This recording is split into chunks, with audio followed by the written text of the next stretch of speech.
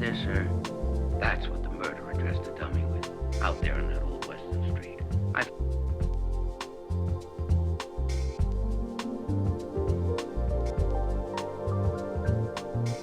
I don't understand. Oh.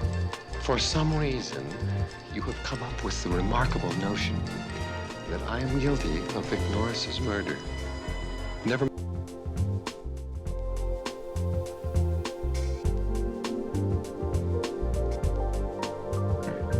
Yeah, that's true. But I'll tell you, I'm finding it hard to believe that her murder had anything to do with drugs.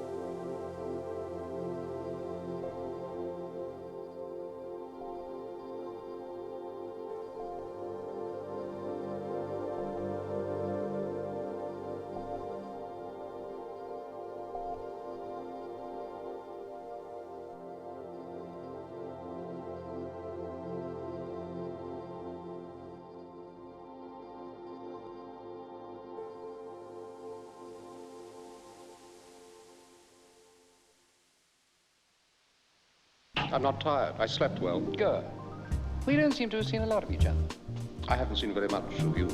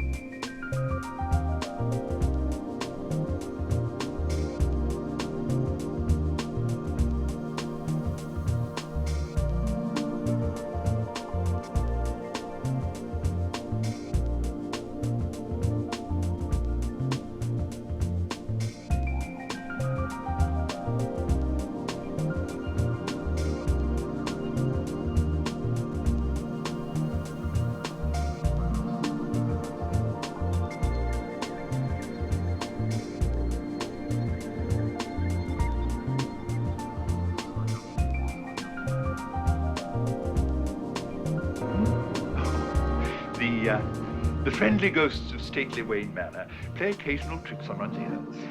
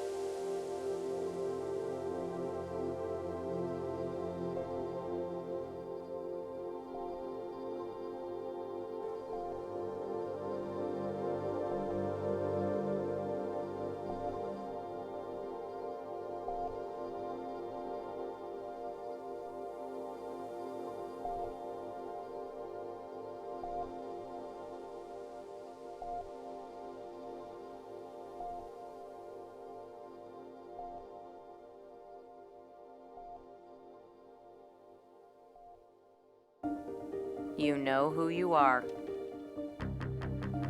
It's quite a website when Civil War buffs get in the buff.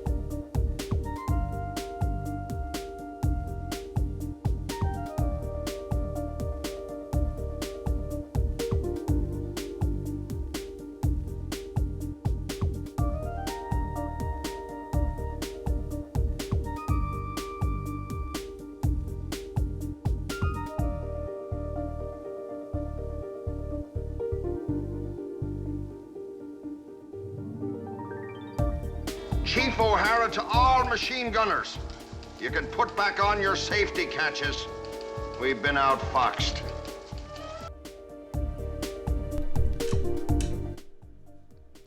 This is a good gimmick.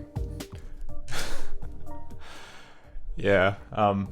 So yeah, now you can actually just type in a word that you want to find in the codex of all of the gimmick samples, and I'll try and find them. Hey everybody. Hopefully the stream tech is still going to work. I did a big system upgrade like yesterday, and I did not test it. Dad, have you heard the latest rumors? All of Gotham City is buzzing about an imminent invasion of flying saucers. Sounds pretty bad. Easily. Easily. Good grammar is essential, Robin. Thank you, Ben. You're welcome. Now, let's get them. Good grammar is indeed essential. Hey, Son of Eld, good to see you. Oh, we're still at this screen. Hang on. Hi. I think this might be a keeper of Trogdor. Burning anything, the trunk or treat. Burning. Yeah, that's probably a good bet. There'll be some Homestar clips about that. God, where the hell was I? Oh, that's right. That would be the page. That would be the page of text. My friend Emily from Okio hears this. Oh, you love me. Whatever. Come on, Carol, let's rock.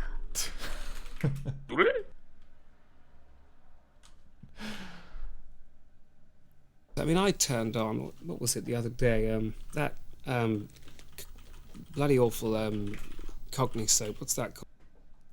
You may not have understood me, but I was speaking technology. Yes, I am indeed speaking technology today.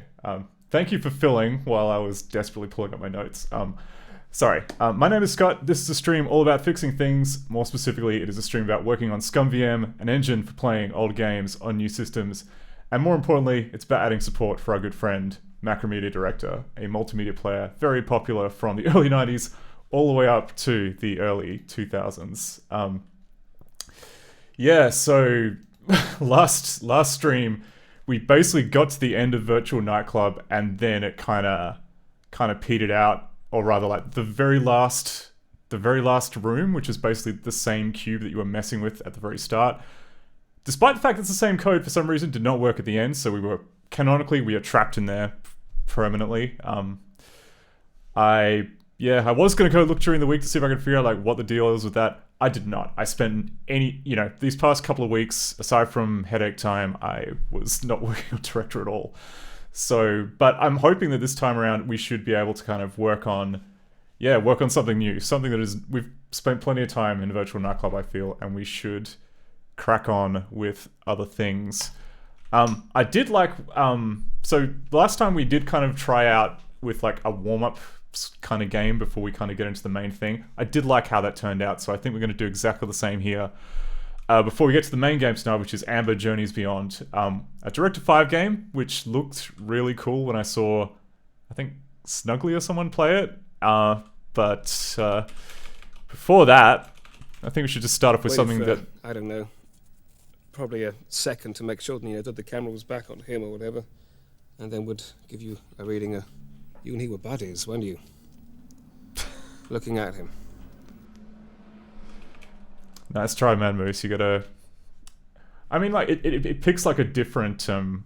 it picks a different clip each time, so if you just keep spamming buddies, you'll eventually find the thing you're looking for. But, yeah, I think I've got it all here. So, let's go... ScummVM, Z... Trains. You and he were buddies, weren't you? There you go. I think technically that was the one that he said at the end. It wasn't actually the one from the episode. Yeah, you got the discount version. Well, I mean, the first time you got a kind of like... Yeah, it was like paraphrase. And the second time you got the... I think that was when he was like commenting at the very end in the commentary still. That wasn't actually the line. So if you go one more time, you probably will get it. You were buddies, weren't you? Sort of thing. As opposed to possibly looking at the door, which I believe the scene was, looking back at him. Back at the door. Or not. Who can say? Who can say what would happen? Right. Hey, Funky Mr. Chicken. Good to see you. Everyone's just kind of going a bit hog wild over the samples gimmick. You can now look up a specific word in the, I don't know, in this case, like every episode of Dark Place. Thanks to this remarkable device, which when fastened to his cowl and activated, will reverse the recollection center. Trying to remember, like, which Batman villain was that? I mean, I could just cheat. I could just look in the other window and see which Batman villain that was, but that wouldn't be sporting.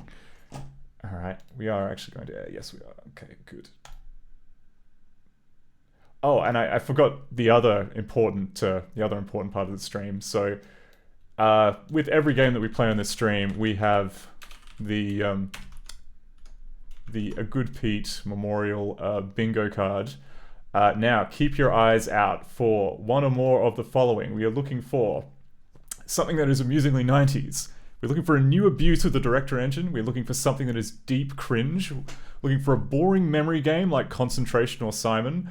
We're looking for something racist, some renderer gore, you'll know it when you see it, some tasteful FMV, positive LGBTQ+ representation, sexism, boomer writing, a Bechdel test pass, some clip art, a jump scare, something that is bastard hard when it has no right to be, a speaking woman, a postage stamp size video, a vision of the future, a mullet, some hammy FMV, sensible slacks, something that is aesthetic, a perfectly timed crash, signs of a massive budget, a game that won't start, and finally, me forgetting to save. So if you see one or more of those things, just hit bingo in the chat and let me know, and we will use this to grade off whether or not it is good multimedia or not. Okay, so get to the game. Where is thing? All right, so this game is. Oh, you screenshot the bingo card? Good call. But so we're gonna have a look at something from our good friends at Coral, best known for the drawing program with the same name. Also, let me know if the sound is too loud or too quiet. I'm hoping it should be the same from last time, but just in case. Yeah, so this is another one of those kind of interactive storybook type games, and I saw this being played, I think, on RetroPals, or you know, they were trying it out, and yeah, you'll see why we picked this. Yes, absolutely read the story to me, please. Not so very long ago, there was a small boy named Nikolai. Nikolai lived in a very big house with all his toys and with all his books, and with his very, very naughty friend Meow Meow. Each day they would do many special things, but one thing they would always do is ride their trains. Always. And now let's go and play.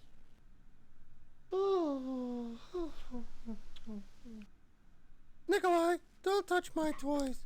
These are all my toys, and this is my house. That's not true, now. Yes, it is. Now be good and stop this nonsense. Oh, Meow's train was an old steam hang engine. on. I think that maybe we're not getting the interactive version, but one sec. I'm gonna go back. We absolutely want to interact with the page on each of these for testing reasons, but just that voice acting for Meow Meow is chef's kiss. It is reminds me a lot of what's called the Best Show with Tom Sharpling. He has a character called Gary the Squirrel, and it is very Gary the Squirrel energy coming from Meow Meow. Also, it sounds like they got an actual just ordinary child to do the voices, which is commitment to the bit. A weaker edutainment product would have actually hired a child voice actor.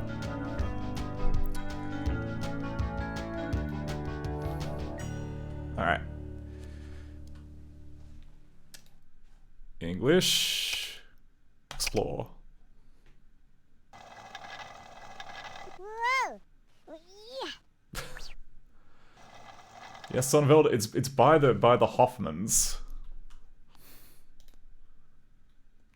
I wonder if this is actually based on a real book. Not so very long ago, there was a small boy named Nikolai. Nikolai lived in a very big house with all his toys and with all his books, and with his very, very naughty friend Meow Meow. Each day they would do many special things, but one thing they would always do is ride their trains. And now let's go and play.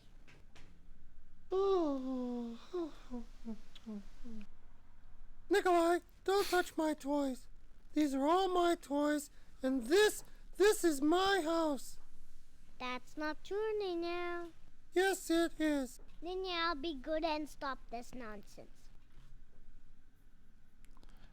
Okay.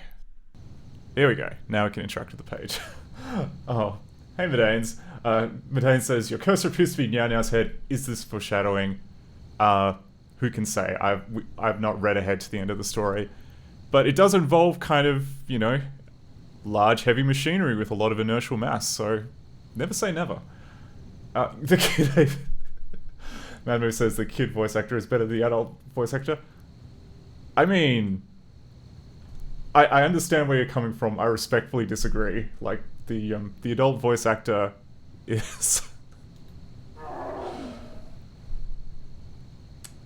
Oh, can you move your window to the top right corner? Oh, am I blocking Meow Meow? Oh, you can kind of, you can see Meow Meow's head. Look, I'll just, let me, camera.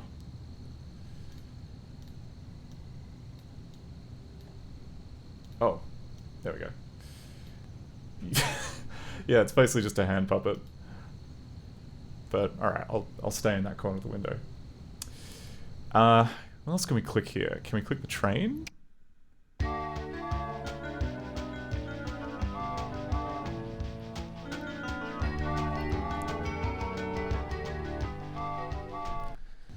Yep, we can do that.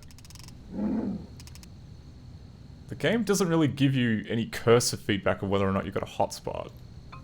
But I guess most of the objects are kind of fairly fairly self-explanatory. Like if we click meow meow.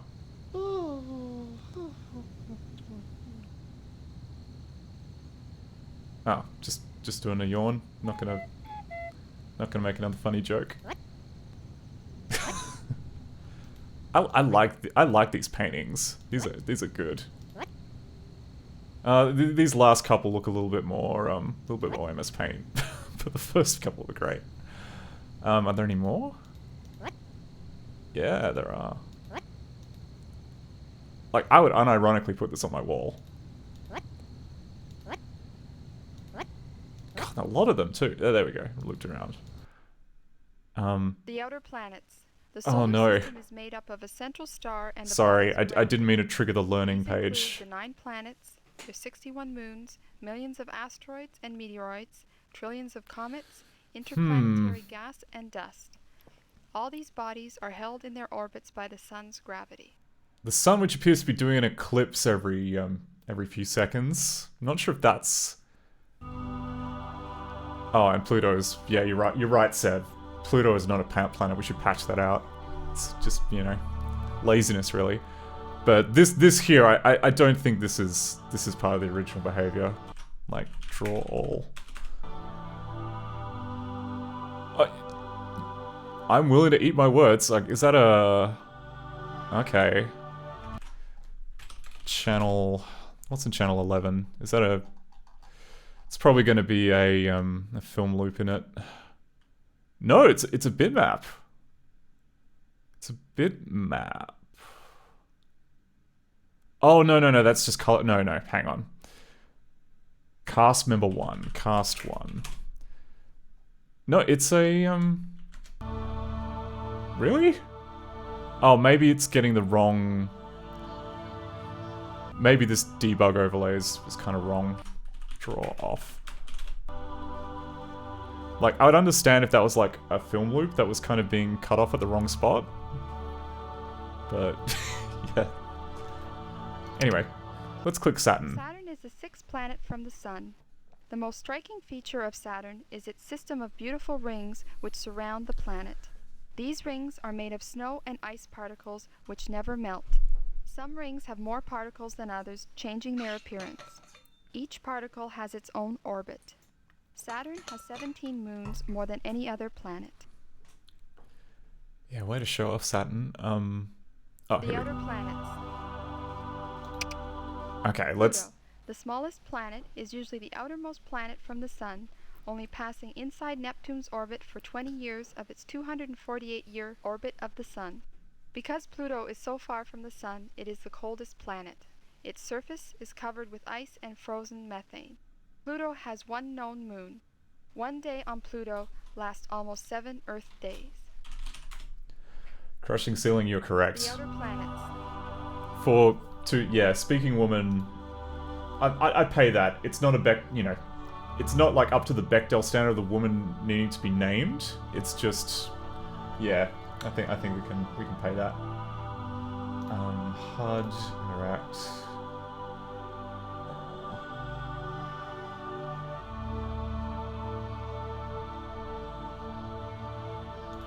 There we go.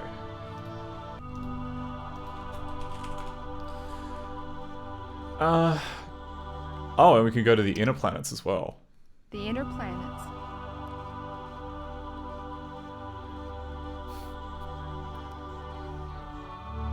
Hey, Mortal Barrel, how's it going? We are learning about the inner planets. Well, actually, you know, we can... Let's skip past this. Let's just pick, like... Let's learn about Venus. Venus is pretty cool. Venus is the 2nd planet from the Sun. Hasn't been ruined Venus yet. is a little bit smaller than the Earth, but much hotter, due to the dense clouds of carbon dioxide which comprise the planet's atmosphere. Venus is the hottest planet because these gases trap the Sun's heat, keeping the temperature a uniform 460 degrees Celsius both day and night. The planet's surface is so hot that it can melt lead. Cool stuff. Okay, I think that's enough. That's enough learning. Let's go back to the actual storyline. Was there anything else in this room that we wanted to check out?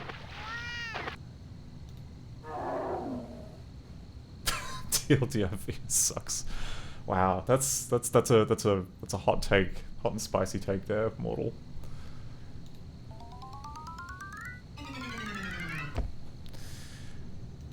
Anything on the computer? No, I think we're good to go. All right, let's get back on track. Meow Meow's train was an old steam engine. He was very proud of it, and he would always boast to Nikolai about how much faster and stronger and better it was than Nikolai's train. Stop! I think it's time for a little lunch. Very relatable. My train is faster and stronger than Nikolai's train. I'm sure if we had a race that my train would win. That's all you're gonna say?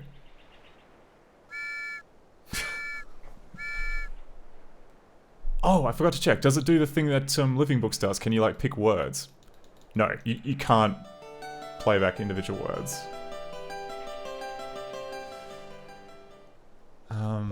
Looks like they're running a little low on coal. Look at that little mill here. Yeah, that should do it. Was he stealing the coal? Like, it didn't look like he was shoveling it into the engine. He was just kind of just like yeeting it over his shoulder.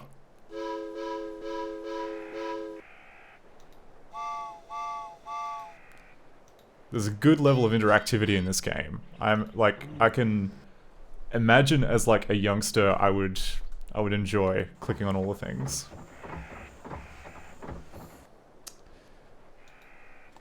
Yeah, all that. Well, howdy, y'all. Y'all come visit now over here? Okay. Can I talk to the other guy?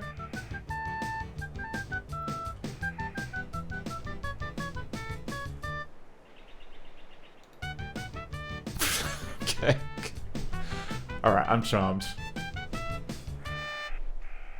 But we gotta keep going. We gotta... Nikolai's train was a diesel engine. It was all black, which was Nikolai's favorite color. Nikolai would tell Meow Meow that his engine could pull thousands of coaches, all filled with many strange and wonderful objects. My train is better than Meow's because it has a diesel engine. It can pull 10,000 coaches. In fact, my train can go faster and further than Meow's train. Today, yesterday, and tomorrow. That's... okay.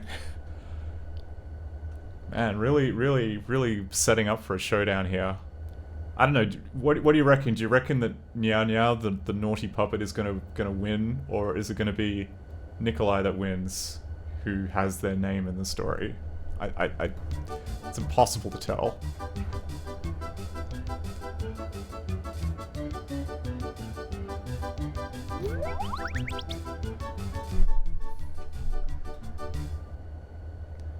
Like, this is a really good amount of animation for a director game. Oh.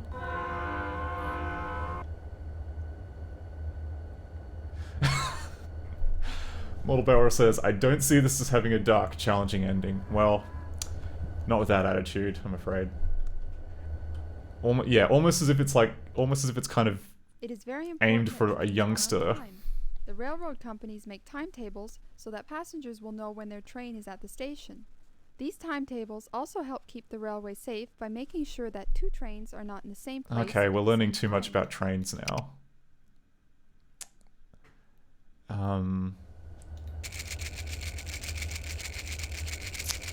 Nothing else? No. Oh. Trains are guided by a special rail on their wheels which fit to the rails of the track. A traditional track is made of two T-shaped steel rails which are laid on wooden cross pieces called... Okay, that's all good, well and good. We can... Gotta keep moving.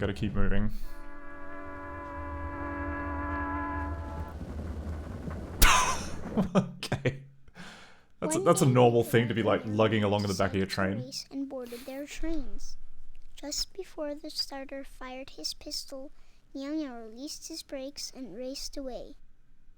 I mean, he cheated? Let's go! Let's go! I'm leaving. Bye. Now stop it, otherwise I'll have to call Santa Claus and tell him how naughty you are being. Here we go. Here we go. Move out of the way. Come on, move out of the way. Okay. Oh, well, we don't get to see him cheat, but oh,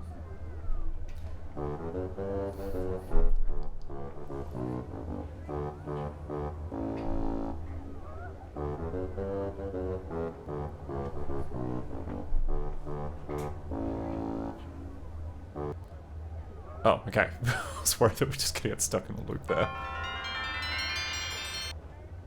Hey, get me down, Mom! Frog tuber is the best tuber. That is, yeah. It's hard to disagree in the face of all the evidence. What else we got? Just like little details like this. They didn't have to make a different animation for each balloon, and yet they did. And that's the kind of thing which, with child clicking on things' brain, just kind of leaves you convinced that there's an infinite amount of stuff here. So, well done to the designers. Get ready, get set. Get ready, get set. Let's go. Let's go. I'm leaving. Bye. Okay.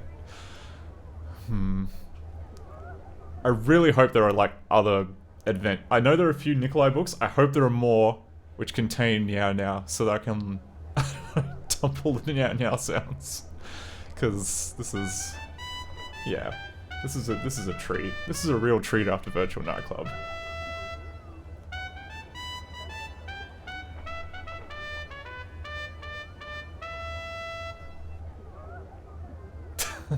Funky Mr. Chicken says, some of these characters sound like me when I run out of NPC voice in D&D. No shame in that. Like, whatever gets everyone around the table engaged, and like, sometimes a stupid voice is like exactly what you need. Matane says, Meow Meow is standing in Escher. That is, yeah. Look at that. Look at that forced perspective there. You never know. He could be like, it could be like a forced kind of wrapping his upper torso around the front of the carriage there. Or maybe he's kind of like wearing a sleeve with like a particularly kind of baggy underside. Whatever, time to do the race. Get ready, get set. Come back here. Okay. Suddenly, Meow Meow gasped. The lineman had not changed the switch, and Meow Meow strained against the bumper near the shed where Nikolai stored his diesel fuel.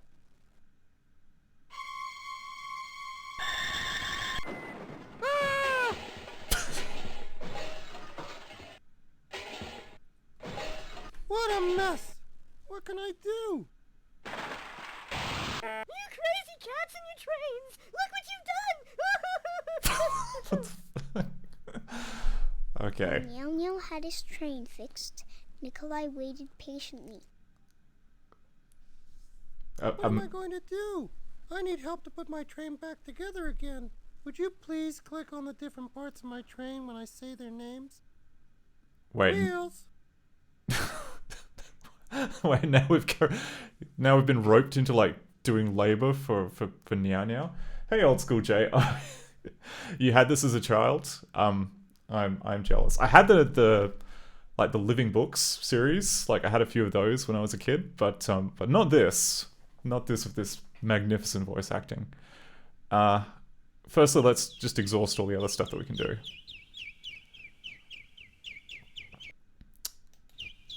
Oh, I thought there was another one there. We got that. We can... Oh, it says, old school Jay says, no, I have it now in a sealed jewel case. You know what? I'm sure that's what the original authors would have wanted. They just wanted kind of, you know, games either shrink wrapped or slabbed. Never under any circumstance hand it to an actual child. Try again. Wait, what? Could you try again, please? Try again. Could you try again, please? God, it's just so impatient. Try again. Could you try again, please? Oh, I guess like everything down here counts as Try again. counts as wreckage, including Could you try again, please? this stuff. Anyway, okay, fine. Have your wheels. Stop that! What are you doing? Okay. Maybe I'll just take this belly. Hey! Leave that alone! Maybe I'll just take these wheels. Boiler! Oh my god. I mean,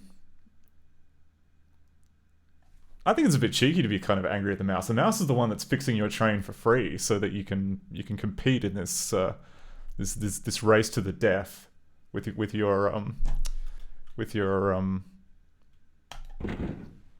buddy. Cab! Where's the cab? Is that it there? Pistons! Try again. Could you try again, please? Try again. Could you try again, please? Try again. Could you try again, please? Try again. Could you try again, please? Try again. Oh no. Could you try again, please? Try again. Could you try again? Sorry, I forgot it, but it buffers clicks now. There we go. Okay. Smokestack. Headlamp.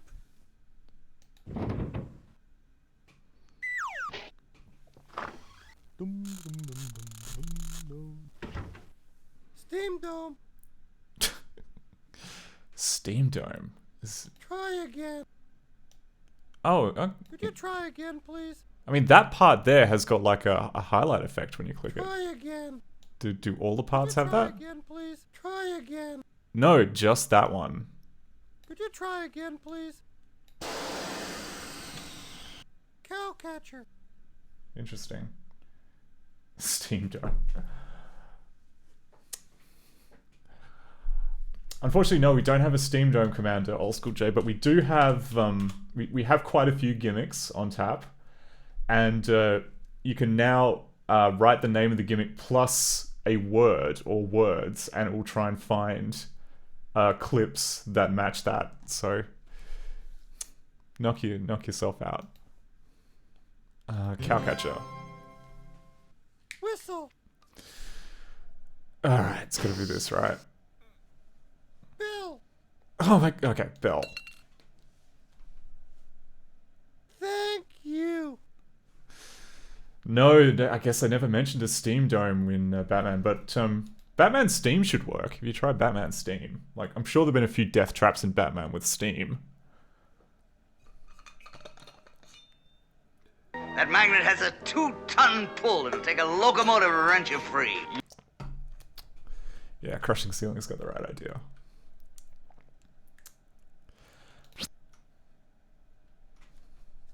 My train!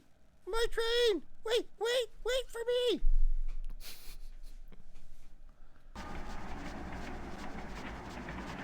Now we will have to start the race all over again, and now... Stop it from happening. Sorry, Nikolai. Egghead must prevent either one or all three of the millionaires from delivering their pelts in order to break the lease.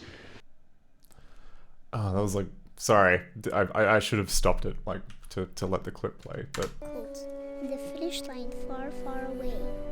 The trains went through forests.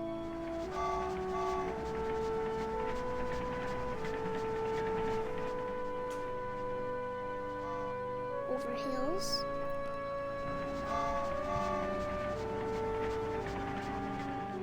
Holy recompense! That's all over now. Past small towns.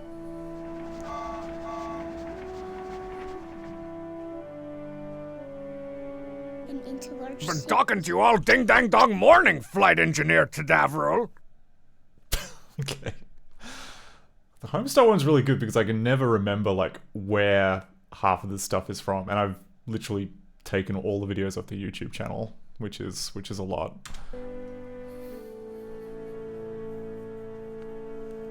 Also, I probably don't even need to mute the game because it should just play over it. His train go. Nikolai's train was always just a little bit faster. I'll cop that, Nikolai. Meow meow. Just...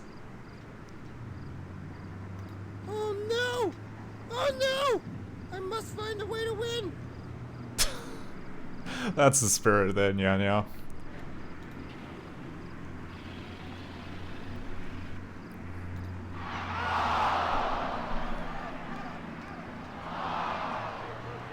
What else we got? We got a moon? What is that? That is a... Oh no. Actually, I think I know what that is. That is,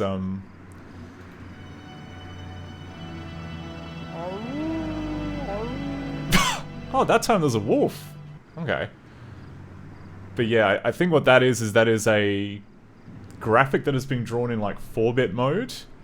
And one of the things that we do for that is change, like we mess with the palette so that transparency still works. Except in this case, clearly it's not working. Or maybe the cloud is in ghost mode? I'm not sure. Anyway, that's something I need to look into. No werewolves in Batman, sorry. They never mentioned werewolves. Not once.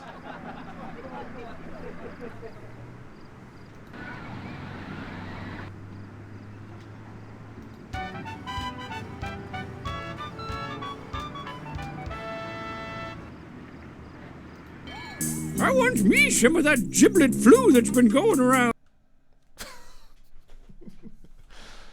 Yeah. The Homestar one is... Did that one actually have the word Jorb in it?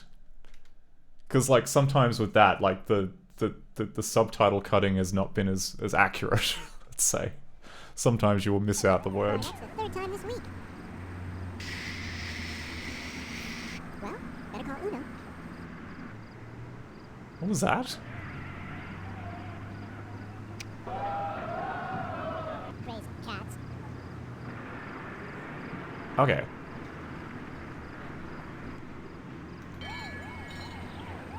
Boy, that's the third time this week. Well, better call Uno. Old School Jay, the way that we've got it set up is I've loaded in a whole bunch of DVDs and Blu-rays, scraped all the subtitle information, and my stream check just has like a big kind of list of where the sentence breaks are, so like, you know, the timestamps. So effectively, yeah, whenever you call one of the gimmicks, it is just playing a random sentence from one of those discs. So, and yeah, like when you add like another word after that, then it just filters to try and find that word in the subtitle data. Oh no! Oh no! I must find a way to win!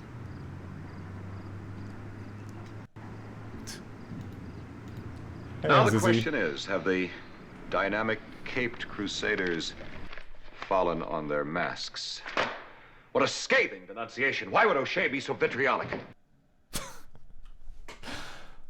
Oh yeah. So it'll also match like if the word is within another word. So that's probably, so enunciation there is what you pick that one up. Yes. Okay. I think we clicked on everything here in this scene. We can probably move on.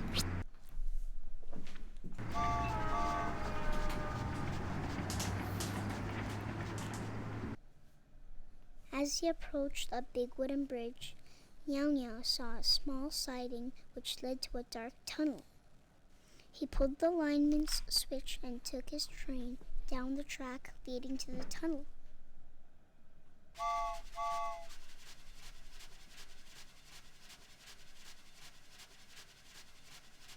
La la la la.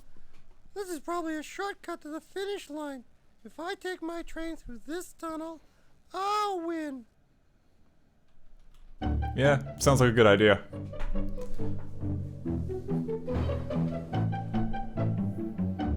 I mean, there's no warning sign or anything, so what, you know, sounds good to me.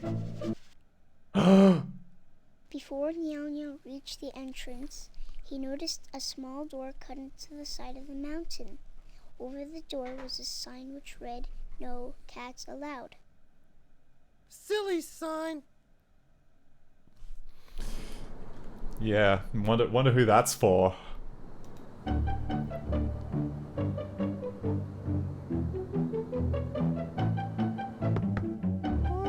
wow. No one's home.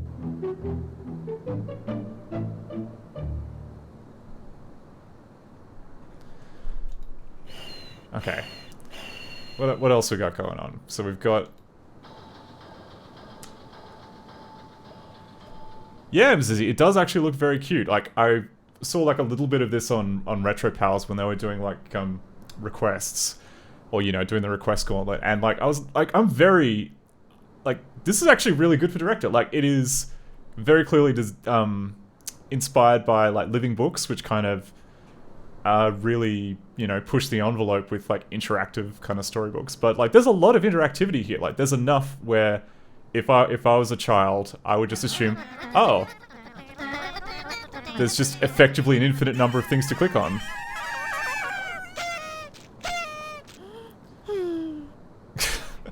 Hey, Code Engine.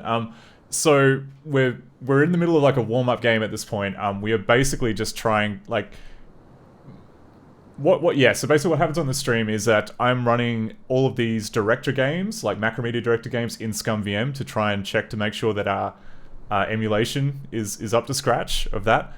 And yeah, so we're just kind of starting with an easy one to begin with. However, also keep your eye out for the following. We're of course like running a bingo card, so if you see anything that is amusingly 90s, an abuse of the engine, something that's deep cringe, a boring memory game like Simon, something racist, render a gore, tasteful FMV, positive LGBTQ representation, sexism, boomer writing, a Bechdel test passed, some clip art, a jump scare, something that's bastard hard for no reason. We've already got a speaking woman. I don't know why the bingo card is glitched on that letter. That's weird. A postage stamp size video, a vision of the future, a mullet, some hammy FMV, sensible slacks, aesthetic, a perfectly timed crash, a massive budget, a game that doesn't start, or me forgetting to save. If you get any of these, see any of these things, let me know in the chat, and we'll mark them off, because this is canonically how we determine which is the best multimedia. But yeah, anytime you see that, just call bingo in the chat, and it will bring the card up, and we can write it off.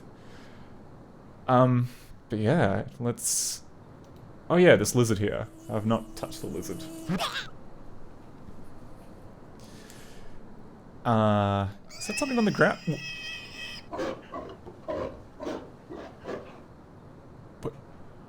It looked like there was just like a cork on the ground, but then you just like a wild boar comes out of nowhere? Sure, why not? No sliding tile puzzles. I considered it, but those are actually quite hard to write in Director, so there aren't too many of those compared to like basic like, here's a pattern of things that are flashing. Click on the things in order.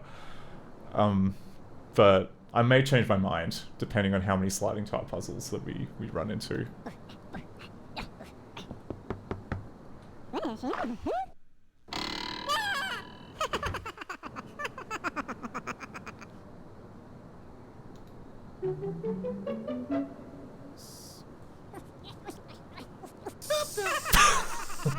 Okay. Yeah, that's it. Mess it up. Put out that boiler.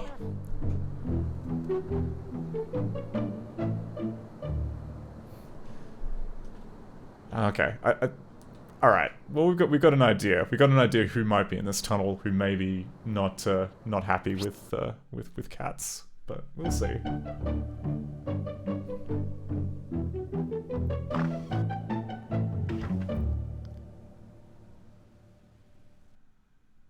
The door led to an old mine. Inside there were many strange and dark things.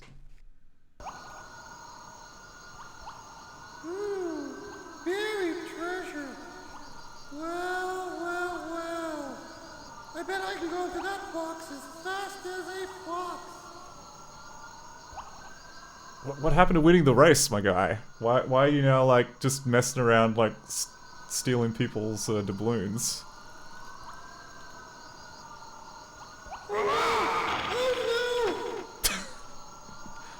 Wait, what happened there? What happened to the treasure?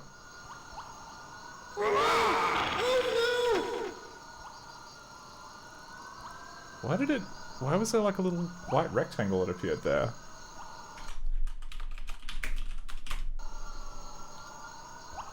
Oh wait. Be careful not to get picked up. Chief O'Hara can be very tough with aliens incognito.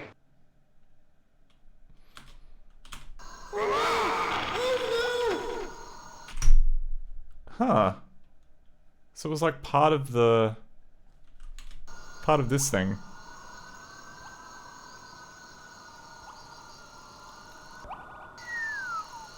Hang on. Ho ho ho and a bottle of rum.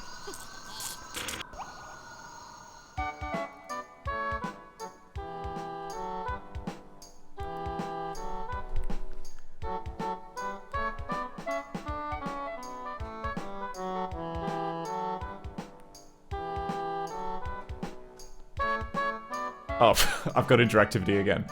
This has been just crushing the ever-loving bejesus out of the poor rat in the box. Not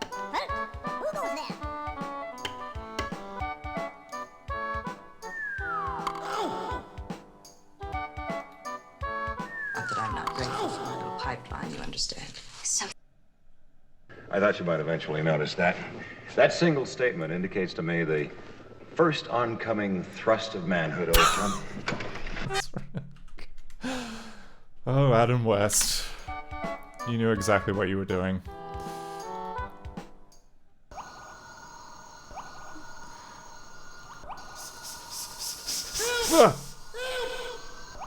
Alright. I'm self-marking off jump scare for that.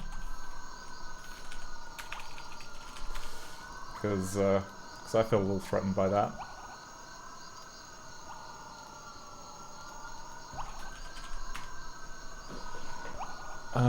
What have we got in this? Anything in these bins?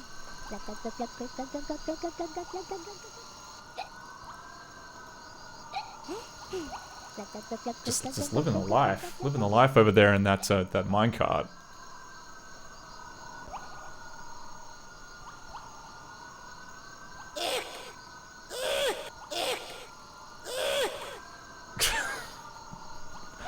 I like that Meow Meow is having just an absolutely horrible time. You didn't even have to come down here into the mine and like think about...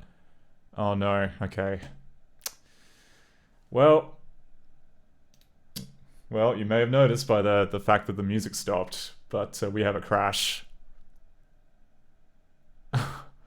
Warning, fix me just clobbered the play state.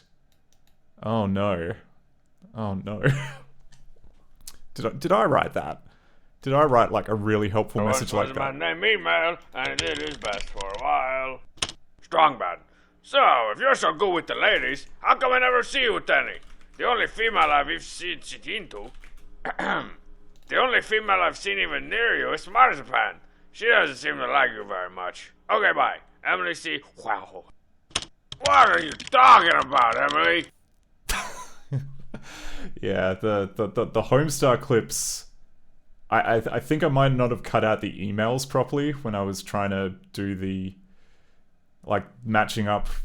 I don't know, like the Homestar scripts, the Homestar playback thing is like really kind of duct taped together. Like I ripped all of the transcripts from HR Wiki and I stitched it together based with the YouTube crap subtitles, so some bits are broken. Like that. Hang on. What did I do? Where did I screw up? Clobbered the play state. I mean, in theory, that should be fine. Clobbering the play state. It's not ideal, but it shouldn't break the game. Where did it even?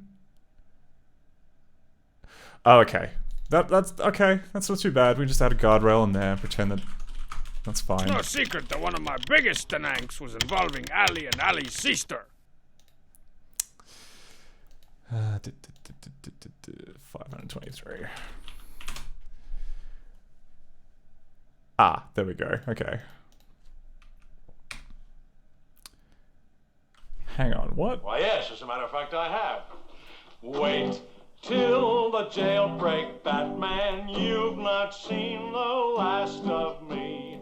I'll clobber you and Robin. Wait and see. You'll vibrate both together. I'll shake off your heads. Oh, just you wait till the jailbreak, Batman. You'll be dead. That tells me that the songs in the subtitles for Batman do not have a full stop, which is why you get to hear the entire thing instead of just a little grab. Oh, right, okay. Oh, well, we can fix that. So we'll go so if this thing doesn't exist.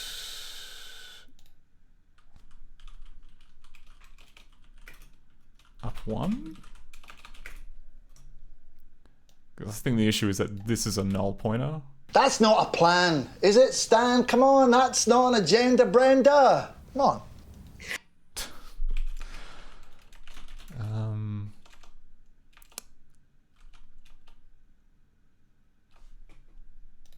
Okay, hang on. I should read with my human eyes. Oh, okay. So it's saying that it's trying to call front, but front is... Oh, call stack is null. Okay, fine, easy. If call stack... I don't know why call stack would be null, but apparently it is. So that's a problem.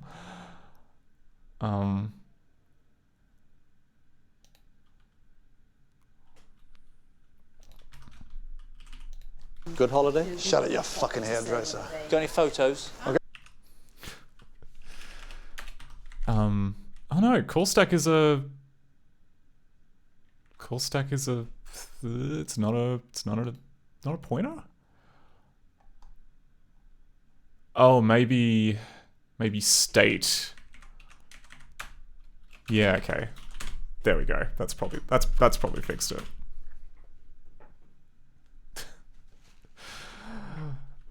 I mean, that's the risk of the lucky dip with the thick of it, Sonneveld. They say some curse words in that show. But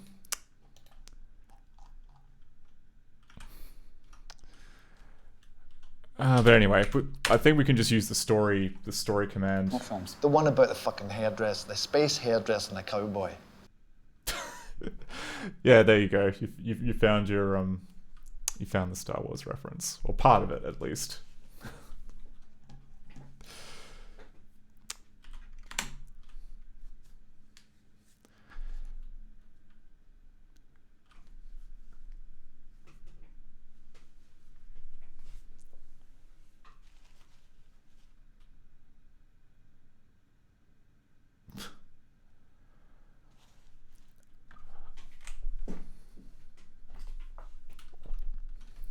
Okay, starting this up again.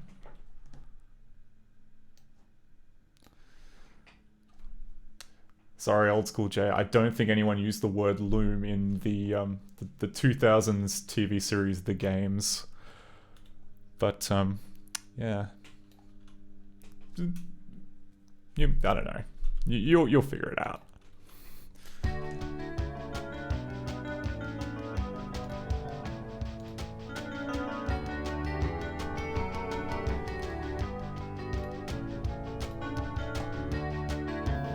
You and he were buddies, weren't you?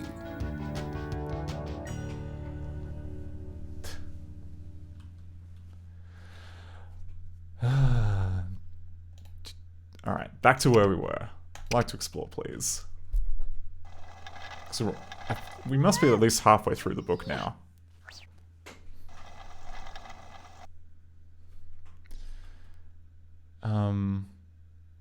Yeah, we were about here, weren't we? The door led to an old mine. Inside there were many strange and dark things.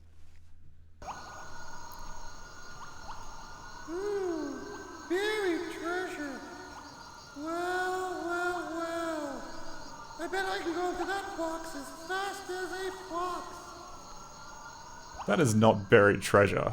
That is sitting on the ground, possibly recently exhumed treasure. Yo ho ho and a bottle of rum. Ah, there we go.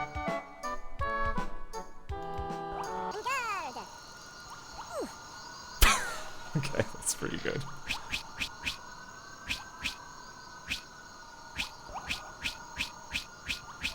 Oh. Oh, he just moves off the screen. I thought he was gonna, like, try and pierce Niao Niao. Sonnehill says, I guess you're both in the cave, so buried with the treasure? Well, that's a rhetorical question worth pondering. Oh yeah, we've already done that. Is there anything in the coal mine? Coal mine. Under the surface of the earth, there are many useful metals and Oh, minerals. we're learning about These coal include metals now. like iron, copper, silver, and gold. They also include minerals such as salt, diamonds, and the coal used to fuel steam engines. The underground shafts and passages that are dug to bring these materials to the surface is called a mine. Coal is a hard black mineral made up mostly of carbon from plants that lived in ancient forests and in the oceans thousands of years ago. Oh, no worries, old school Jay. Please go to bed. Like, it can, whatever. This can wait. This doesn't have to be. This doesn't have to be live. But thank you all the same. Alcohol drinking in a children's game. Well. I mean, they gotta learn sometime. They gotta learn sometime about. Also, you don't know it's alcohol. It could very well be just. Look, that could easily be Ribena, and just getting punch drunk on sugar. Suddenly, Niao Niao heard a loud crash.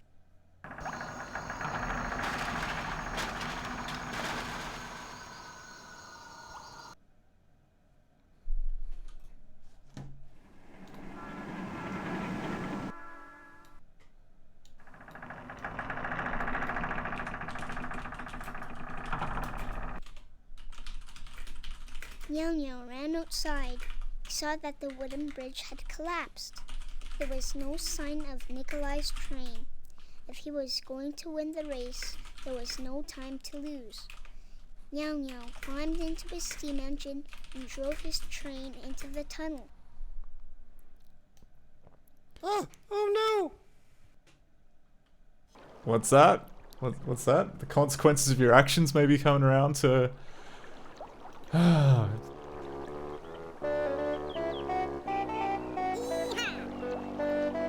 Alright, that's pretty cute.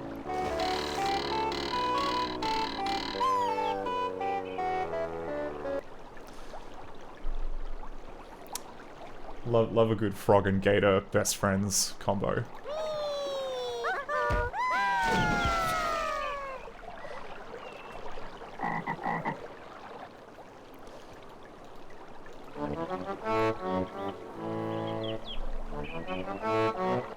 Nature is healing. The bridge is returning back to its original role as a dam for beavers.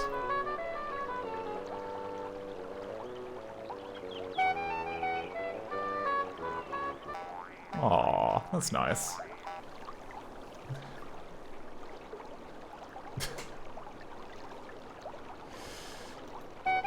Oh wait, yeah, I clicked on that. Oops, sorry.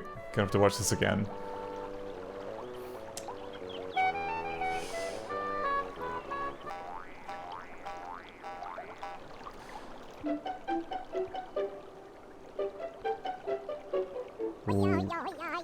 Oh.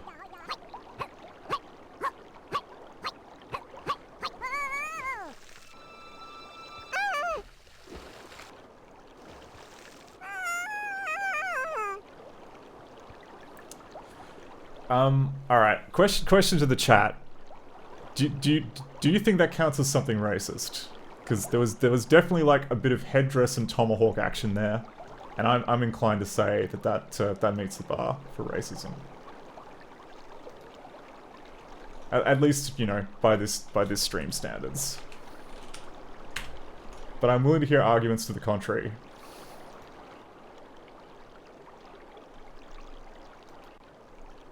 But he was an Indian giver. Yeah, funky Mr. Chicken. You know what? Good to know. Good to know that we're all on the same page here. Okay, so hopefully that was the one and only kind of racist thing in the game. Okay, Oh no! yeah, exactly now.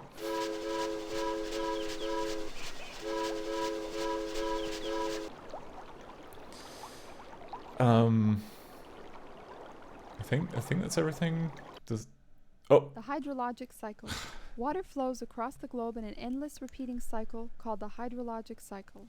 This game is clever in that it hides the educational content. From the ground and from the leaves of plants, is heated by the sun and evaporates.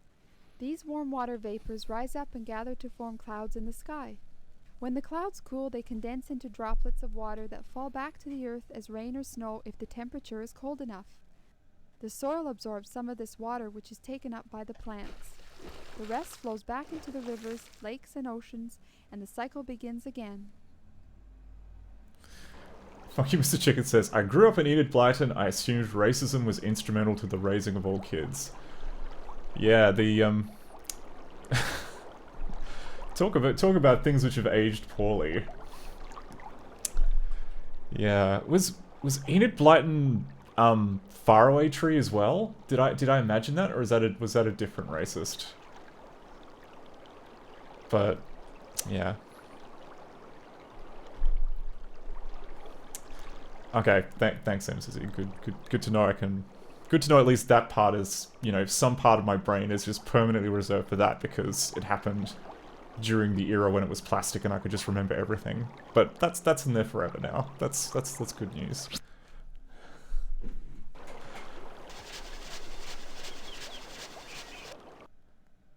When he reached the other side of the mountain, Meow Meow realized that he was lost in a dark forest. Meow Meow panicked and jumped off his train. He heard heavy footsteps, and then he saw a giant footprint. Now he was really scared. Oh, I wish I hadn't been such a naughty Meow. How can you be lost?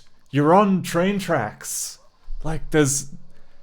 It's not even a question of like there's a finite number of places you could have come from. And why are you getting off the train to to go into the woods?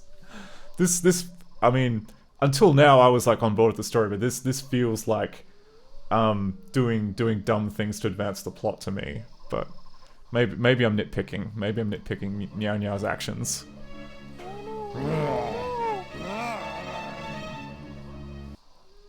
But hey, we get to watch him get a little scared, which is.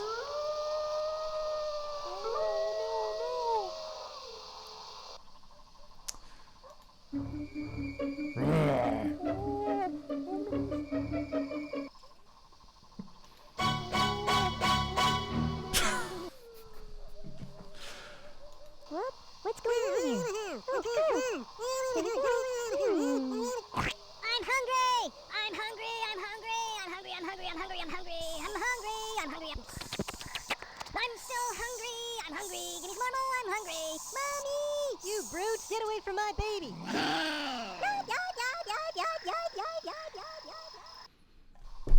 God, so much to unpack in that interaction.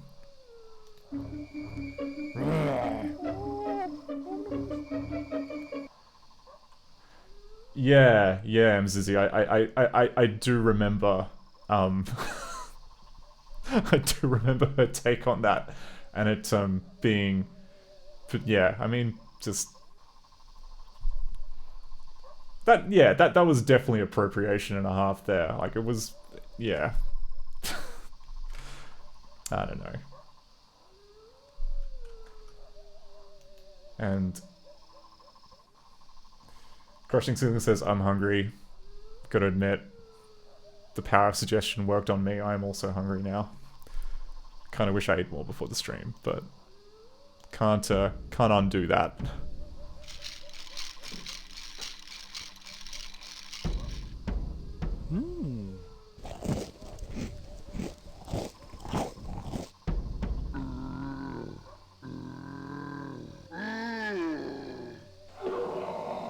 Kitty cat, I was just kidding. Jeez, what a grouch. Okay. Alright, maybe the bear is my favorite character. I've not decided yet. But is that everything in the woods? Hey, Squeezel, look at the cat. He's lost in the forest. Oh! You hit me!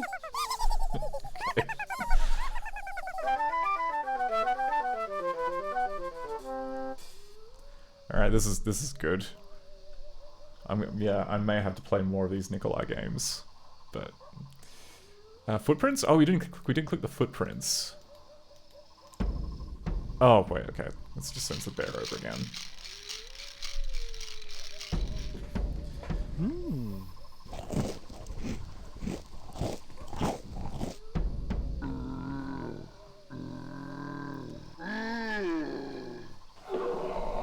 Hey, kitty cat, I was just kidding. Jeez, what a grouch.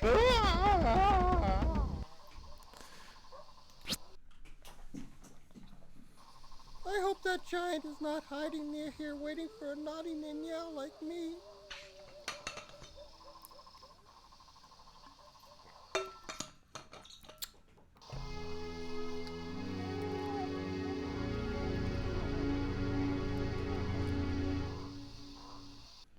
Suddenly, there was a noise from above, and the sky grew dark. Ever so slowly, I wish I had time to explain, Robin. I've been very naughty. Oh no! Oh no! It must be the giant! He's come to get me! He's come to get me! Yeah, you're pretty... Actually, it was not a giant at all. What? It was Nikolai. He was very big compared to Nyao Nyao. You see, Nyao Nyao is only a toy. Don't be scared now, it's only me.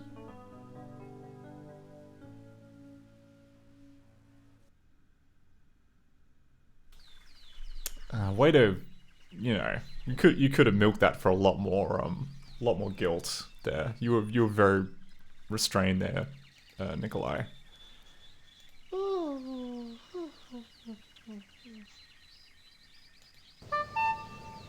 I am cute. I do respect how Nyao Nyao is not even the slightest bit contrite or, apologetic about his rampage.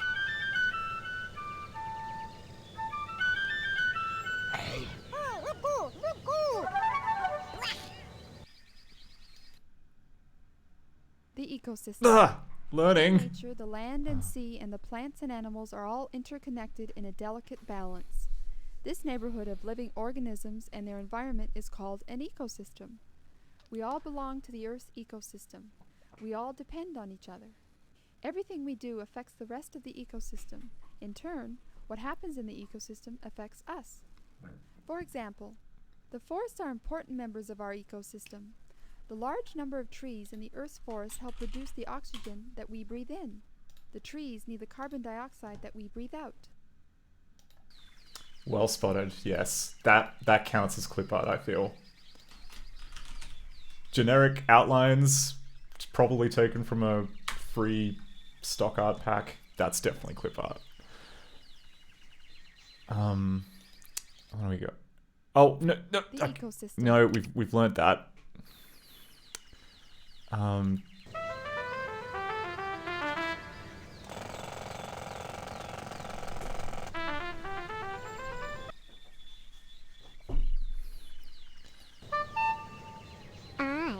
cute.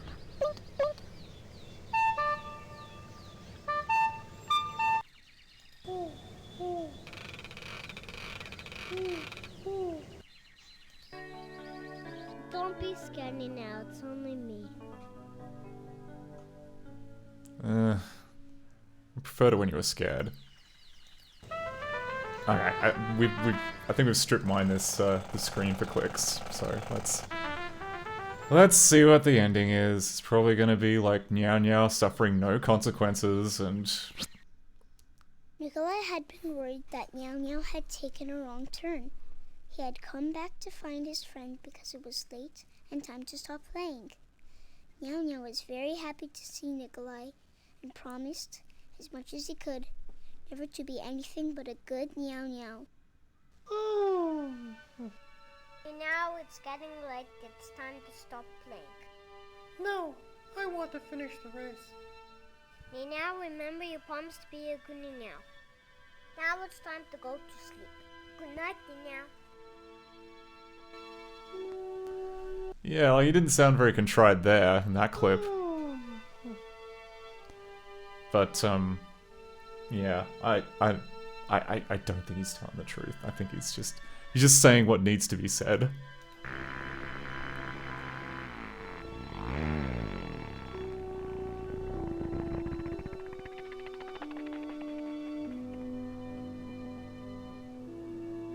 Crushing Signal says he sounds like he's ready to go back to his naughty ways. Yeah, I mean,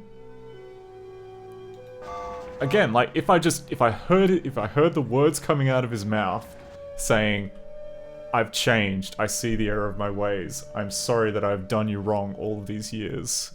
Please, you know," just begging on. Well, he doesn't have knees, but like, you know, begging for forgiveness. I don't see that. He just says, "Oh, I'm tired. I'm tired. I'll finish the race." I can't do a good meow now. I'll need to work on my meow now. But yeah, this is good. Nikolai's Trains is good. There's a good meaty amount of interactivity with this game, and I hope that we see more meow meow. Okay, that's enough. Okay. Overstaying your welcome a little bit there. But yeah, I hope Neo now comes back to the other games, because star performer.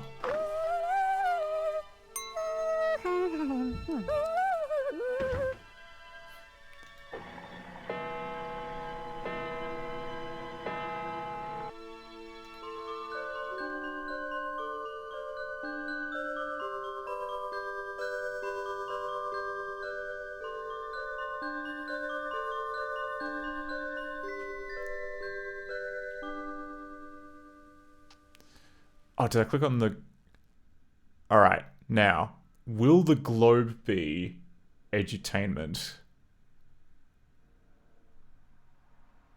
I think it's just going to be a globe. I don't think it's going to be edutainment, because it's like almost the end. There we go. Good. Can we click on the drawings? Yeah, we can. We can click on the drawings. They're not that interesting though. Not compared.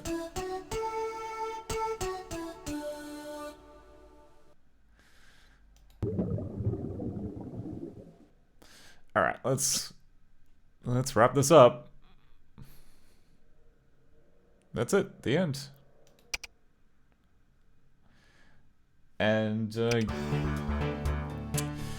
yeah, so that was Nikolai's Trains by I. Hoffman and Associates Incorporated. Written by I. Hoffman and U. Hoffman, if I remember correctly. So we've got Isabel Hoffman.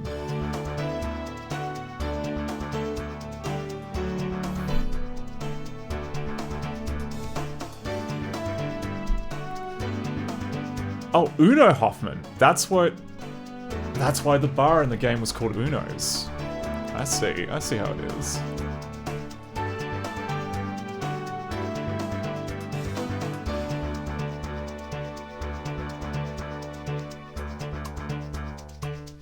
And we got some other non-Hoffmans on board the creative team.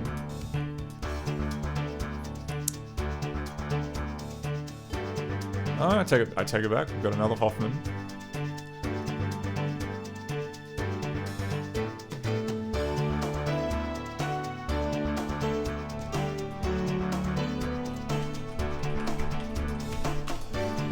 Hoffman or said Frenchman?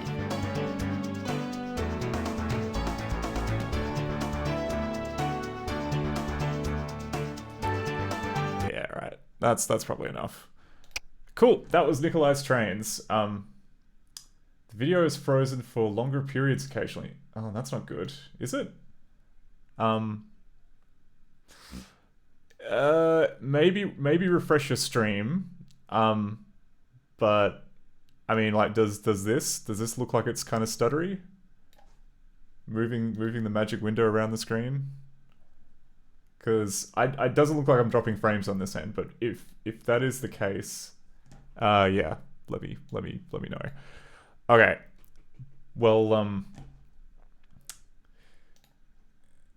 okay, so that's probably enough for Nikolai. Unfortunately, we didn't fill up much of a bingo card. I guess that's fair enough because it's just a kid game, a kid game for the children. But maybe we'll have some better luck with the next game that we're going to try. So yeah, this one actually looks really cool, and I'm hoping it's also based on Director 5, which means everything could be kind of a little bit broken. But I tried, like, I know it doesn't crash. I know it looks, the graphics mostly look okay, and you can move around. And I'm hoping that we can actually do some, make a little bit of progress in this game today. Because we've been wailing pretty hard on Director 4, and I think that we need to move into some new pastures. We need to, like, broaden. There's just not enough director games made in the first the first few directors. There's only like 2,000. We need to add to the pool. So I do have the game, don't I? Yeah, Amber. Okay. Do I? Yeah, okay, we'll mount that. So get that.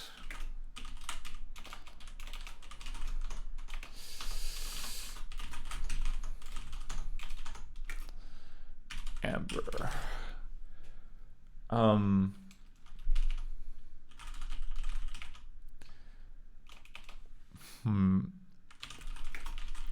We won't run it in strict mode for now because I have not tested it in strict mode, and then it might just crash out the gate if we do it in strict mode. Although, yeah, all right, we'll run it in strict mode. Lingo strict.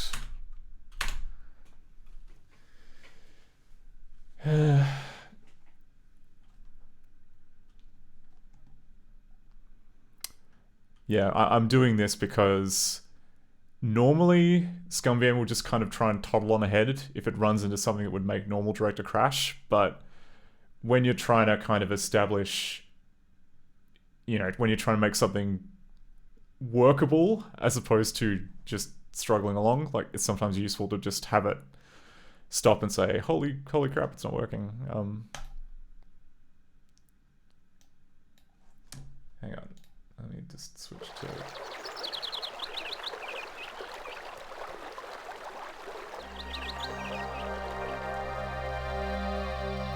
From our friends at Hugh Forest Entertainment. Okay.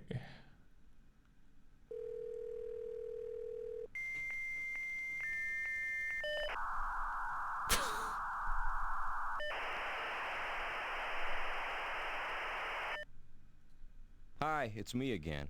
I'm going to ask a favor of you in a minute, but I figured I better explain why before I do the actual asking.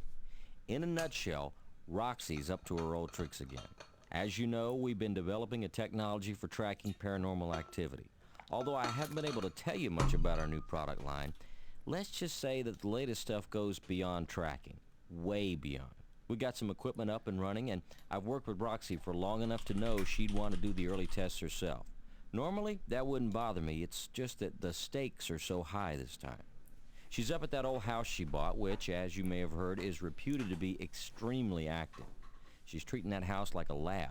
She has it totally wired with all of our latest equipment, and although we'd never tell Roxy this, we're afraid she's getting in a little over her head. Some of that equipment is still in the form of early prototypes. Fragmentation is a real problem area. I made her promise she wouldn't do anything hasty without one of us around, but you know Roxy.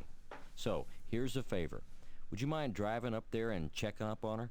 We're asking you because I know that you and Roxy work together on that dream research. She respects your work, so I think she'd probably listen to you. Thanks in advance. And one final favor, be really cautious here. It's easy to catch Roxy's enthusiasm. Don't let her talk you into doing anything stupid. Regards, Joe. Okay, so we're very suggestible. Under no circumstances let Roxy talk us into, you know, making fools of ourselves. But then again, like, we do specialize in ghost detecting equipment, so clearly our threshold for ridicule is pretty high.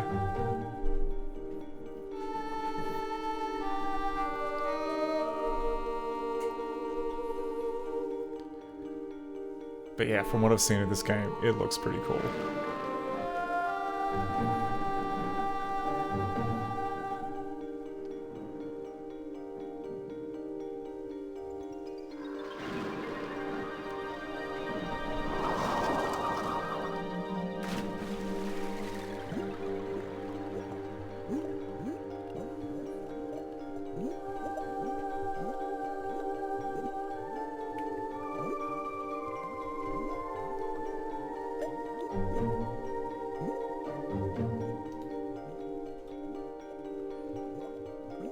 Oh, the refresh worked on your end? That's good, Code Engine. Glad that the stream is working for some definition of working.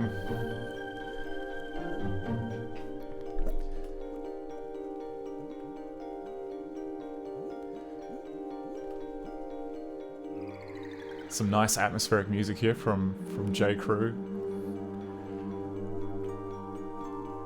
Oh, that's right, the Wimmers. Like, I think this... I may be misremembering, but I think this might be the only game that this team made. And it's surprisingly, there we go. And we just start in media res. From the bottom of a pond, I guess? Well... okay. Already I see that there may be... So... Zip. Oh, hang on.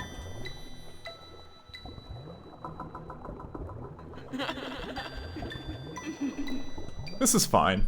This is, you know, normal explanation for that. So one thing I've noticed is that from the error messages, Directive 5 has a feature where you can,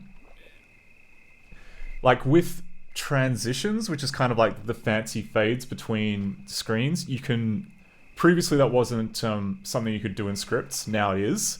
And there's just a whole bunch of stub messages there where there should be transitions. And so we can go, so like, now look, it's like, whoop, just voiping around when there should be like some nice kind of atmospheric dissolves or something going on. So that's definitely something that we can have a look at. But for now, let's explore. Let's see how far we can get before the game caves in on itself. I mean, seems to be working all right. Like we can wander around this lonesome road. Okay, subtle. Real subtle game. It does look cozy game dev, Jeff.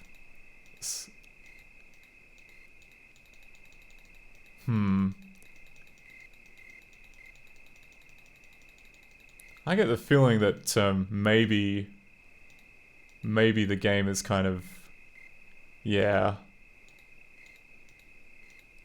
I think we can't leave this way. We have to kind of, we just have to kind of keep going this way. That's fine. Didn't really want to walk all the way back. Oh, okay. Then we just catapult us up here. And we've got what, like a creepy old house? Can we... What can we do?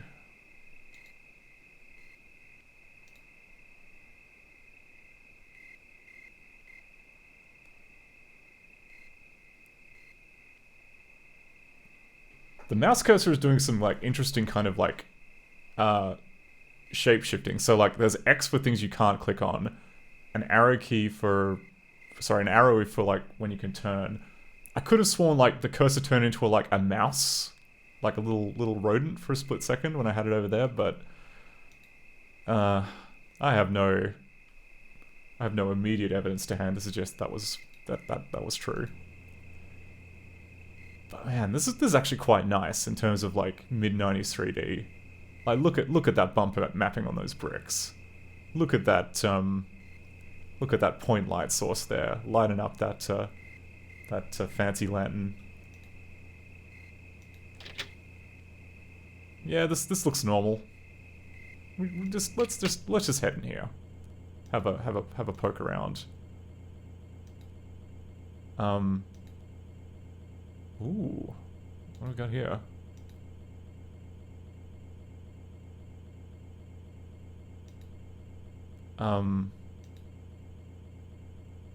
Okay, yeah, it doesn't seem like we can interact with this, just something we can look at.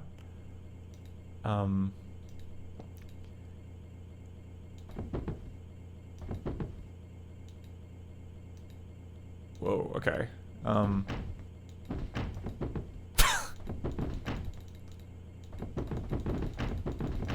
Yeah, when you try and move further into the darkness, you just kind of you stumble and don't get very far, which is fair.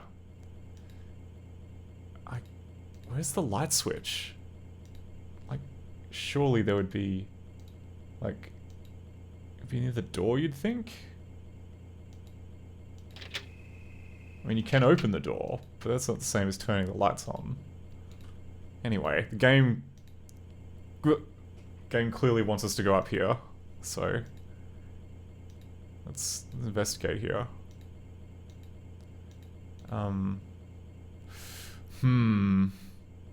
Interesting. Yeah, okay, this door for some reason returns like a code, like it executes some code, and for some reason I don't know, it throws a little error, but as far as I know, it's fine. Hang on, debug flag, enable lingo exec, debug level, so I can just see what's going on. Oh geez, there's so much going on. Okay, I'm turning that back off. Debug flag, disable.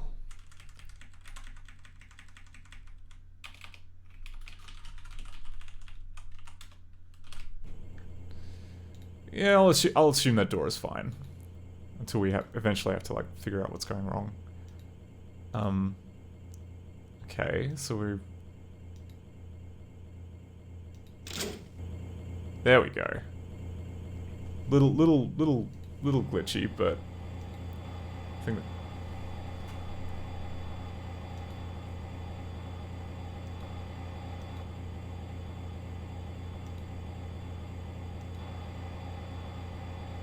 Actually... Hang on, what was this movie? Roxy.dxr. Frame 3.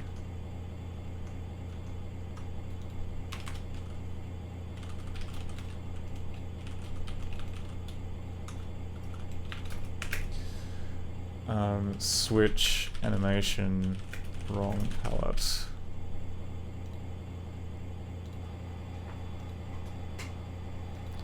Okay, can we...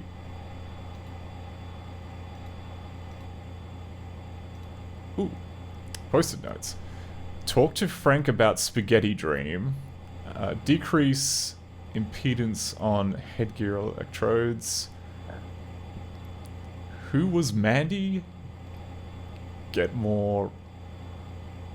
Is that get more RAM? Maybe that one's directed at me. Crashed at line 1548.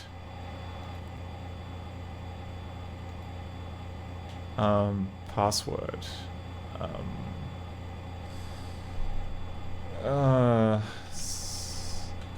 Sausages. Password incorrect. Okay.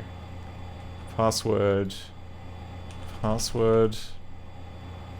Looks like it cuts off at 6 letters, so 1548. No, it's gotta be 7 letters, I think. Hey Arvenla. What do we... Ooh, what have we... We've got a... Out of focus diploma for... for Roxanne Lee Weatheridge, Doctor of Philosophy. Oh, okay, so it's Dr. Roxy. Interesting. So, I've got a ledger with a bunch of... Sorry, a blotter with a bunch of scribblies on it. Bio-PSI Technologies? Sure. Okay, that's cute. Outlook not so good.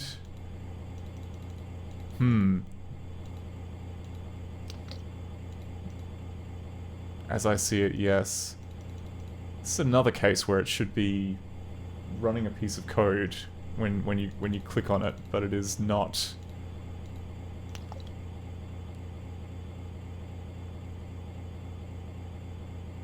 My reply, yeah, okay. Yeah, the...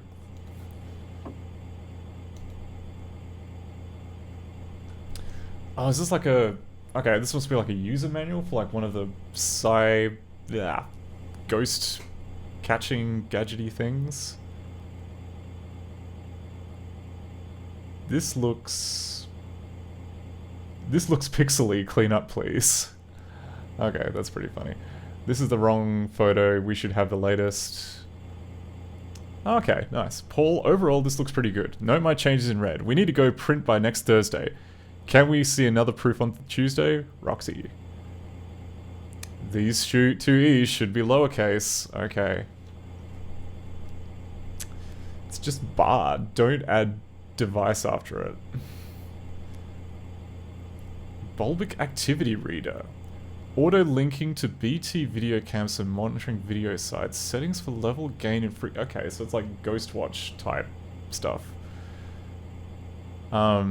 Describe each feature in detail as well. Some other tried and true tips for how to get the best results. I like the idea that we're kind of beta testing all these kind of quack devices. This is... yeah.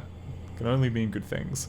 For best results, read each section in the order presented and follow the settings as described. If you're having problems obtaining a reading, please perform the following steps before calling customer service. Be sure that your bar is switched on. Make sure the settings are right for your environment. Check that your bar is set to run rather than set. What does that even mean? Even if after these steps you are still unable to get a reading, feel free to call the BT hotline at the number on your registration card. Oh, okay. Your success with the bar will be determined by a number of factors, but by far the most important are the settings you use to fine-tune the device or environment. This section will describe the settings in detail and make a recommendation of the numeric value you should enter as you begin your experiment. Please note some combination of settings will cause the bar to display an error. If that happens, enter a different value genuinely resolves the error. Honing a specific wavelength. Low-level setting causes the bar to register activity from all sources, including living beings. A low setting would therefore be appropriate for uncongested areas with a very weak signal. Okay, right. Okay, so low setting includes everything. High setting includes just the ghosts. High values preferable. Level 6 is given the most reliable result. Okay, that's a good hint. So we'll assume that level 6 is where we kind of need to start out when we're looking for ghosts. Once you've narrowed the range of actually, firstly, how many pages we got? Oh, not that many. Just a couple. Hang on. Get back to it. Once you've narrowed the range of the electromagnetic energy through the level setting, adjust the relative strength of the individual signal by adjusting the gain. This setting allows you to amplify the electromagnetic energy which is being read. Gain is a very powerful feature and should be used with discretion. If your gain is set too high, you risk interference from common appliances, which could mimic paranormal acts. Mimic paranormal activity in a power surge. If gain is set too low, though, you might eliminate the signal you're wishing to detect, so gonna be on top of that. Yeah, okay. So, we'll skim this. So we know level 6 is good, we know frequency modulation of 8 is generally enough to, like, screen out the living things. And then, BT monitor which responds to bar activity, and the Amber unit, an exciting new device which will be released soon from BioSci Technologies. Hey, that's the name of the game. Okay, so, yeah, bunch of stuff.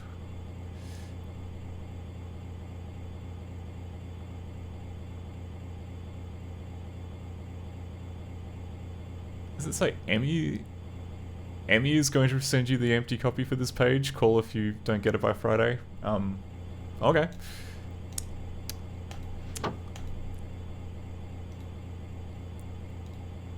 Okay, so I want to do some. Oh, here we go. A creepy camcorder cassette. Oh, and we got our inventory. So that's nice. We can pick things up.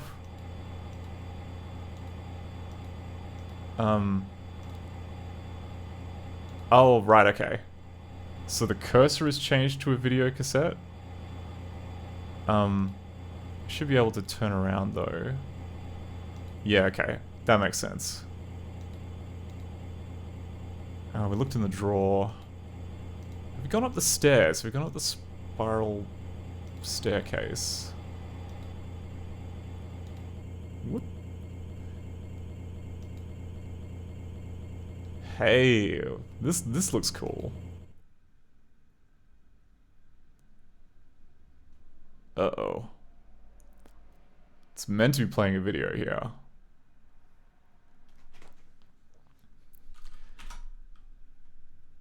It's meant to be playing a video. Okay, hang on. Draw all.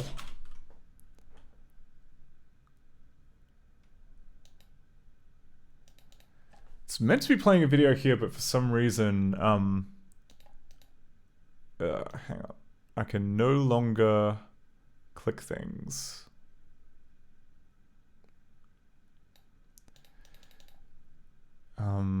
What are we doing? Debug flag, enable, and go exec.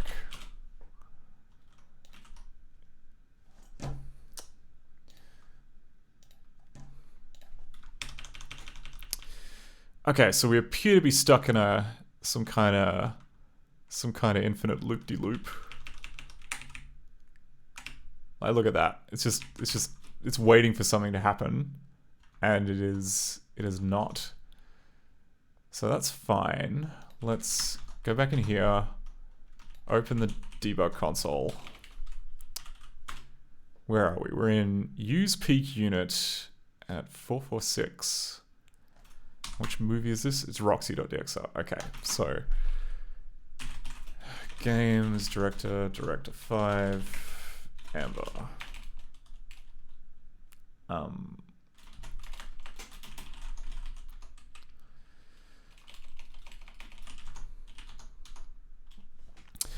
Now, ScummVM recently got a copy of Project Arrays merged into it, so in theory,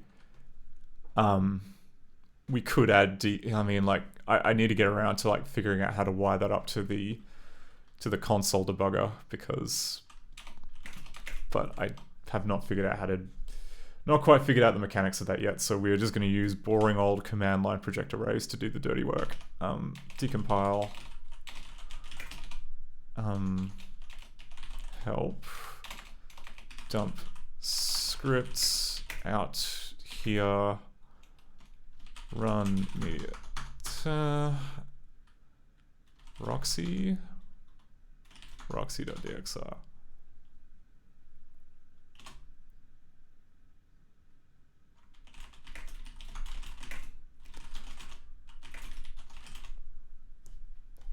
Okay.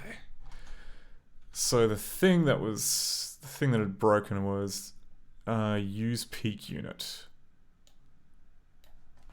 Custom domain rules. Huh? What's that all about? Use peak unit.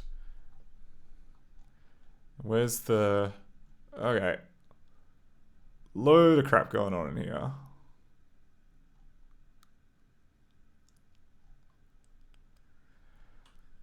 Oh, interesting.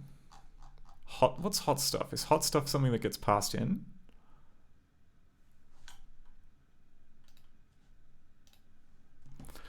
Hot stuff is...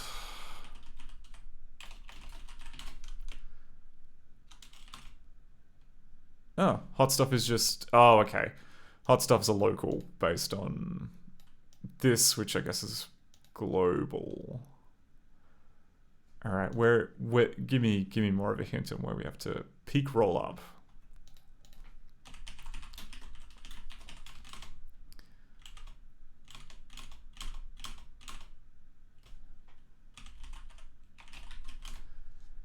Oh, okay. I think this might be where we're stuck. Repeat while the movie time of sprite peak rollup is less than the duration of cast peak anim. So yeah, that would be a problem. So if this sprite here, I'm guessing, is meant to be the little video that's meant to be playing, and if it's not playing, then we don't get, well, you know, if this isn't incrementing, then this will just wait forever, which is not great. What was the sprite? It was sprite peak rollup. Var? What number might that be? Oh my god. Alright. Gonna have to look in the console because there's a ton of crap.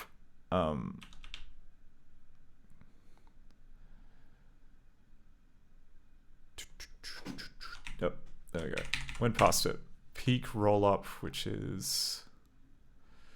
Okay, sprite number 44. What have we got in there? Channels? Number 44. Cast member 974.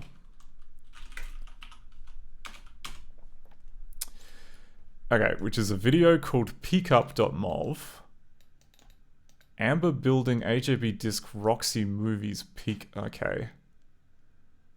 Okay, I think I might have an idea why it's not playing the movie back. I think I might have an idea. So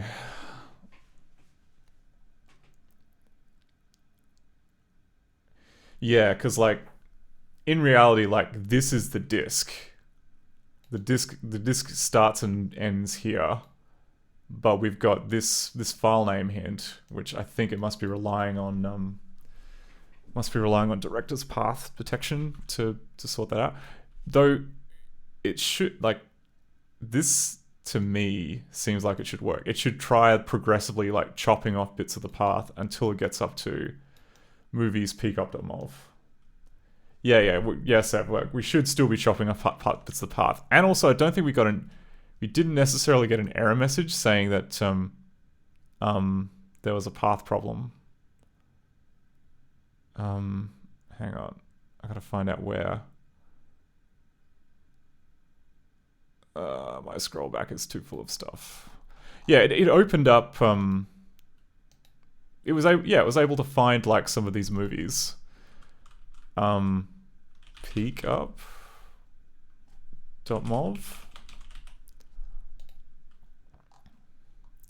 Yeah, so it found peakup.mov. It opened it up. It then tried to play back the video. Look, it even got like how big the video was. It just doesn't, and then from there on it was just trying to kind of constantly see if it's finished playing back. But now that if we look at sprite number 44, oh no, sprite number 44 has like, we're on frame 1. It is invalid number? How do you mean invalid number? Oh, like this bit down here? Yeah, that's to do with like one of the APIs, I think, for like the palette transition stuff. Yeah, that isn't working properly. Cuz these are all like parameters that you can send to like Puppet transition or something. But I think the issue down here, like it started playing back the sprite, but it hasn't started playing, or it's added the video to the sprite, but it has not started playing it back, which is a problem. All right, I want to quickly look at the video code, like engine, city engines, director, cast member, digital video, CPP. So we've got all this stuff. Like at the very least, it must have called load video. It would have been good to have the debugging on, but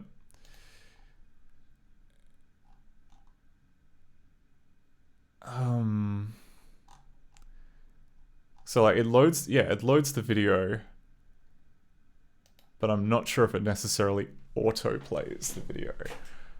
But we know what we can do now. So we know where the palm top dingus is. So let's restart ScummVM. Let's put in a little breakpoint at the right spot. Debug level 5.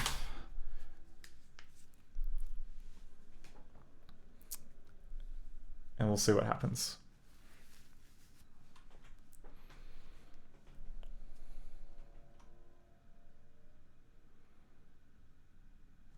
Sorry, we're gonna have to click through all of the we'll click through all the intro videos. It's fine.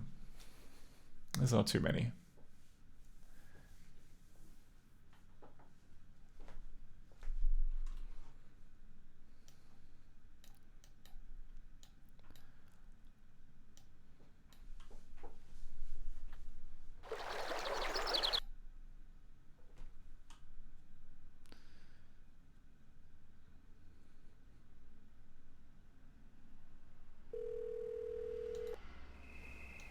Okay. So, okay, yep. So like it plays that one fine, but I'm guessing we don't have there isn't a loop in the code which waits for the video to finish, which I think might be why it's okay. So I'll go forward, bang a right, go forward again.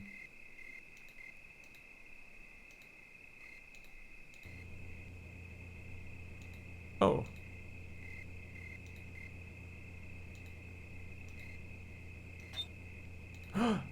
Got a package. To Dr. Roxanne Westbridge. Oh, we're in North Carolina. We're in North Carolina. Interesting. Hi, Roxy. Enclosed is the new oscillator you asked for. We've adjusted the input per your instructions. The folks in the lab thought it was an interesting idea for you to go up the range a lot. Oh, what the hell, let's go to full screen. But to up the range a bit while they're at it, you'll have to let us know how it works out. Anyway, it should fit right into the unit just like the last one. If you have problems with it, give me a call. Hell, call me after your first trial no matter what. I'm dying to know how it goes. Regards, Joe. Okay, this seems like an important ghost detection part that we're going to use later. But yeah, okay, we'll leave the trash in the mailbox. Sure, Roxy won't mind cleaning that up. So, go up the stairs, into here, turn on the big switch to reset the breaker.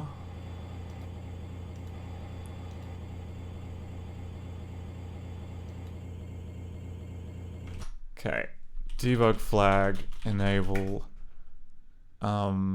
images. Debug flag enable.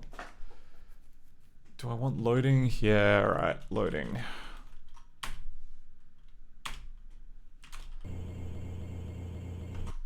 Debug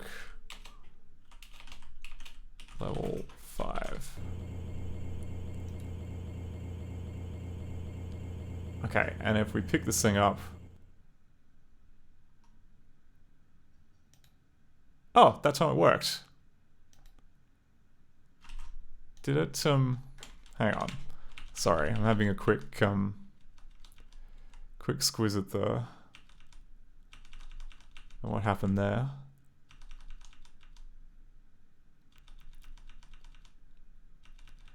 PK blank, dummy QT, like, wow, I played like a lot of movies in that cutscene. Hang on, what? Oh, maybe it's like kind of using, it might be using QuickTime movies as a replacement for like sprites and that. So like if we go into movies,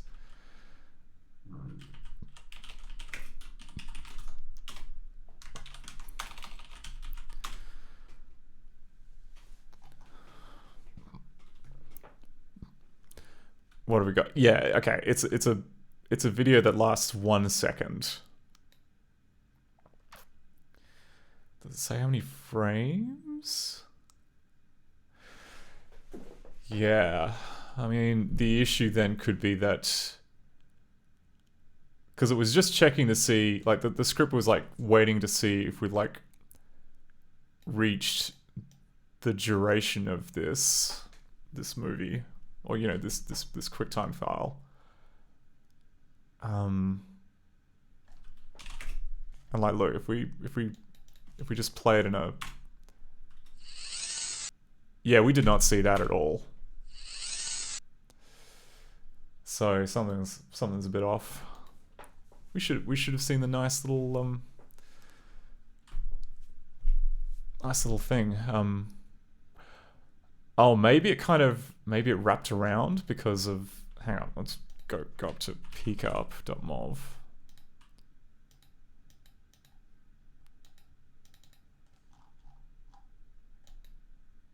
Oh wait, no, this is Nikolai's trains. Get out of here. We want the one. There we go. So what we got? We've got, so it's loading peekup.mov.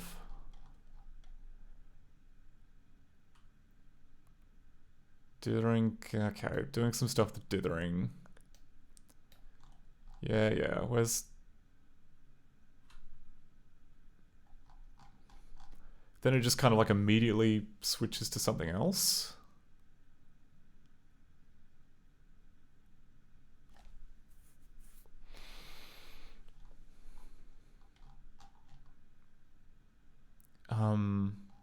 I thought it would have, yeah, like where's the, like it should be telling me like, yeah, like this update sprite stuff. So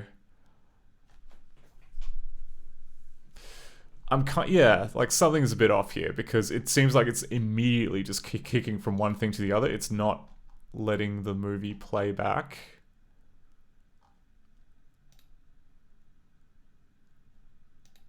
Or, you know, it's not letting the video play back, because otherwise we'd see little commands here saying like, you know, update sprite splitted it to the screen.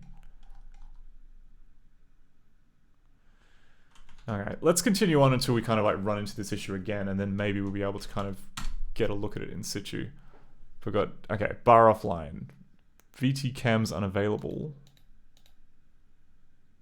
Open the door! They're coming! Alright, that's cool. Okay, so that's cameras unavailable. Do any of these buttons do anything?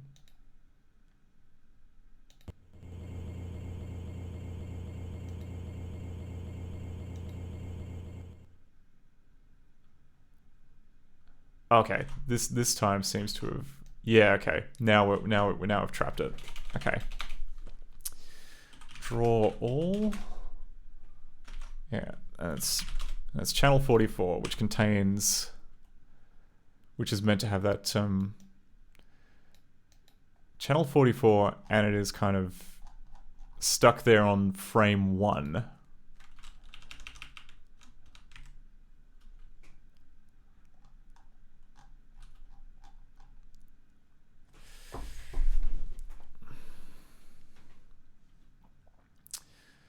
So if I recall, like, hang on, let's narrow this down. So clearly, like, play is not being, it's not pressing play on the video, and there are a finite number of places where start video gets called.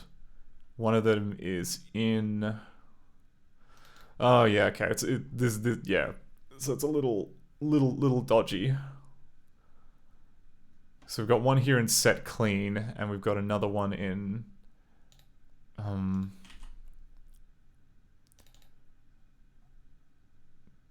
yeah, okay, when the script tries to do something with it, then it will try and start it there.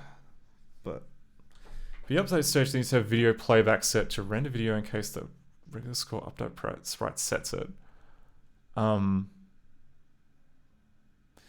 Okay. Maybe we can, oh, and it's all, okay, and it's all like frame number 3, which indicates this whole thing might actually be code generated. If I switch to frame 1, will that let me play the game? No? Oh no, it won't, because we're trapped in a script. Okay, god damn it.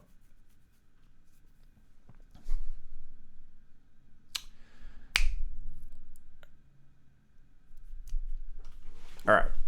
Okay, this time I think we'll know what to do. So, yeah, okay. So, get out of there. Turn on images and to hell with it, turn on loading as well.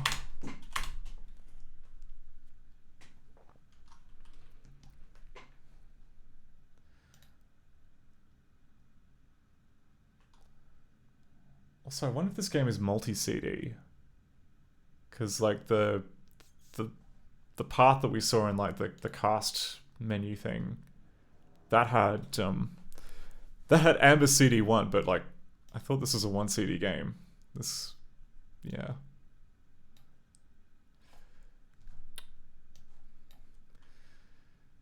Okay, so we'll start the game. Skip through this.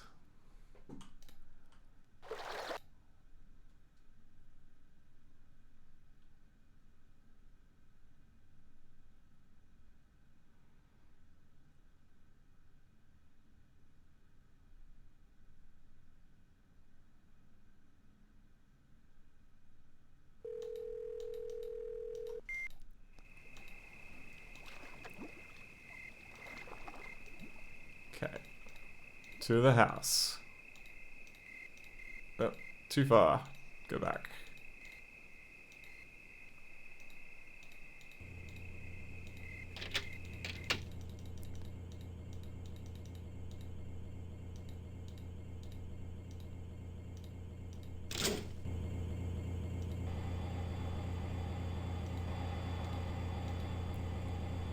Alright, now what we're going to do, we're going to go up the stairs. We are going to set a breakpoint on the 2 places in the code, which...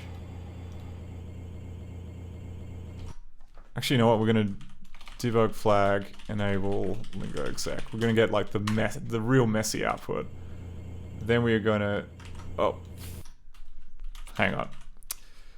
Before we have a chance to kind of screw ourselves, let's throw in a breakpoint for, okay, the digital video cast member start video, and what was the other one? It was like load video?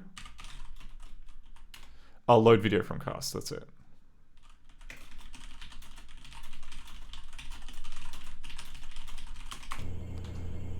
Okay.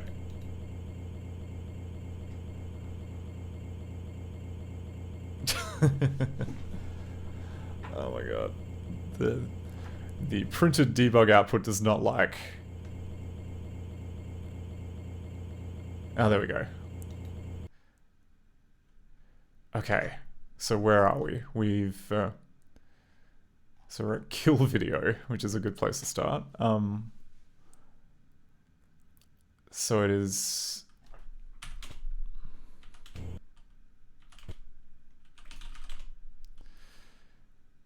Okay, so it starts off by trying to kill the video by loading in dummyqt.mov. Is that actually a real file? No, it's not. It is a made-up one. So... Oh no, wait, that's in game data. Maybe...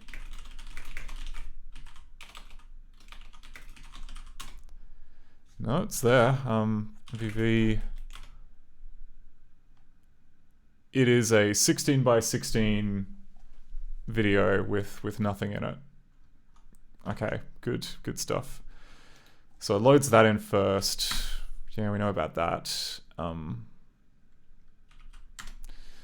Okay, and then, yeah, then set the sprite tries to make the video start playing, which is, okay, that's good. That's what we were expecting to happen. So that's fine. Does that with the crappy video with nothing in it first. Then, oh, then it sets it to another cast member. 974, which I'm pretty sure is the, which I'm pretty sure is the one we care about. Yeah, it's peak up.mov. So this is good.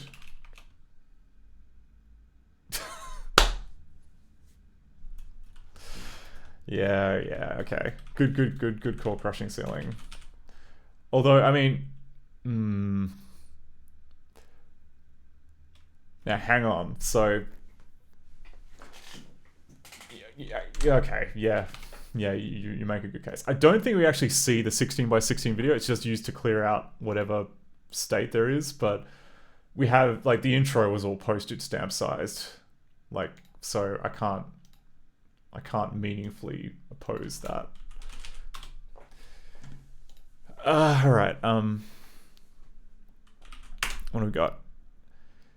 And yeah, okay. Again, it is calling set the sprite, which is the thing from in here. 15 is that line 1506? Hang on, where's the game? The game goes in tab 1, so I don't forget where it is. Yeah, 1506. So we are literally here. So it should set the channel and then it should start the video, which means playing the video. But why video no play? Why video no play game? Anyway, so I'll just double check that the loading code works. Yep, found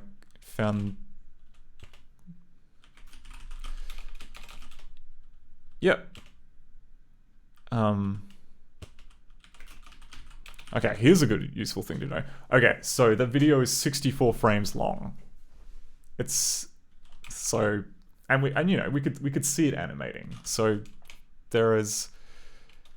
we should absolutely be seeing some video happening here. And yet we are not. So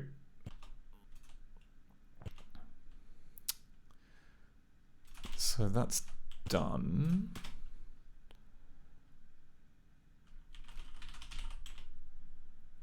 Yeah, okay, and then it's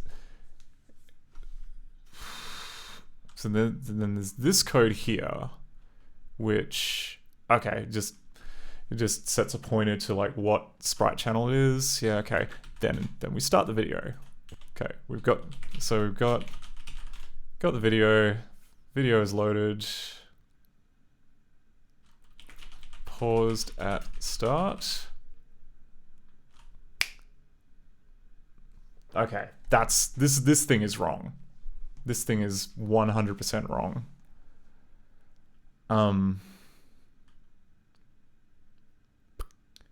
Where is that coming from? That shouldn't be right.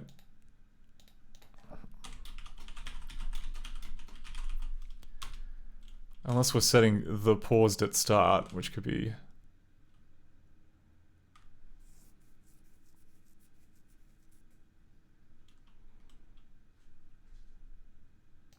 Okay, PV flags.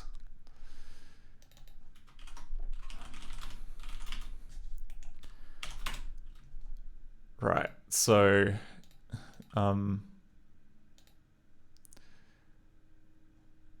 Actually, hang on, no, hex.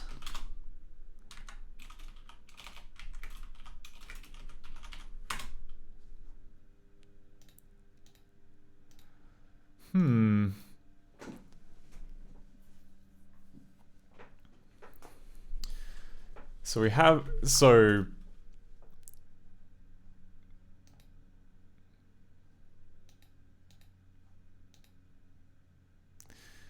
wait a second. 1, 2, 3, 4, 5, 6. Okay, no. Okay, it is a 32-bit number.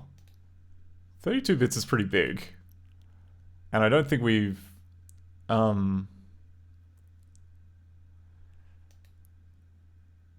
Oh, right. It gets the frame rate out of the top. Okay, so the... Yeah, so this is the frame rate here. So that would be 16 plus 4 is 20 frames a second. Yeah, okay. Okay, that scans, and then these are the video flags, and then the paused at start is there, but okay.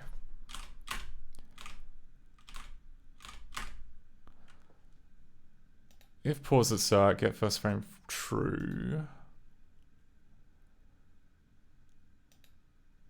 And where in the code was this? Because do we have... Because it could mean that like the lingo code then has to actually start the video playing. Or we have to have some kind of special override when lingo does it as opposed to the movie does it. Or, you know, director, whatever you want to call it. Okay, so it's back in use peak unit. Which is this dingus. Repeat while this right.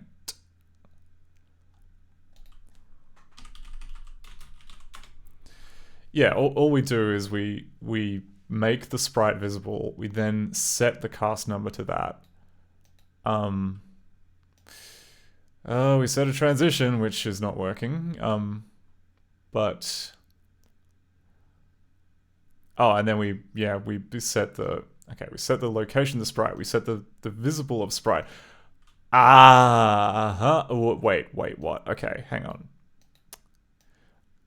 We set the movie rate of sprite peak roll up to 0, which this is basically like how the really long-winded way in Director that you can basically say stop playing back the video, and then we set it to 1, which basically means we want it to start playing.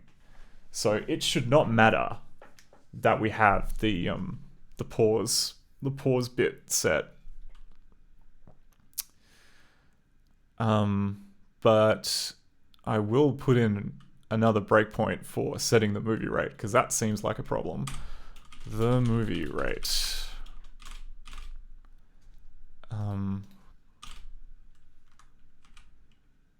So we will absolutely put in a lingo the.cpp 1644. Oh wait, is that in the setters? Yeah, set the sprite. Okay, that's what we want. Right, so this will continue on. It won't actually. So yeah, it starts the video, but it won't actually do more than show the first frame. But I think what's happening, right, like we just hit a little race condition here where we're setting this flag here, which basically says, okay, next time we update the screen, only show the first frame. But then we're doing something which should theoretically cancel that out, which is, say, set the movie rate to something that isn't 0. And we're not zeroing that out. So I think we can make that work. So let's just confirm that's what's happening. So keep going. Yep. So we're on here. It's then trying to set the movie rate to be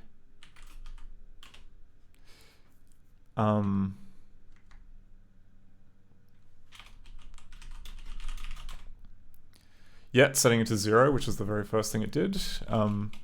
It checks to see if it's a digital video cast member, which it is. It then tries to set the movie rate. Set movie rate.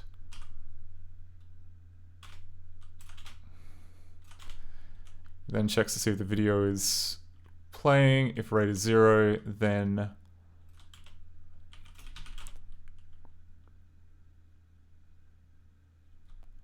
if you're okay.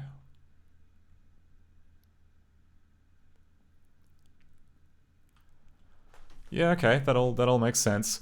Oh right, yeah, okay, and then because we don't clear off that that start flag, then it will just do 1 and bugger off. But we'll just check that out here. Yep, so the rate is now 1, and it sets the rate, but it doesn't actually. Yeah, it doesn't fix that flag. Okay, we can sort that out.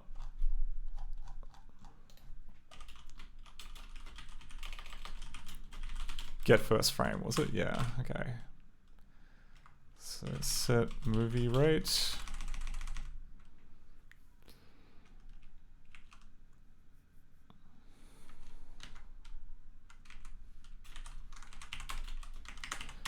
if set first frame and rate doesn't equal 0, set first frame equals false.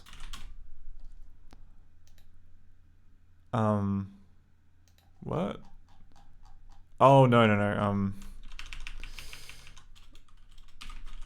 Get first frame, sorry.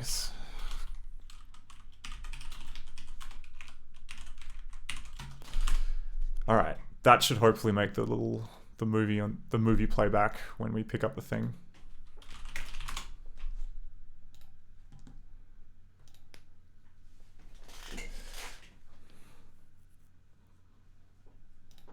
Okay.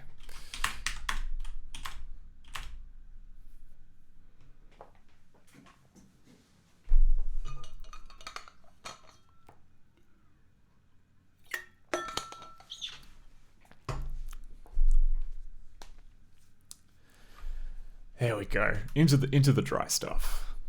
Well, hopefully we can actually stop playing some game again after this.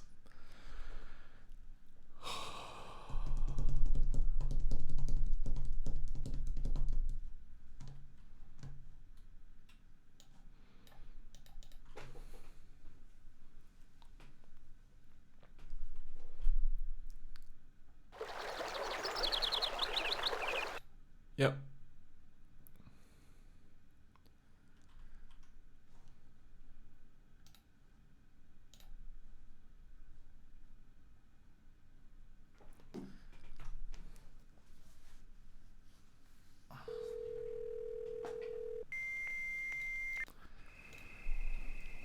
Okay, standing up.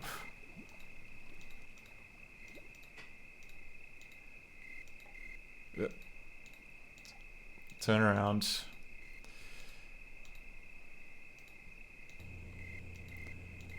Grab the widget from the postbox.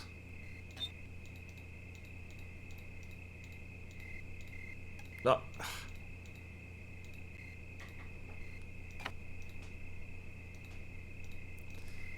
Go back. All right. I'm clicking too quickly here is my problem. Okay, back upstairs.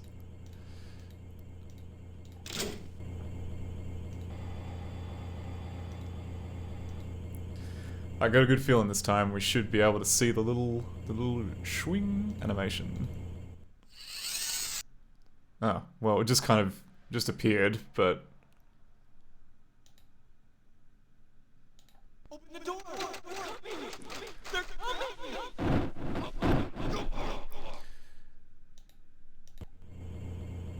oh, and now we've got the palm top in our inventory, but why does it just kind of do that? I'm not satisfied with that. There's no satisfying little kind of animation with that. Where did we go wrong? Why is it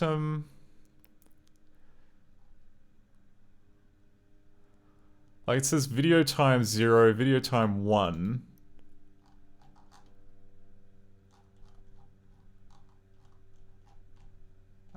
Dummy QT.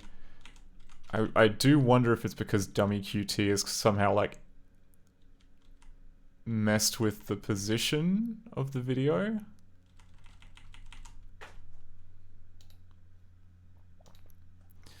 Yeah, so it loads in, it starts the video peak up. Yeah, okay. This looks suspicious. This looks suspicious AF. Video time 64. Why is it starting at video time 64?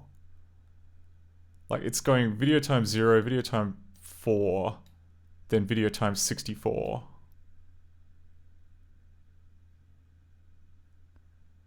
Like, what's the deal with that?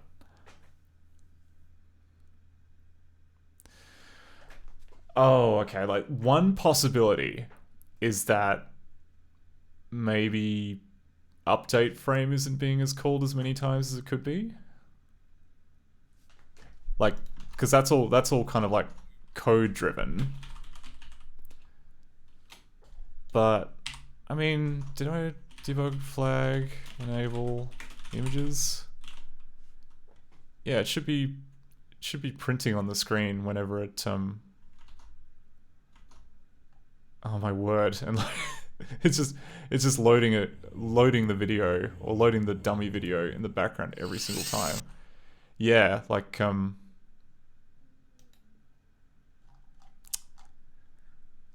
maybe it is working, it's just not as performant because we didn't think that someone might try this.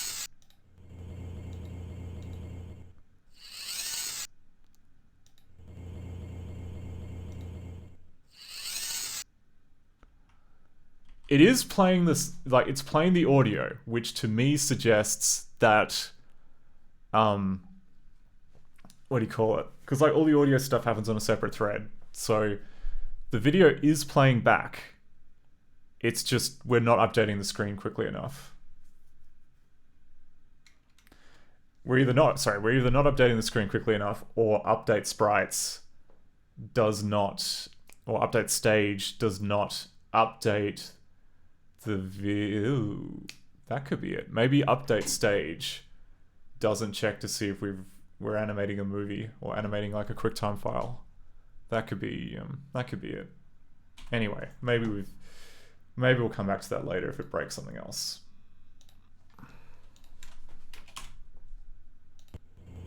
But okay, so we've got the ghost detector thing.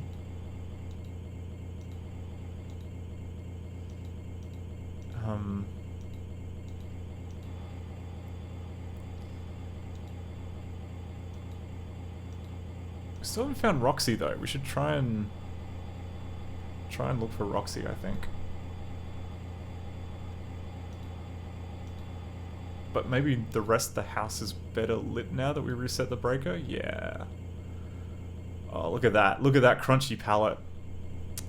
This game is like, it runs in 32-bit mode, but all the graphics use palettes. So, yeah, we haven't quite figured out like the best way to figure out what's going on with some of this stuff. Oh, look at that. Look at that. Look at that ugliness.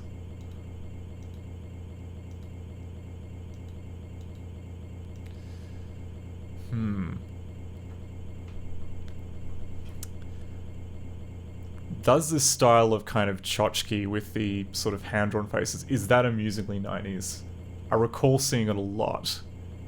Like as like a kind of, as an aesthetic. Though I may be misremembering. I may be Mandela-ing affecting that style of art.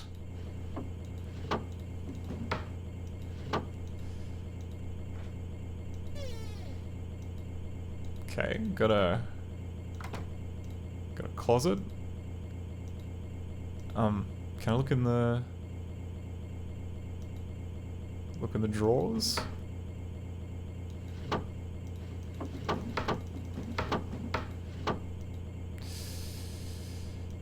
Okay.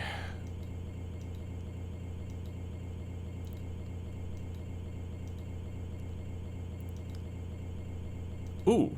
Is this stuff that we can pick up? Ugh,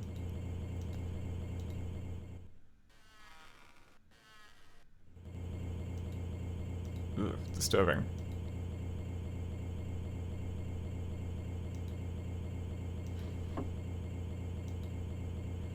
Ooh, Dream Journal.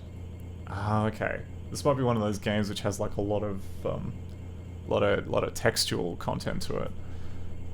Okay, last night I dreamt that a man showed me a new house. It was a lot bigger than the one I have now. I didn't like the house, but I liked the property. There were lots of flowers. The man came outside and became angry that I had gone outside. He screamed at me continuously for the rest of the dream. I hate having this kind of dream. Crying steadily in my sleep, waking up exhausted. Another one from last night. Frank and I are on vacation together. He's been away on business or something. We're very happy at a beach. I think it was the ocean. Frank starts running, and I run after him, laughing.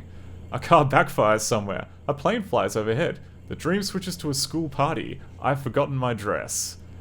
Frank says he doesn't mind, and we dance. Are there a lot of dreams? Oh, there are a few. There's not too many. But Anyway, we'll keep that in mind for later.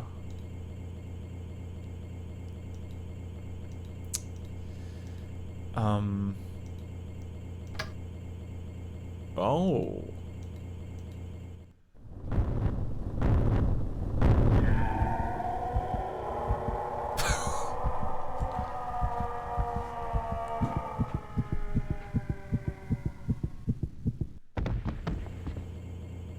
Whoops.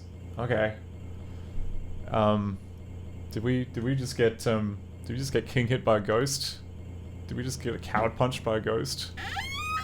The one way to find out. Can we look at the TV again? No. No, I think the TV is a one-off.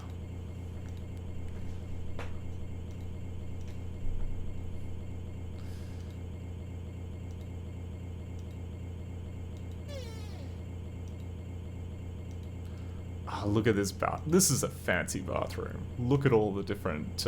oh, like, you've got the glass bricks. Okay. Okay. Those are amusingly 90s. I don't care what you all have to say.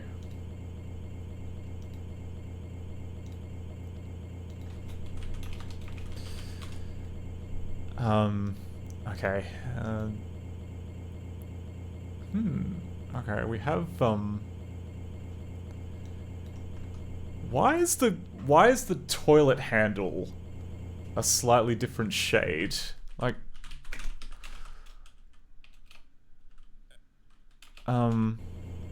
channel 44. Is it 'cause, okay.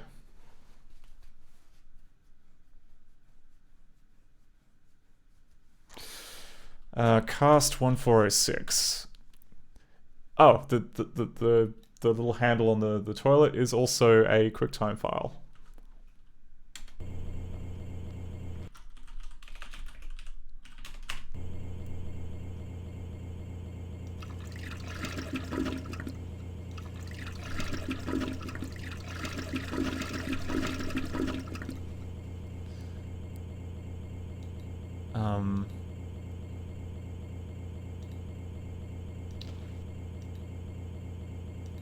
Ooh, what have we got here? Some fancy conditioner and soap that we can't touch. Oh, we can't turn the faucet on. Okay, that's points off. That's points off this game.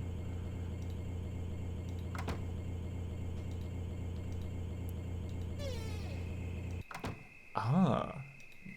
Go out onto a little balcony to nowhere.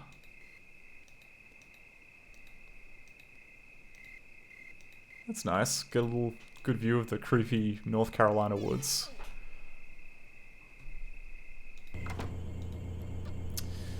Alright, where's Roxy though?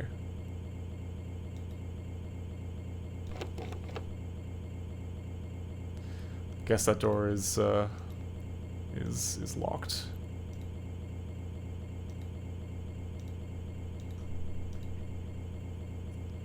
Ah, here we are. Okay, now we can have a look around the rest of the house.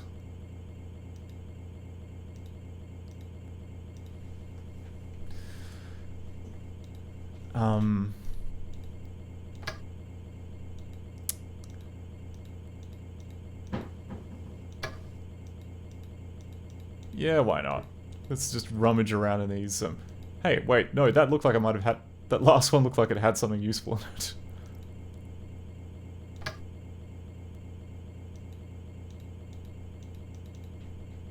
What is that? It's like sippy. It's like a jar of sippy, whatever that is. Oh well, we can't touch any of it, which is the important thing.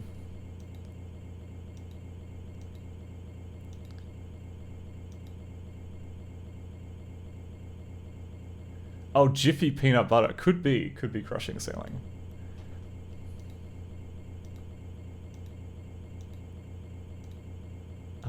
Is this how we came in? Yeah, I think it is. Oh no, now we're back on the first floor. Just, get down. Alright. Navigation in this game is a little scraggly. Ah, this is more ghost detecting equipment. Yes, please.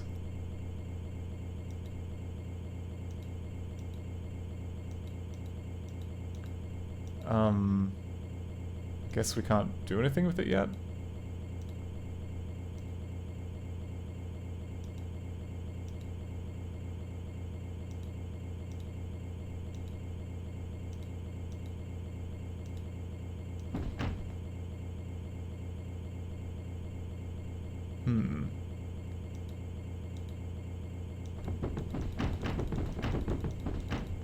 Oh, okay, I see. So, like, when you have, like, a non-clickable area, you can just make a... Oh, okay. That time didn't make a noise. Maybe it's just, like... Oh, and that time it also didn't make a noise either. Yeah, there's some kind of, like, dynamic scripting thing going on with that, which is... working, but only sometimes. There was that tape upstairs. Okay, let's go find the tape from upstairs and like dunk it in that oh, actually, can we pick up the camcorder? Can we take it with us?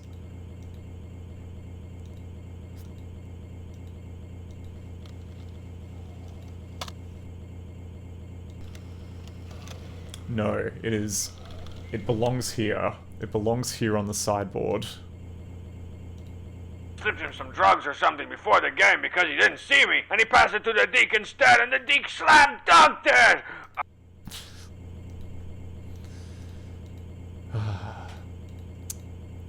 Yeah, this game really needs a slam dunk button. Oh. Okay, turn left.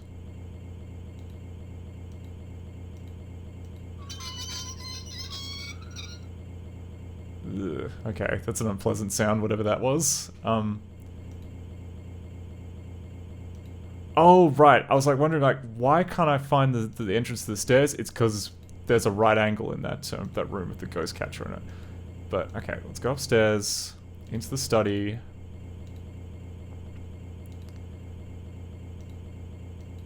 Hang on. In. Wait, what? In here. Onto the desk.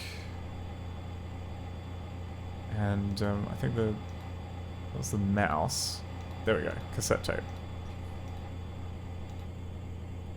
Was there another thing on the desk? No, I can't click that. Those are non-pick-upable things. They're just too heavy. They're just too heavy for our little withered arms to carry.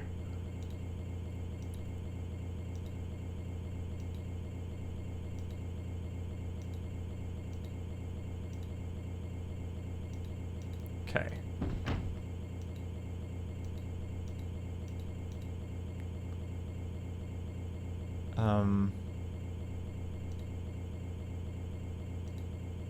How do I... Okay, that time I can get to the camcorder.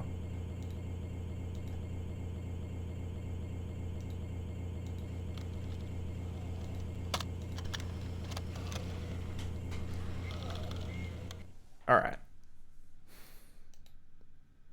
Let's see, it's day 12. We've just had the last of the equipment moved over and even settled in a bit. It's starting to look like home. Feels like it too. In fact, I think I would have bought this place even without its reputation. Anyway, I still have to set up the cameras and then I'll get back to the research. In a nutshell, nothing going on. Unpacking, catching up on reading. I'll use this log if anything interesting comes up. Out for now. Day 15. I've decided to name the new device Amber. That's an acronym for Astral Mobility by Electromagnetic Resonance. Terrible acronym. Unfortunately, other than naming the device, not much progress. No doubt about it, the psionic flow around here is strong enough. I can't blame the house, but something just isn't clicking. I can read the amplitude, but I can't get the Amber device to sync with my theta waves. Maybe if I link the bar into the network, I'll get a more stable signal. I don't know. Day 20. And this place just isn't prepared for my electrical needs. Not surprising, given the drain I've imposed on it. Yesterday, when I was feeding a bar signal to the Amber device, the BT equipment went down. To make matters worse, the lights have been flickering on and off. It started when I restored the spare bedroom to wartime decor. I must have been right about one of the spirits being from the 40s because all hell broke loose after I finished. That bedroom appears to be locked from the inside now, and I haven't found a way in yet. Ah, that's why I can't get in. Anyway, I've called an electrician about getting a second breaker and a backup generator installed. So I can be damn sure this equipment doesn't go down while I'm astral. While he's here, I'll see if he can wire the property and some of the house lights to the new breaker. Hopefully that'll solve some of my problems. Day 24. I've tried, but things just aren't going right. The house has the activity that I need. I can't get the Amber device to keep up with my theta. The computer driving the system definitely has the power, so I guess I'll just have to make these routines more efficient. I'm also having the guys from the lab send me a new oscillator. Maybe with that and getting the bar online, all this will finally come together. Oh yeah, the thing we got from the It took me a couple mailbox. of days to figure out that I had an error in my original calculations. That I should set the bar gain to 5 to get the bar operating.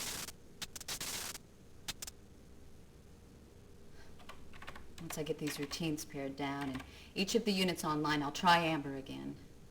Hopefully that'll be soon. I'm convinced there's at least 2 spirits stuck here. They seem to want interaction, and I'm pretty sure I can get to them. It's just getting back that's unknown at this point. If the new oscillator doesn't get here soon, I'll make the most of the one I have.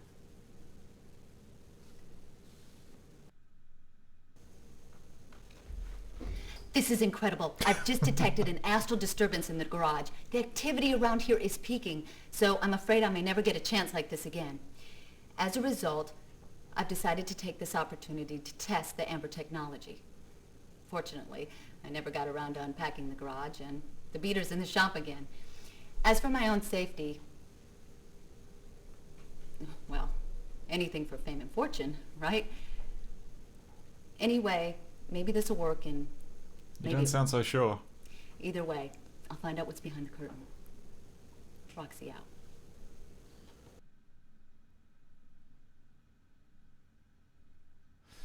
That's it. That's all we get. So, I guess what we can take away from that is that Roxy is in the garage. Can we take the cassette out? We may need it later.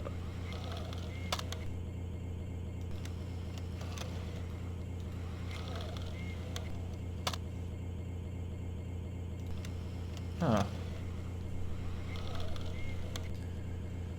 I'll worry about it later. Maybe we have to like put another tape in and it pops the other one out. But, okay. Garage. We've got to find a way to get there. So, that's the door to the kitchen. That's... Is this another staircase? Oh no, it's the same staircase. So, okay, that's a staircase that gets back up to the... It just looks different because it's now lit.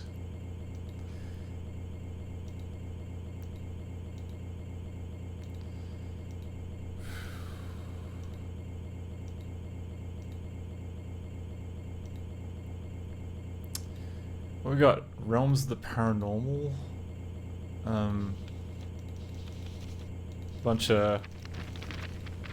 Whole bunch of words.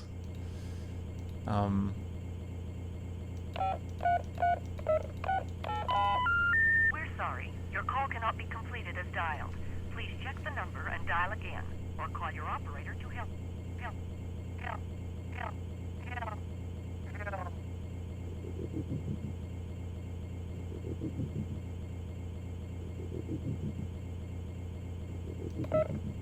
Help.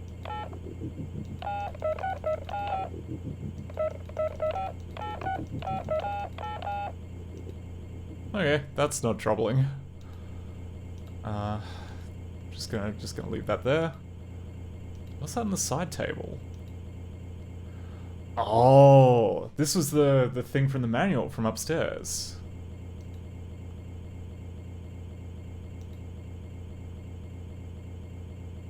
Okay. So if we pick... Oh. So what if we increase the... What does the manual say? It said I think it says something like set level to like 5 and the gain to 8 and then frequency to 2. Oh no, frequency modulation was 8 and gain was like 5.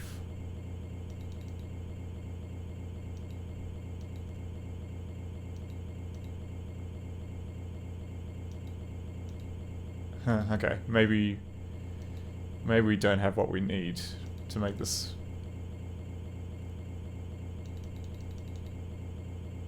Let's just set everything to 0.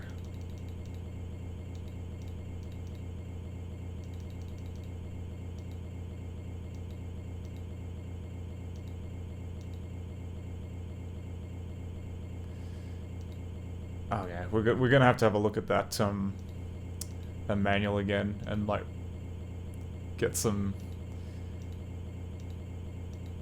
notes about how we're meant to make this thing work.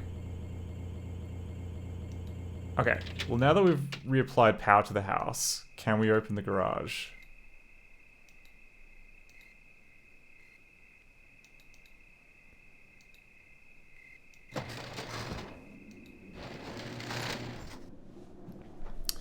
We can apparently.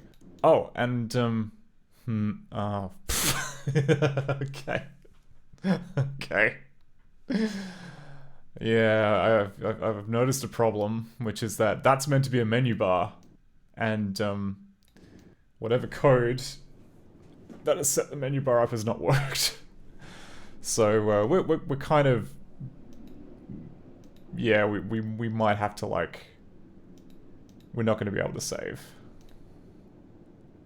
which could come and bite us pretty badly. Ah!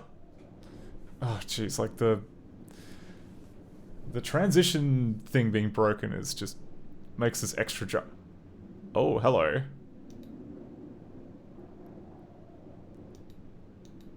I guess we found Roxy. Roxy? Buddy? Pal? Gonna...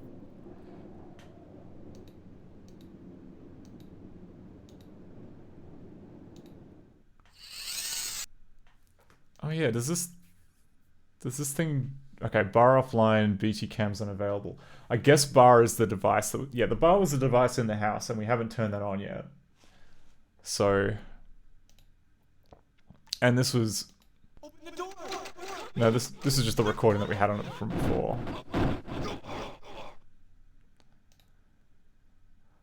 Oh yeah, because we could add the oscillator to the device in the house. I guess we could do that.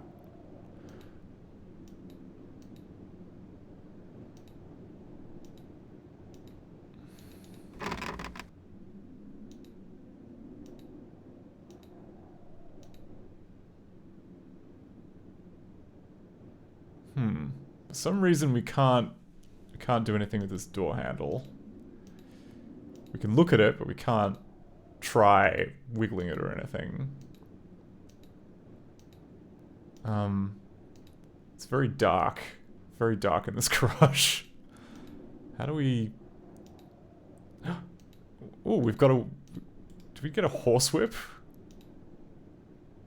Or is it... No, it's a crowbar. We got a crowbar. Let's Hey Roxy, check out this cool crowbar that I found. Roxy, gonna wake up. Oh, I just noticed the headset with the electrodes. Okay. I don't see any kind of like...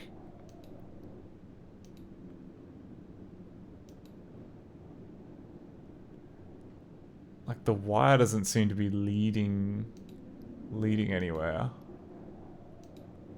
Maybe we've got to get like more of the ghost hunting equipment online before we can figure out what's going on.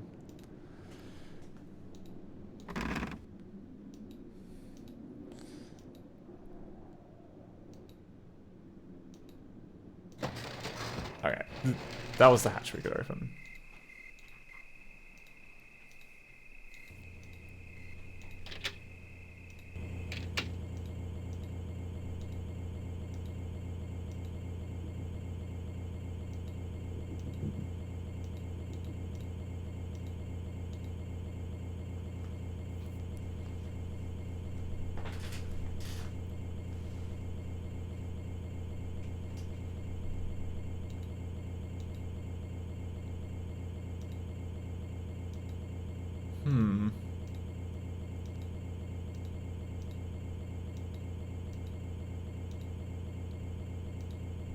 Weird. Is that an oscillator? Like, it looks like just one of those, what do you call it? Like one of those light bulbs. The, compact fluorescent light bulbs. But, no. This is serious ghost hunting equipment. Okay. No getting around it. We think we might have to go upstairs and, have a look at that, the manual, which explains... Oh, okay.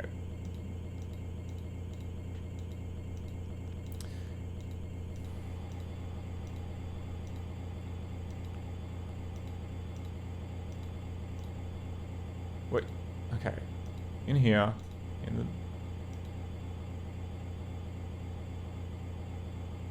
Oh, okay, it was like lingering on the inactive button, but... Okay, so we've got monitoring, bar activity, BT peak, and BT amber. So... okay, so this little handheld gizmo is the peak.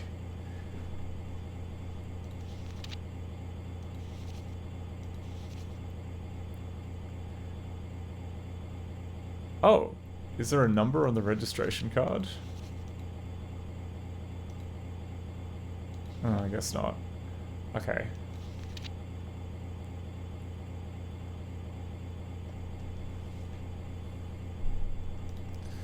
Alright, I'm just gonna write down a few notes here. So, level 6. Lower is all sources. Higher is fewer.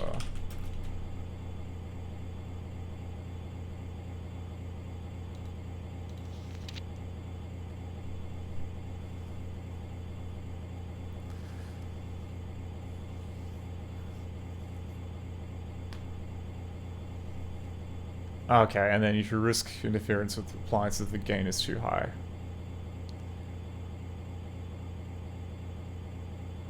I guess gain needs to be low, question mark.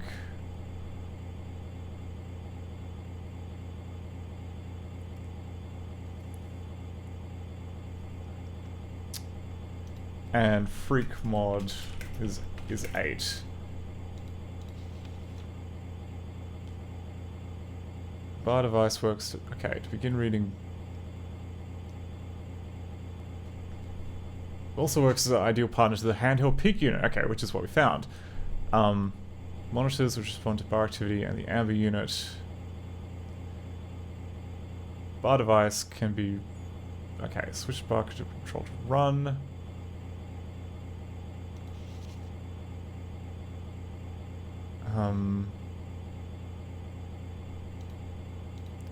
Where was the bit that explained how to, like, fix it when it crashed? Okay. Be sure your bar device is turned on. Make sure the settings are right for your environment. Some combinations will cause an error. If this happens, entering a different value genuinely resolves the error. God, that's not helpful. That's really not helpful.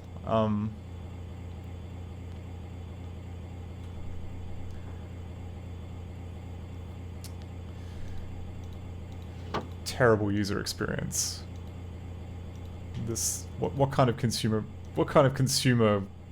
flim-flam ghost machine is this if it just returns error for like most of the settings that you can put in? It should at least give me like some kind of fake simulacra. Get my hopes up a little bit.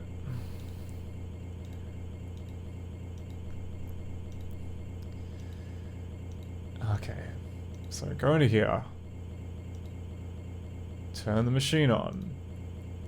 Pick level 6.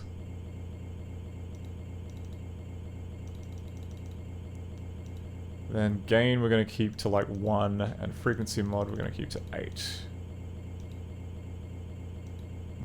Okay. Okay, gain 2, run. 3, run. 4, run.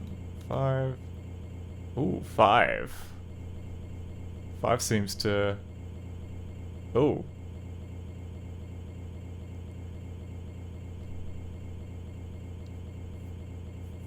Bunch of... Okay. Video seemed to just kind of momentarily play in the wrong spot. But... Here we go. Bar online.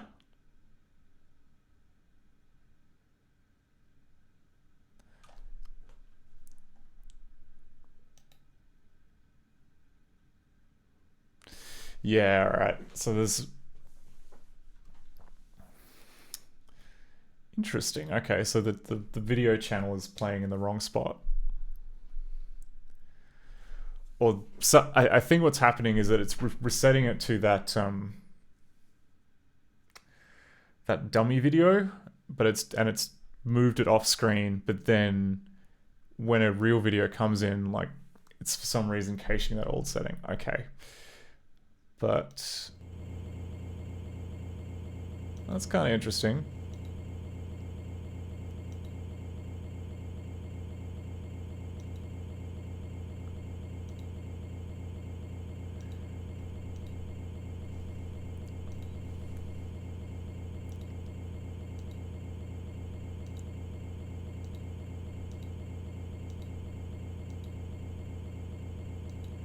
Is this Amber then? This is like the one other device that we haven't really looked into. Oh, okay, and that looks like a giant, oh, so this must be like a giant, that must be like a giant battery or something? Some kind of big capacitor-y thing.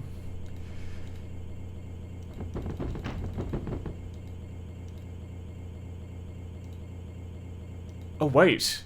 I just realized there's cameras in that, like, the cameras in that we can see on this screen here. Probably related to that.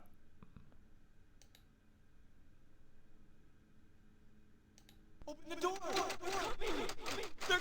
Oh, it's the same. Yeah, alright. So same dealio as before.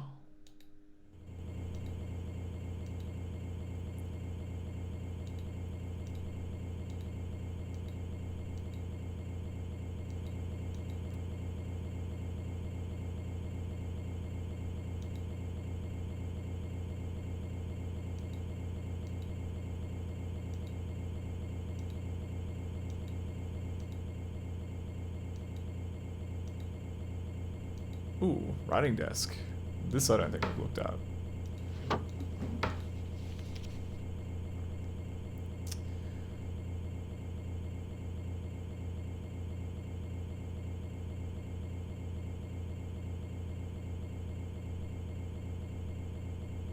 Cool, little newspaper clipping.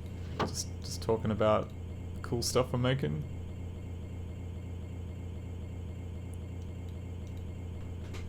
Okay, test settings. Check something switch. Send specs for oscillator. Check amber headgear. Run test and garage. Okay. Okay, so the headgear that she's wearing is amber.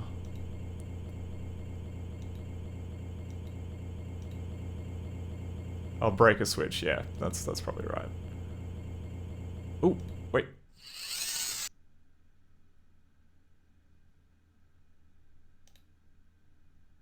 What the? Oh, it said activity detected, and then like we couldn't see the video because it glitched out. Okay, that's disappointing. All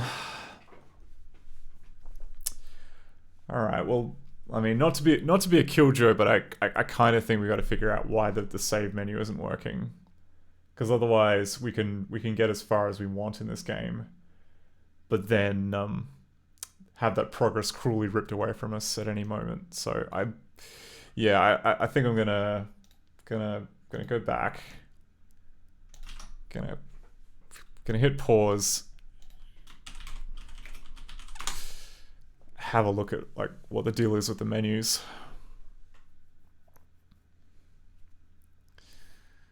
So there's some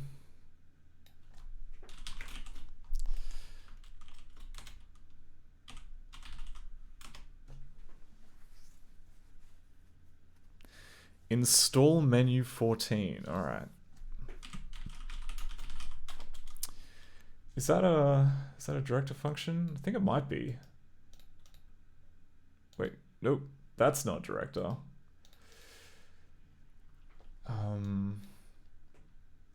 Books, we want director, and we want this. Okay, so install menu, that's ringing a bell. Yeah, okay. That makes sense. All right, so this command installs a menu defined in field cast member defined by this thing. This custom menus only appear while the movie is playing. Yeah, right. So there's an idle handler, and if we are clicking the mouse at like the top of the screen, then it will start up this menu. So what have we got in the menu that's causing it to like not render, I wonder? Cast 14. Oof, alright, we got some text.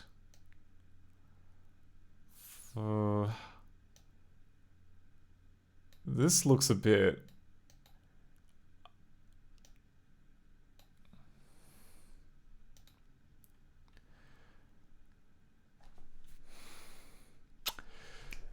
So yeah, like how this works essentially is like for the menu you have... The format is basically like, this is what, you know, you've got the name of the menu item, you've got the hotkey, then you have a magic delineator, you know, delimiter, and then some code that runs when you click the menu item. Though I don't recall it being a quarter. I thought it was like some kind of like sideways L, which was the magic delimiter character, which might explain why install menu is having a bad time. But we can be install menu.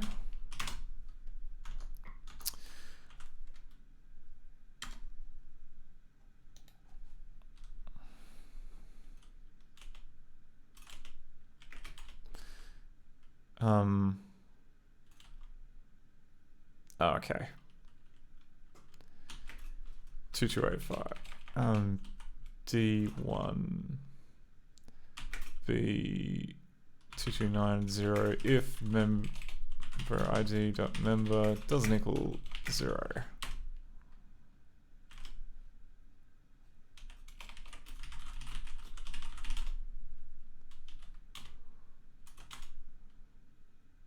Okay, so we get the cast member, it's a text cast member.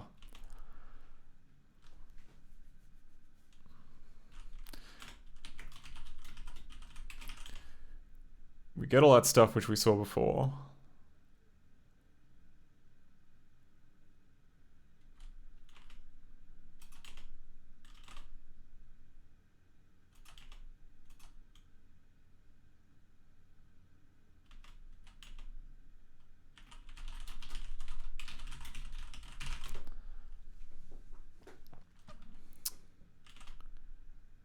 Right. Okay, and then down here is where we get into the weeds of sorting that out. Where are we? Which file are we in? Oh, Lingo built-ins. Okay, sure.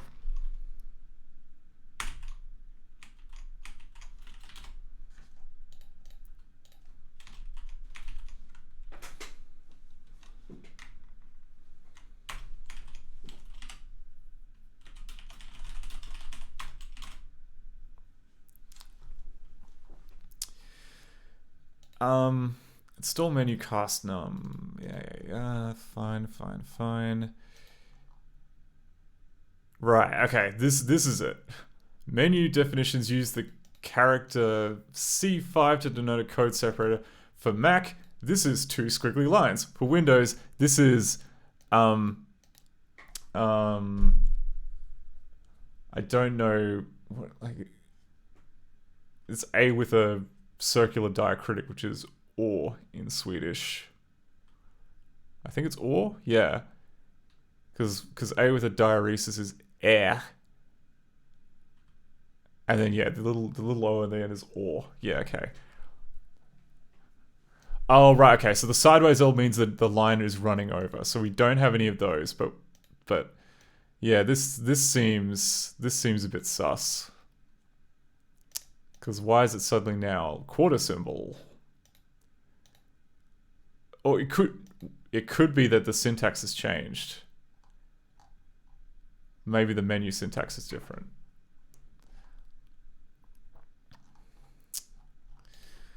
Like they might have changed the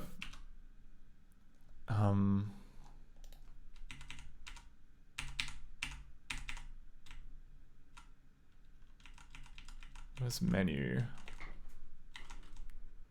Members method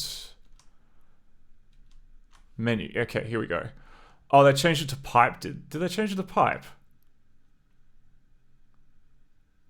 They changed it to pipe. Okay. This keyword specifies the actual content of custom menus in conjunction with the install menu command. Menu command definitions are typed in field cast members. You refer to a particular menu definition by its cast name or number.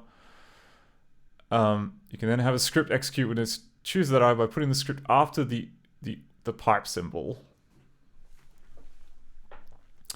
So that's something that we don't do in Director. So we need to change this to be to check whether or not we're in Director 5 or not. Oh, the other thing that we need to check is okay. So square root symbol is still there as continuation character. Yeah, to denote a check mark. But this needs to be changed with pipe if we're on Director 5 or up. Oh, the other thing I want to have a quick look at is where in Mac Roman the pipe character is.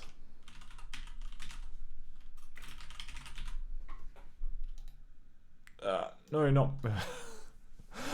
I was looking for Mac Roman Wikipedia, and it went immediately to Microman Wikipedia, which is not what I was looking for.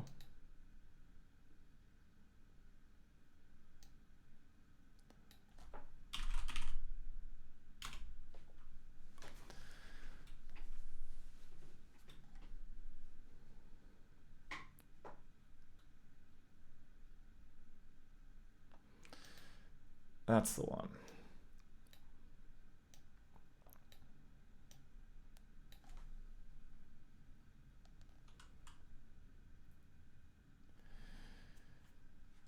Okay, so I am just assuaging my fears because it was showing up in the console output as quarter. You know, the 1/4 symbol, where is 1/4 symbol on this? It's not. I guess maybe... Where was it getting that from? Where did I see that? Yeah, oh, okay, this thing here, which is just printing out crap. So, if we So if we also open up UTF-8,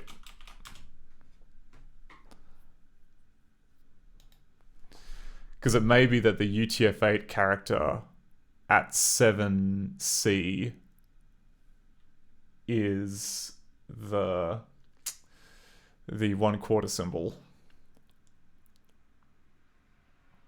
That can't be right, can it?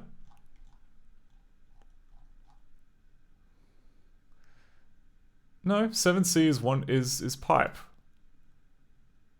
So that's yeah. So it's there in yeah, it's part of ASCII. It's part of freaking ASCII. It should be exactly the same. So why did the print thing give it this weird ass whatever? Okay. I mean, all right. Don't worry about that now. Look at it's going menu 240 file new game 274, which is in of course it's an octal. So 00274 is 188, which is hex 188. BC.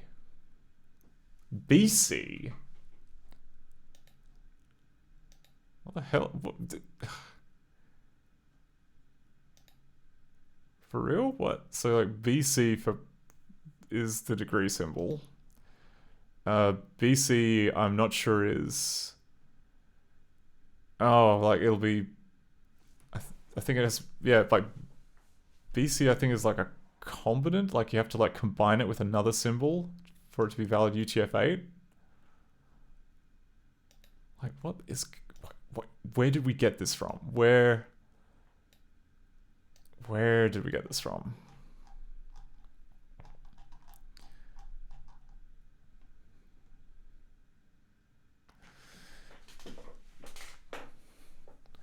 So menu colon file. Yeah, all right. That's okay. No troubles with that. Menu colon file. 240. I mean, we can see what that is, I suppose.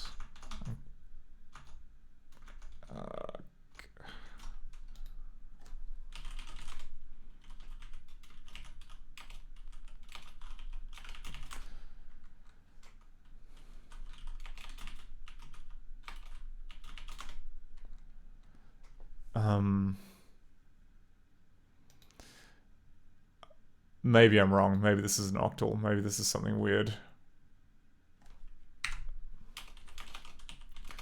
Menu STX 0 P C stir 0. Yeah, okay. It's what okay.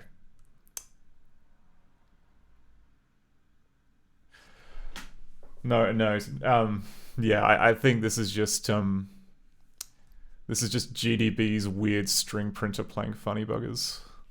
Because, like, look, it's menu, then colon, then space. Oh, but then immediately after that is 240. What is 240? Okay, like what's some... So A0 in Mac Roman is a dagger. Great.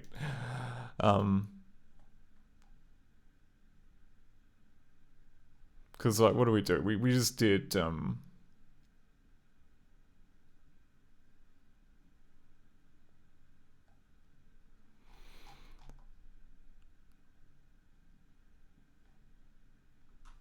yeah, I mean, potentially it could be a little dagger next to it.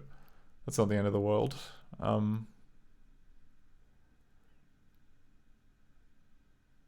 But then, like, that's the thing. Like, this doesn't look right. This does not look right. Because 00274 Yeah.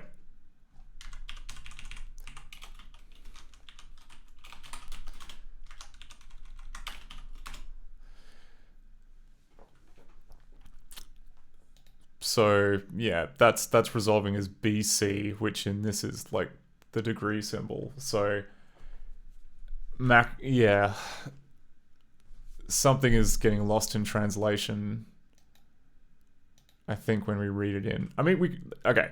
Other way we can check to see whether or not we're you know, we're doing an encoding issue is going into here.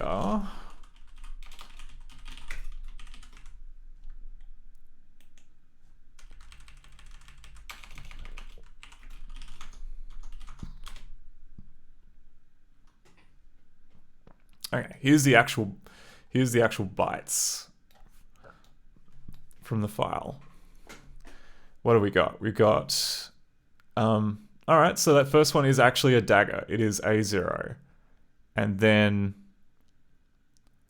after new game, we have space BC20. Okay.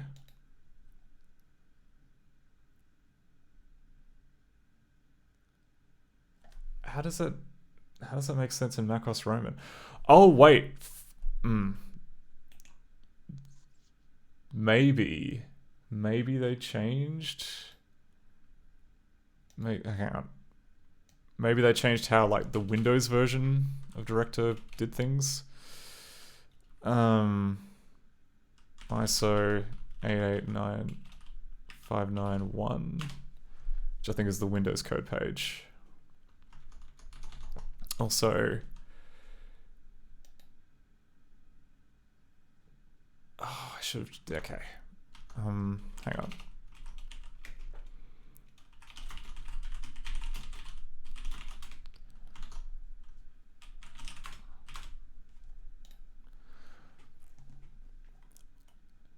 Right, so this was originally, okay, this is a Windows archive. Oh, also looks like it's a Director 4 movie, which is an interesting detail. I guess that explains why. Oh wait, no, but it's movie format version 4C1, which I think is newer. I don't know. No, what am I saying? We decrypted when we pushed it through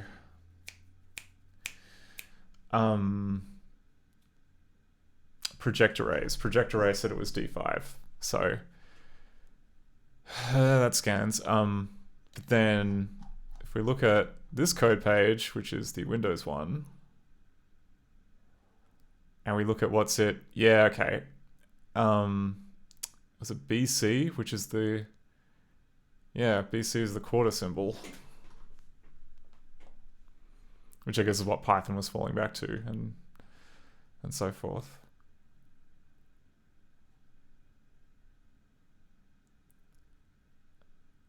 Why this? Why the quarter symbol? I don't understand.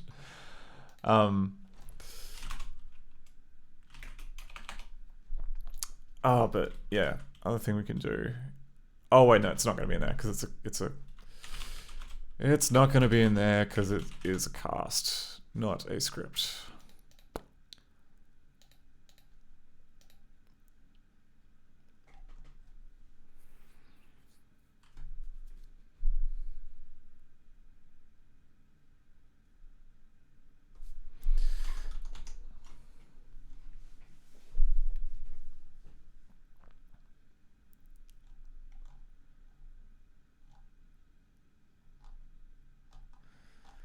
Yeah,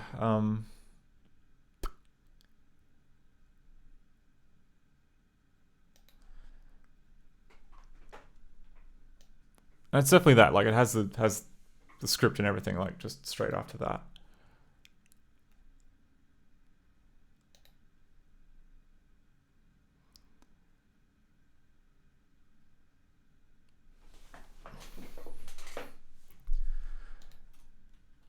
Yeah, I don't know how to explain that. I don't know. did they just like stumble upon something which works by accident? Like, is director just checking to see if it's got like, you know, it ends in C and it is bigger than this? Okay. I think what I'll do, I'll add in a check for pipe and a check for BC. And then maybe put a note to kind of like go back and like see exactly, you know, what the original director is expecting, or because that's probably outside scope for this. But okay, so we'll go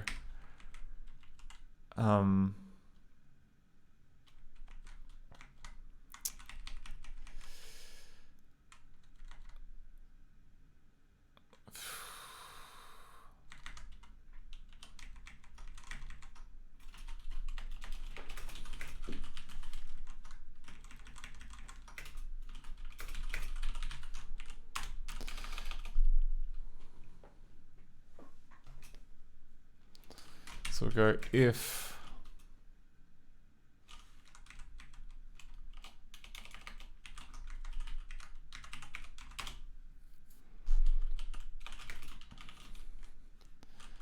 G director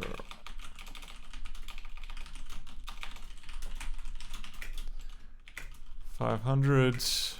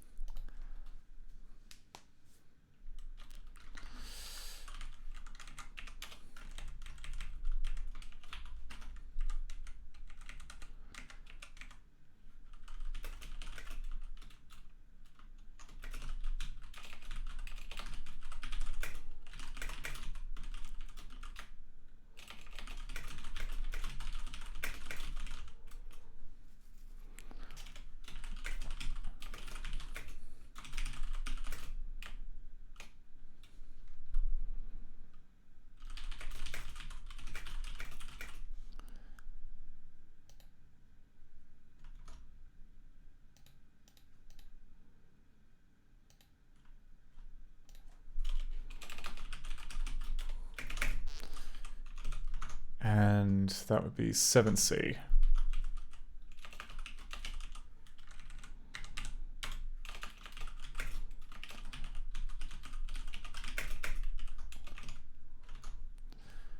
And that is BC.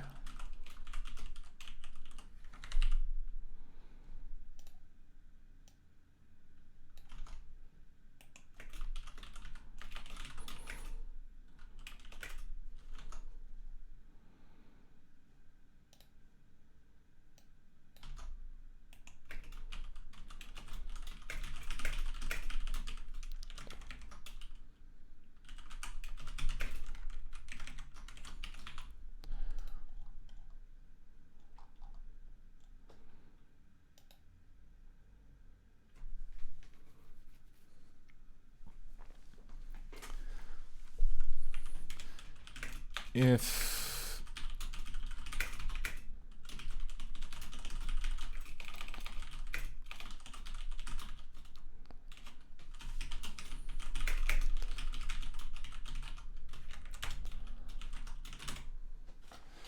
okay, that should sort things out for D5 and above, I think.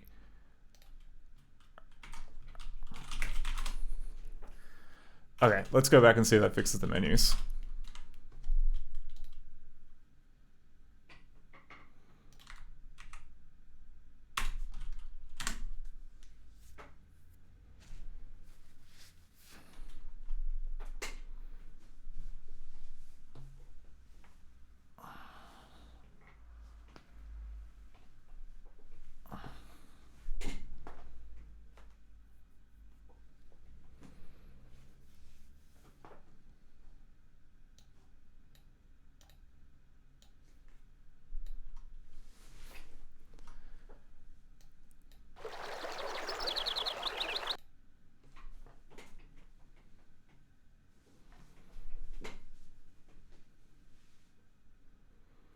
I should have turned off like loading, debugging.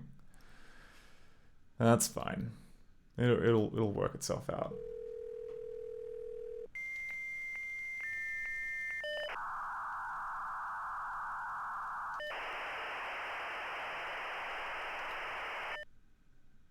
Hi, it's me again. I'm gonna ask a favor of you in a minute, but... Okay. Oh, what? Come on. Come on, game. What are you up to?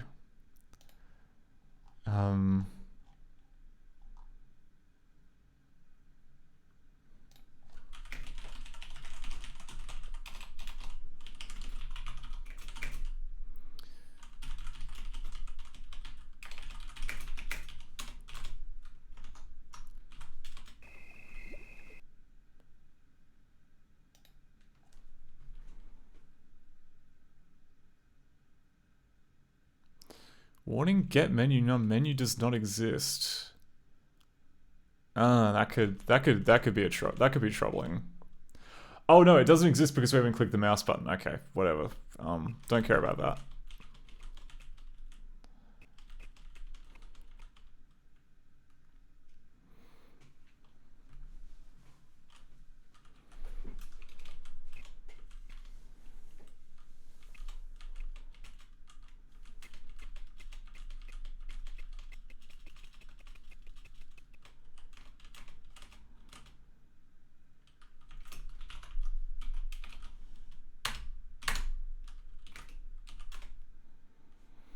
Okay, so adding a menu item.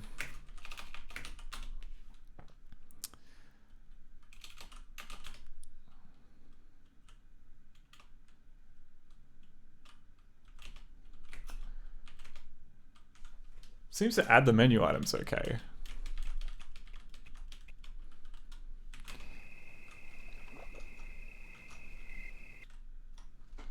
Wait. Oh, maybe it didn't break on the right spot.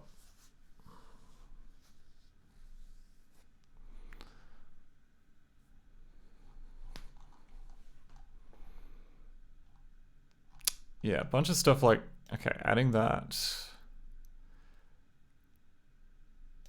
Then there's this bit down here where we split the line of the code separator.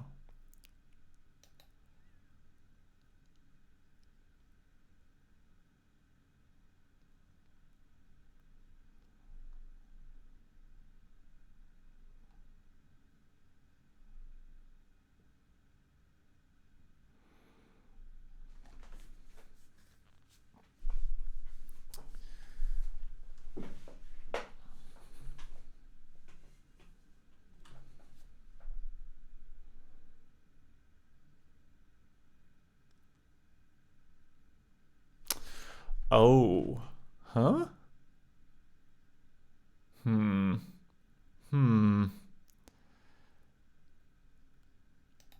Okay, and then at the end we get to that command. So if we go like B, go built-ins CGT 2430.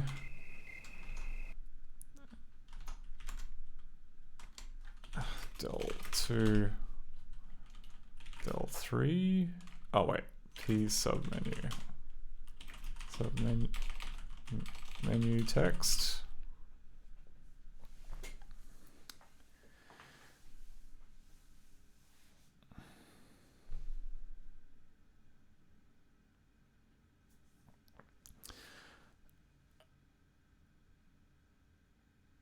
Oh, right, okay.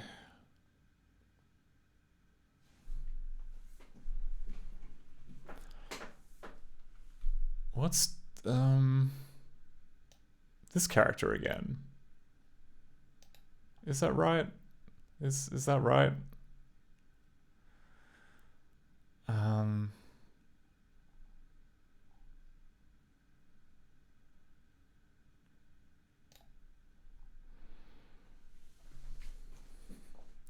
Like what's happening is that it's trying to create like another string which then gets eaten up by the Mac menu printing code, which I don't really know how it works. But It should be, I mean, okay. Maybe we need some debug messages in here. Some good old-fashioned debug messages. Or maybe the menu code has them. Maybe the menu code has debug. Maybe I don't have to do anything. No, it's got no debug. That's just a pipe dream.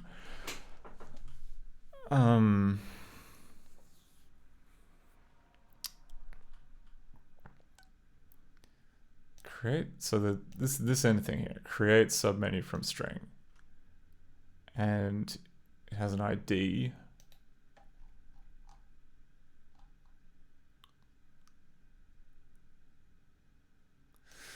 Oh, I see, okay.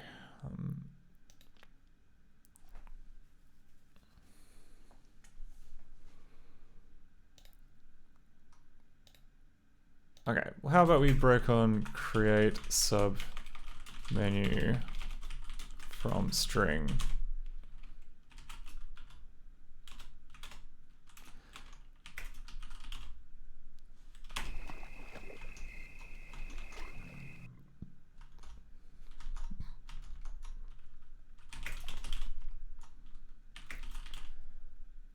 Okay, this looks more promising. P warning stir. Okay, and then we can see what's in it. So we've got new game, set G deferred trend. Okay, it's still got these little why has it still got those in there? Like, that doesn't seem right. Oh, is it because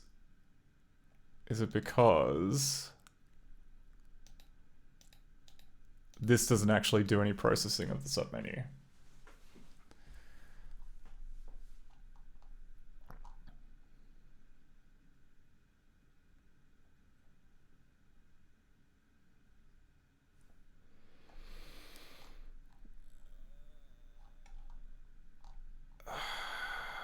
Oh, right, okay, no, because no, hang on.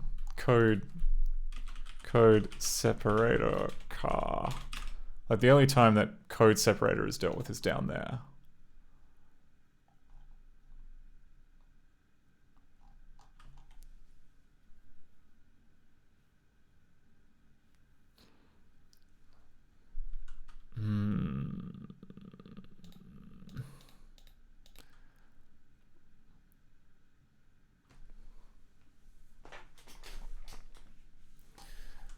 Like, what was the actual text in there? Like B10. Oh, sorry. A10.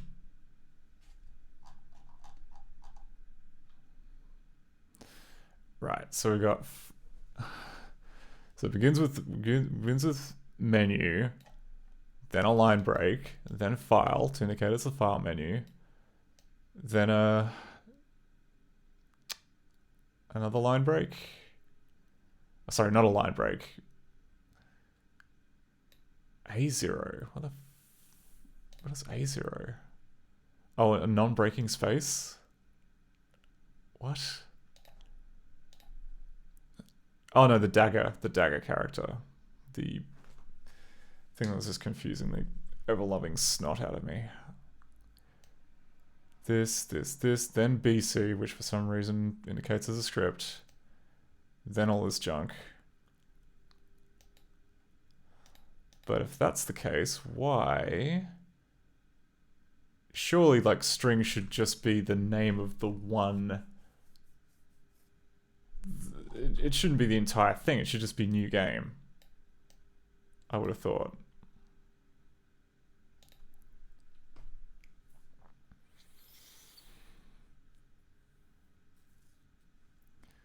Because, okay, it's checking to see if it's got a prefix of ignore case menu. Then it is... Okay, then it's move forward until it gets past all the white spaces and all the tabs. Then... Oh, right, because then it's looping around to see if the submenu text is empty. Okay, this thing This thing seems like a hack. I'm not sure I like this. I'm not sure I like how this is done. This feels like something that should be done at the end of the loop, not just part way through whatever the hell this is. Because like, where do we set submenu text?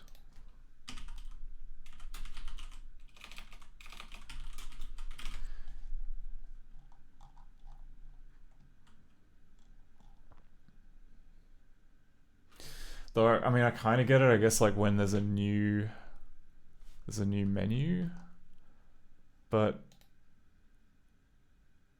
all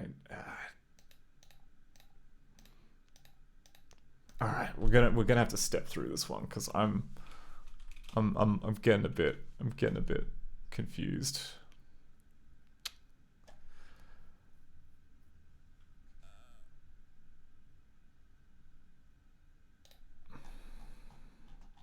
Okay, very start of the thing. Okay, B2341 if member ID dot member doesn't equal 0. Oh wait.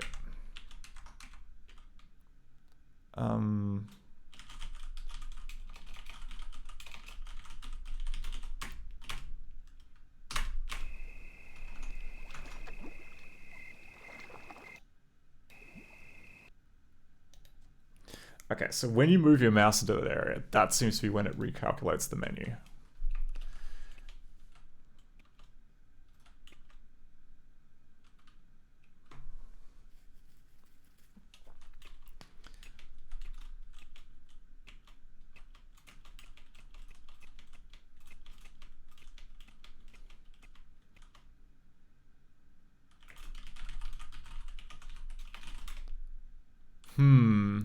Oh. Oh, I see. Haha. Yeah, alright. So, 13. 13 is form feed?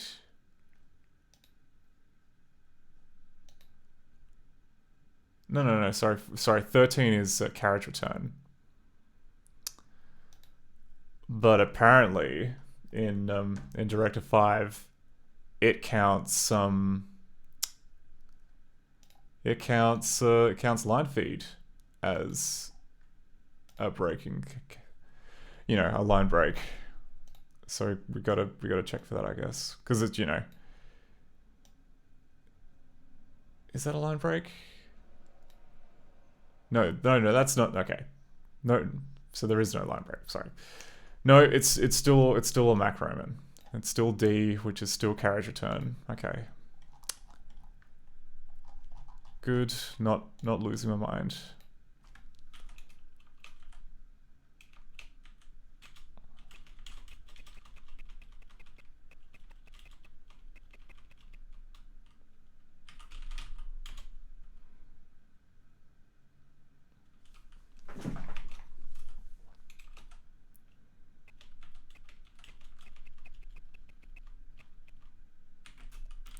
Okay, so we've got our first line. It is menu, followed by dagger, followed by file. If line has prefix ignore case, menu.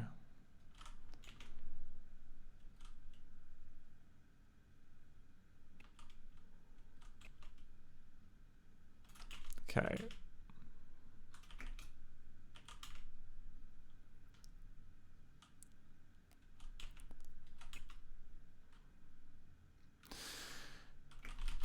Okay, is menu a real thing? Yes, it is. Okay. So it's adding, yeah, so it's adding a menu item. Okay, it's adding a menu item with no attachment? Sure.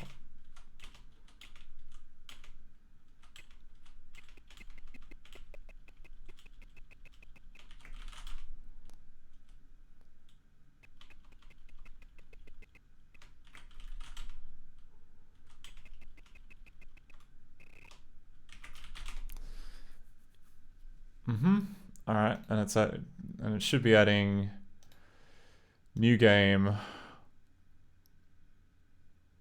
followed by BC followed by all of this script nonsense. And then, yeah, then yeah, okay.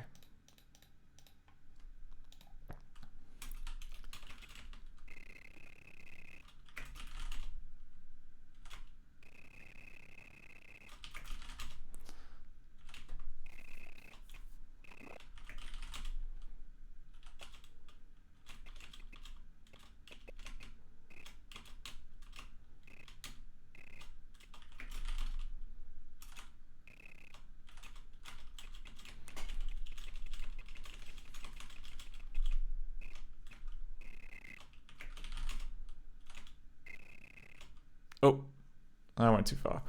That's fine. Yeah, so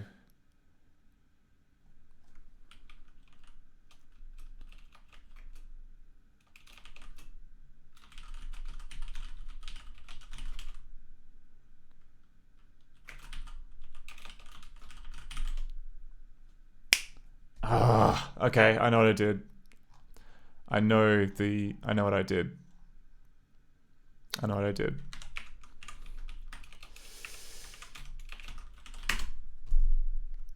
That's on me. That's when you get autopilot brain and I just start copy pasting from other places. When, yeah, so issue is that we need to check for the special, this thing, if the first check fails, as opposed to when it never fails, which is the opposite time of when you'd want to do it.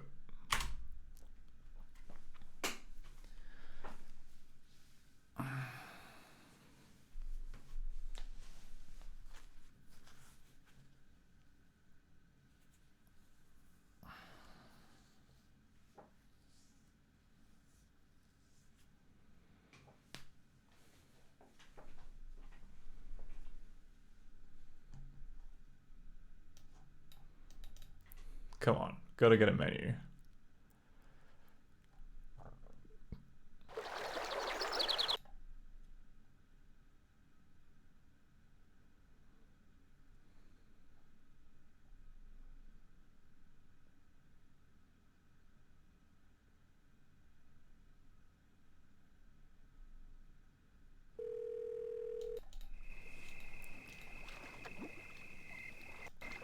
Oh, it's gonna be like that, is it? It's gonna be like that, huh? Yeah, alright. I see how it is.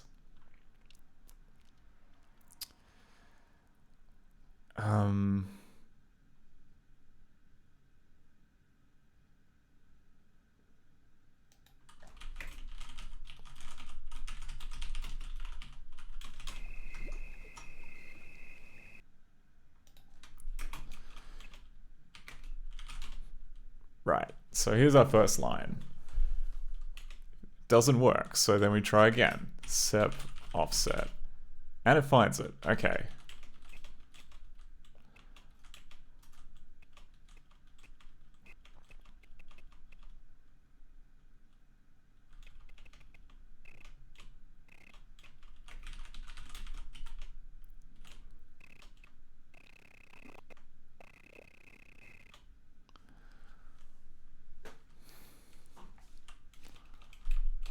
Yep.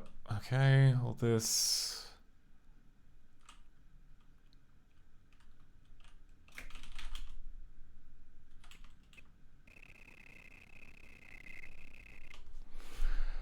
Okay, well that fixed that particular bit of the issue. Now the other question is like, why?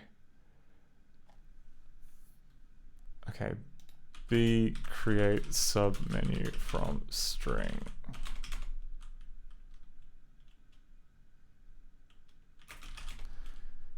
Yeah, okay, so that finds it.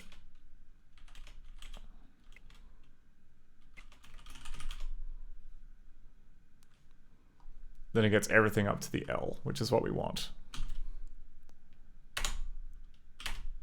L1.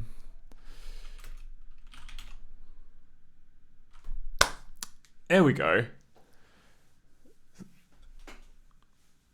So okay, this looks sane. This looks like an actual menu string, which can be yeah, can be interpreted by human beings. And yeah, okay. Command ID. ID? Oh, okay.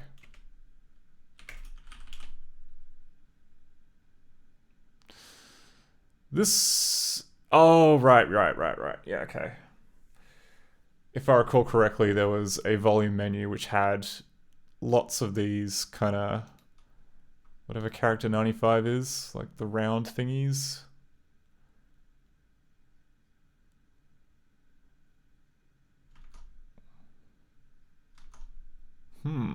That's interesting.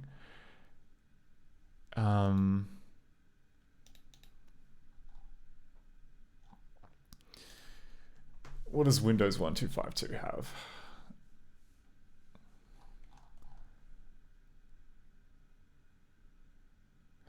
Yeah, okay. It's using Windows 1252, which has a bullet point.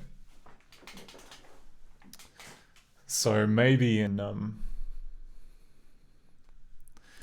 oh crap, okay. Yeah, no, okay, sorry, forget it. So I guess it's expecting a bullet, but canonically it's meant to be macroman, so instead what we'd be getting is lowercase I with a diaresis or an umlaut.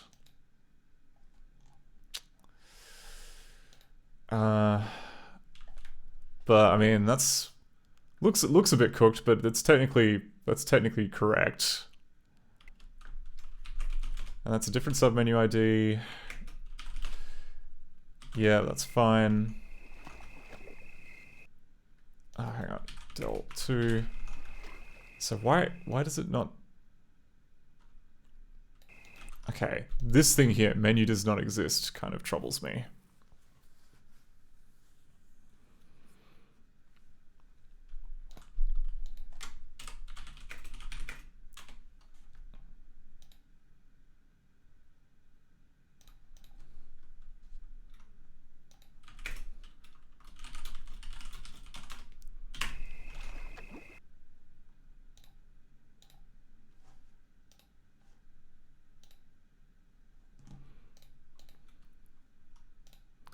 Where was that? 1250.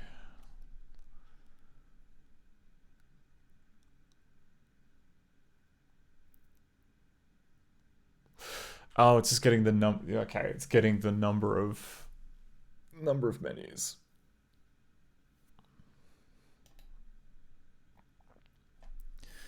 I mean, it's not necessarily wrong.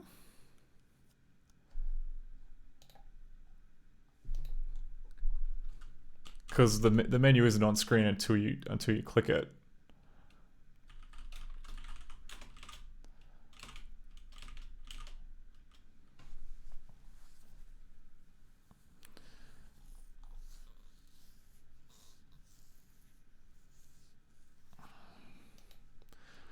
Okay, I think what we're gonna do, let's so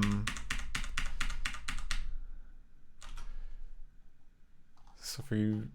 What was the name of that? Create submenu from a string. So I think this is being called in the idle function, but I'll just double check.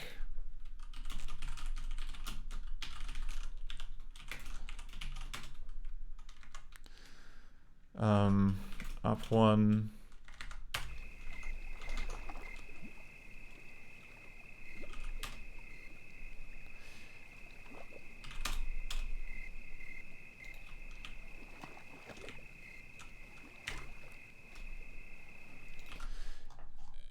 Yeah, okay. So it was in the idle function.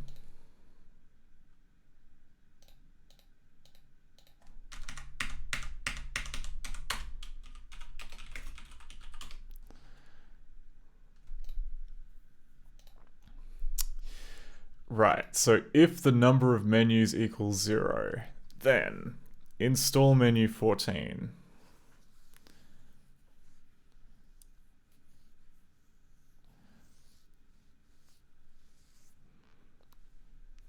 But then, is there like a show menu thing which isn't happening? Is that why it's not busted? Show. Menu. Maybe I hallucinated that. Like, we have games which have hidden menus. There's install menu. Menu items, menu keyword. Is it just calling menu?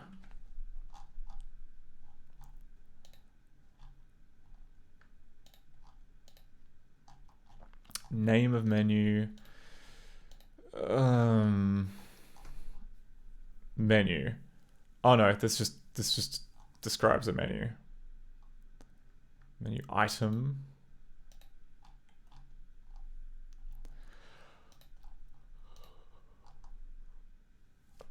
Installs the menu okay, yep. To remove custom menus, use install menu with 0.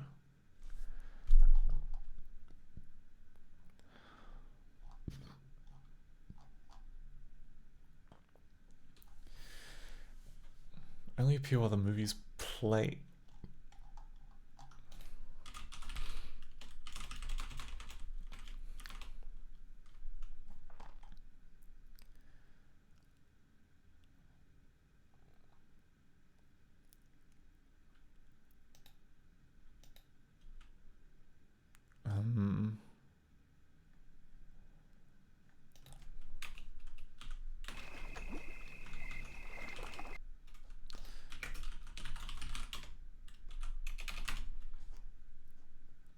I could have sworn there was like a...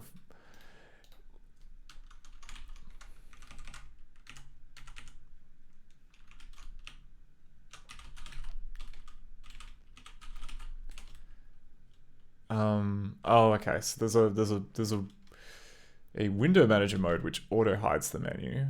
Close menu, set active, open menu. What's the opposite of close menu?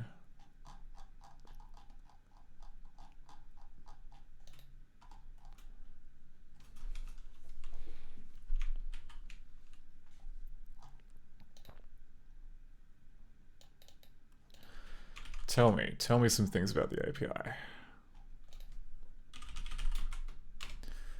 Okay, there's a close menu, print menu. Is print menu.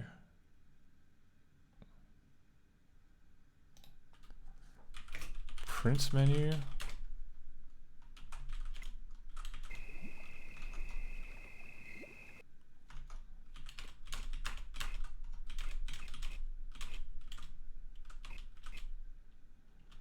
Del 3. Okay, it's not print menu.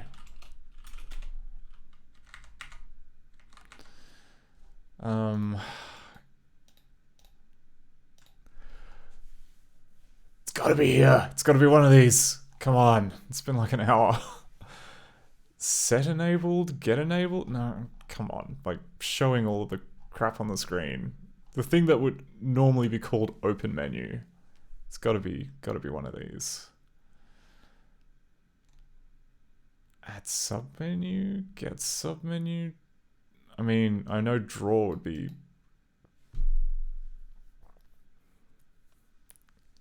Is visible. Okay, there is visible and... How about we do set visible? That seems... The Mac menu set visible. Alright, that happened. Alright, so it's in the window manager, which activates the menu.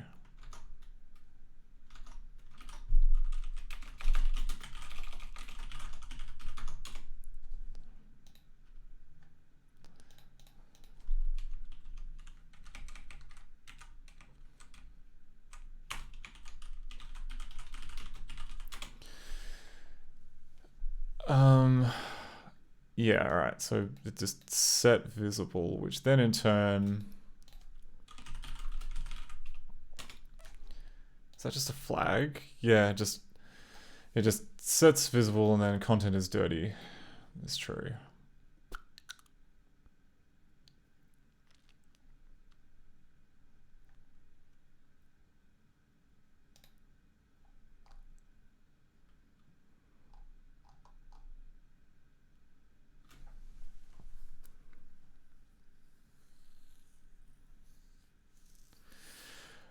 I'm guessing some code must be like running to just wipe the menu from our side, so that when we see it, we just don't have anything in it, because it's definitely updating. I'll put in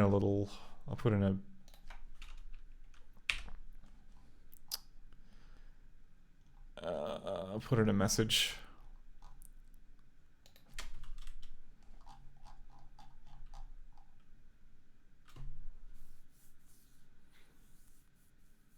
Okay, it's there in gdebug lingo exec.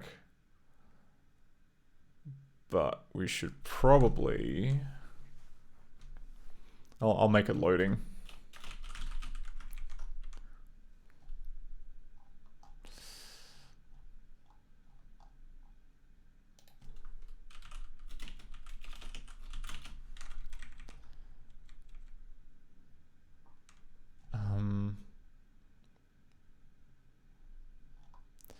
Where did the menu ID come from? It came from submenu. Okay, just whatever submenu is.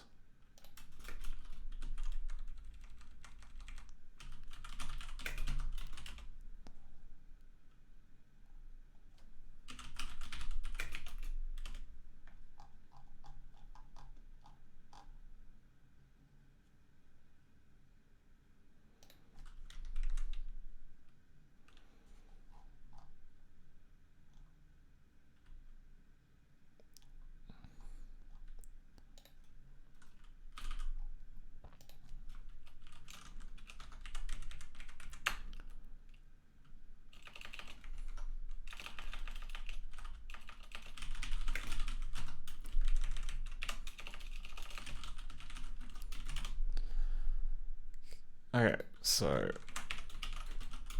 hint here that the menu's getting ganked. Hint here as to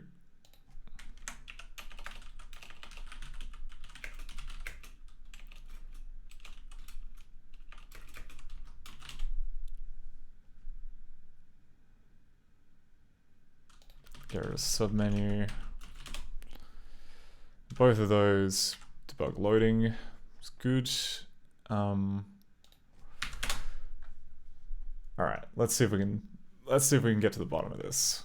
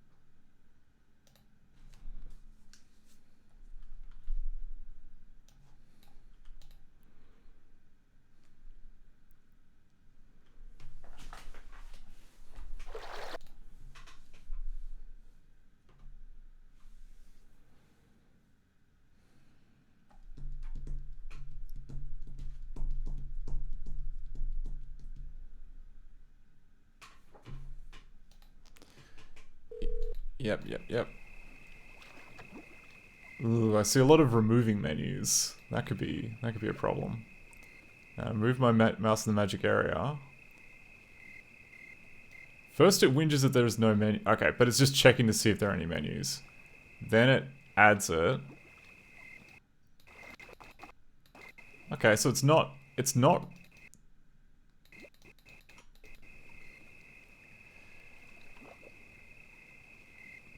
But it should not be removing the menu when I move the mouse out there, so... What in the name? Alright.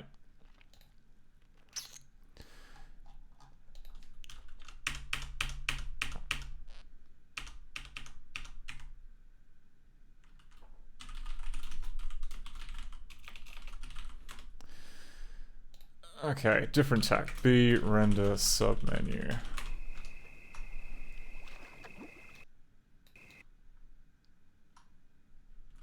Ooh, that time we got something.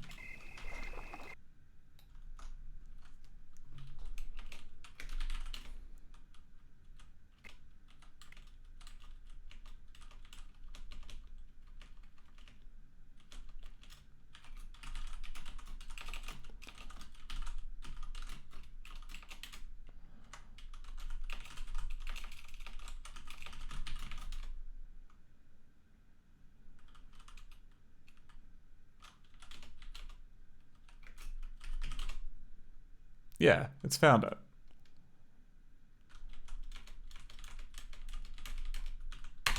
So it's calling that code.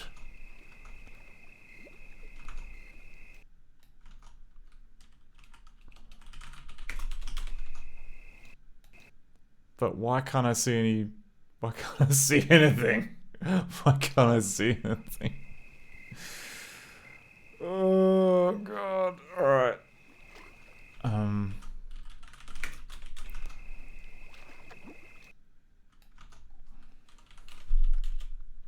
What is the bounding box in this? The bounding box is... It looks real. Like that those aren't crazy nonsense dimensions. That's... And it should be filling the screen with white, and it is not doing that.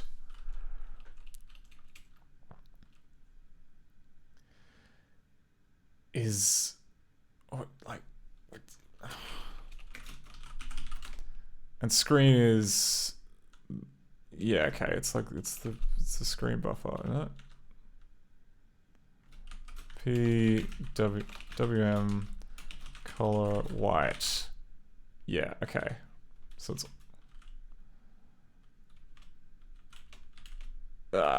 del 2, del 3.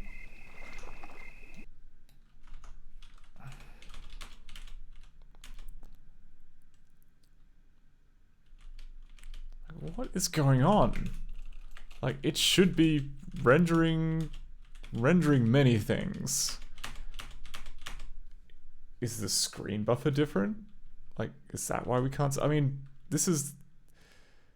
We should be... Like, this is from the window manager. This should be where all of the rest of the stuff in ScummVM is going.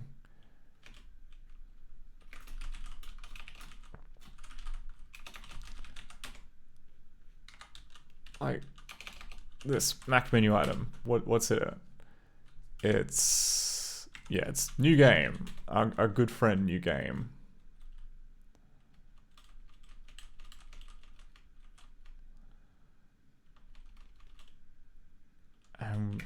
Yeah, we're drawing the string.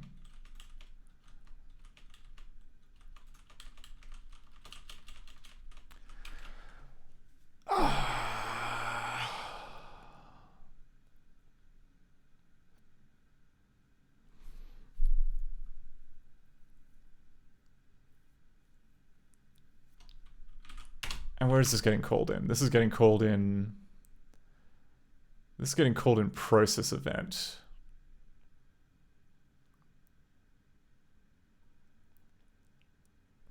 Yeah, because this did... I mean... When we interact with the menu, that should interrupt the game. Which looks like that's what's happening, because... Oh, wait, hang on. Disable one. Because look, when we open up the menu, that's interrupted things. But how come none of the stuff is showing?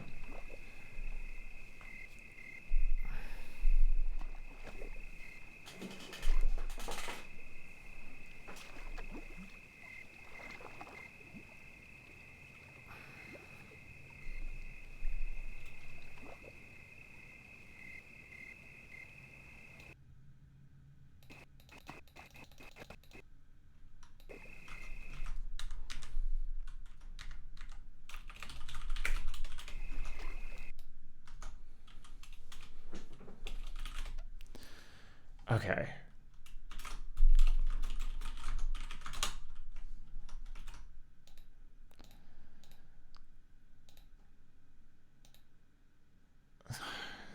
So it's draw function. Oh wait, maybe screen. Oh, okay, right. So I was gonna say, like, maybe screen is a separate buffer that's inside the menu object that then gets split somewhere else, but it looks like we pass it in. Like, where's it been called? It's been called in process event. Line 1071.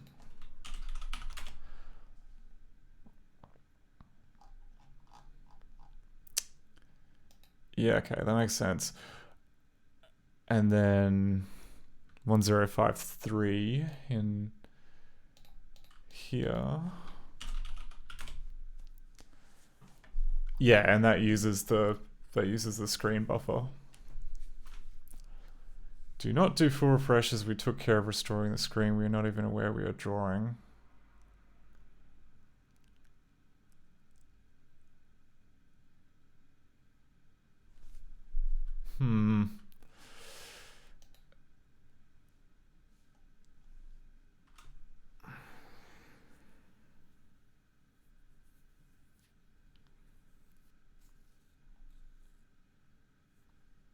Actually, PWM mode.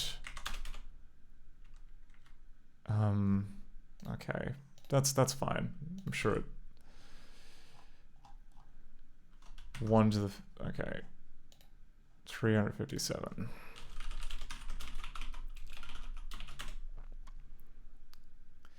Because it could be right that it's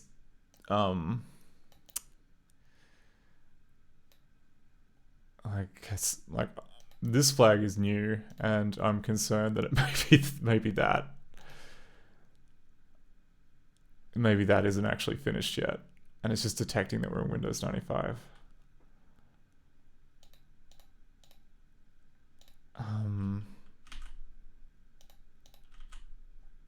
Where is that defined? It's defined here. Okay.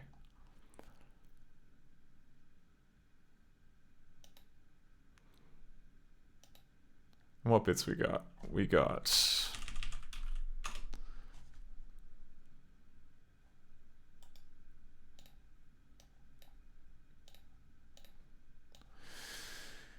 we have the desktop bit. We have the modal menu mode bit. We then have manual draw widgets, full screen. The 32 bits per pixel one. I think that's it. 0, 1, 2, 3, 4, 5, 6, 7, 8. Okay, we don't have Windows 95 mode, which is good.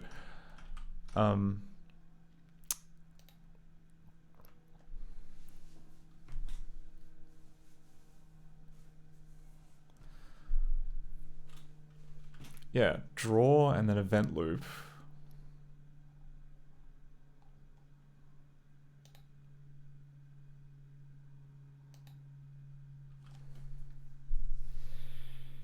Oh my god.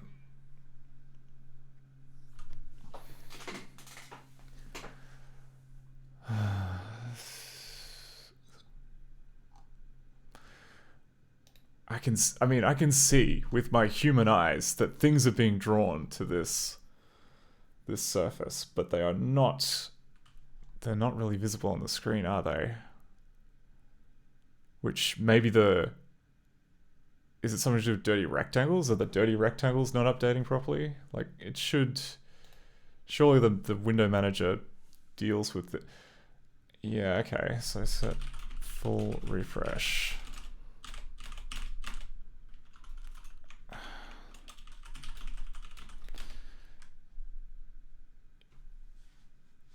No mutator to indicate the entire desktop must be refreshed. Okay. Also, as a sanity check,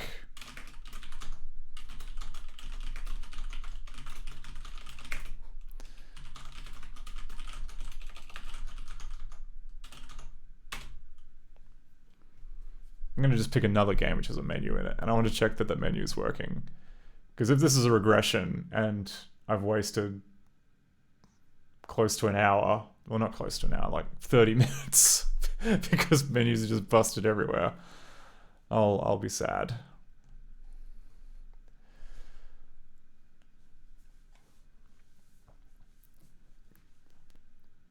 Oh, wait. Okay, I can't type properly.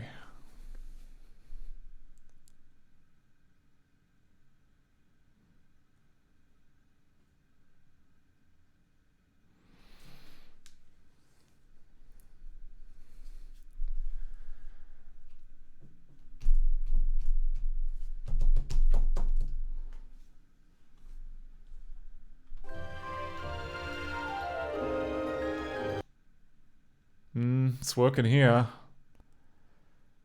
This menu seems to be fine.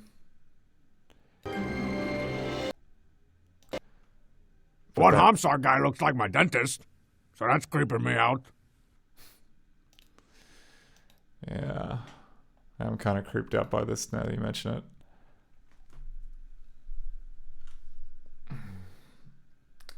What could be different? Is it 32-bit mode? Is that why it's being difficult? If I go ahead and make Amber look like crap but run it in 8-bit mode, will that make the menu show up? I don't know. My brain's kind of dying by the end of the day, so I'm just throwing crap at the wall now.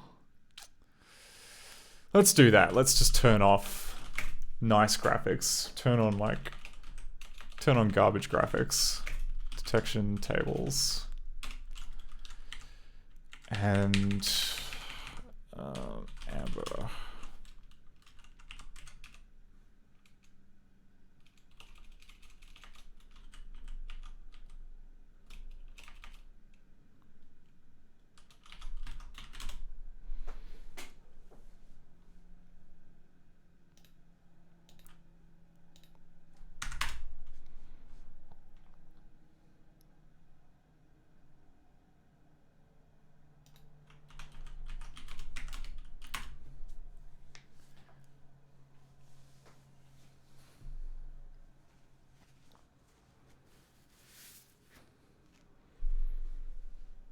What do you say, Daria?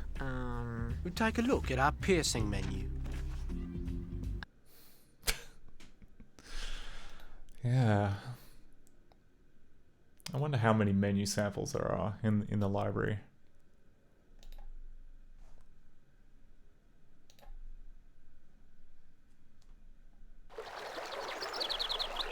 Okay. There we go. We've got craft graphics up now. Hopefully. Get through that. Get through that. Oh, Code Engine asks, uneducated question. Are the colors of the menu on the palette and is the ordering of the elements to be drawn correct? Yeah, I was thinking about the ordering the elements to be drawn. Like, the menu happens at like the menu happens at the window manager level, which should be on the top of, over the top of everything. Okay, so it's got nothing to do with 32-bit, which is, I mean, I assume so. Info, it's not running in 32-bit mode, is it?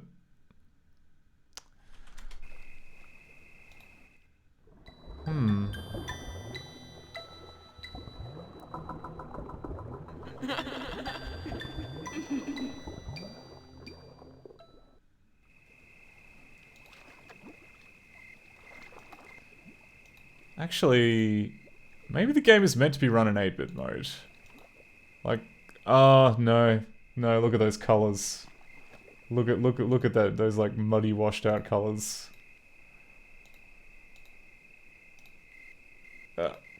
You gonna let me in the house? Oh, it's because the mouse cursor update's a little bit too late. But anyway. If I pull the switch. Wait. Did this actually work? Is this running it in? Is this running it in crap graphics mode?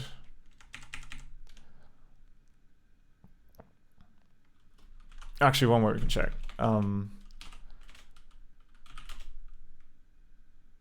Let's go up 7. Yeah, that'll do.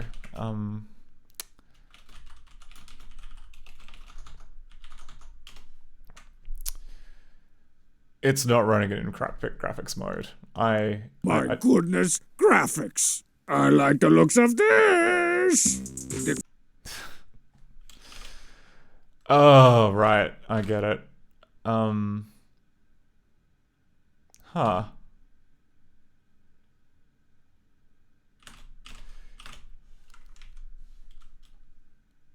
Oh, right. Okay, I changed the Mac version, which we're not playing. This is the one I should have wrecked. Okay. Have another go.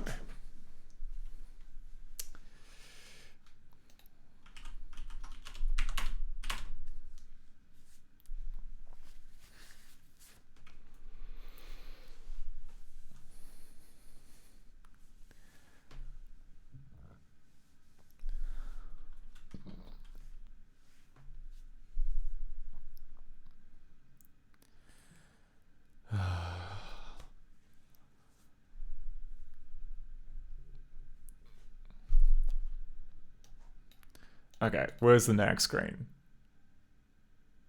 There we go. Oh, sorry. Amber Journey Beyond requires 16-bit color. Okay, so you can't actually play the game in crap graphics mode. So my argument, I mean, we could lie. We could bodge our way past that and run it all the same, but do we want to? Do we want to? Actually, yes we do, because I don't have any other ideas. Okay.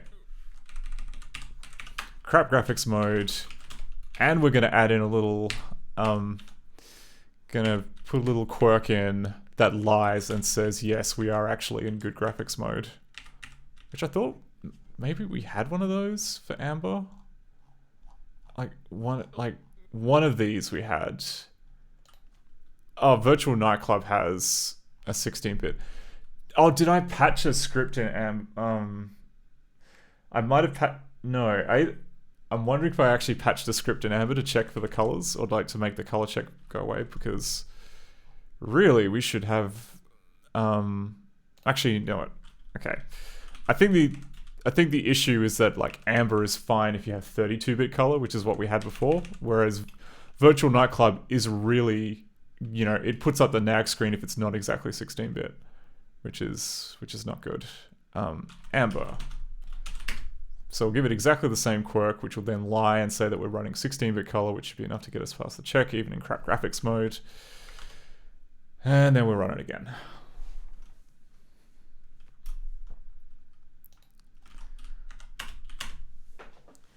Because there's nothing technically stopping us from running the game in bad graphics mode. It'll just look bad.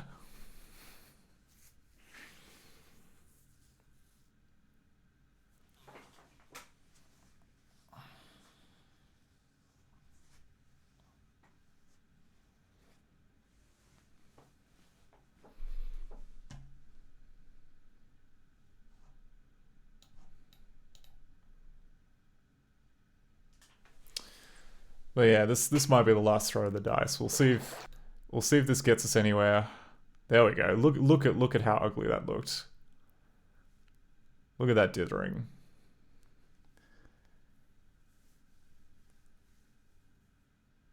If that isn't the hallmark of crap graphics mode, I don't know what is. There, look at that.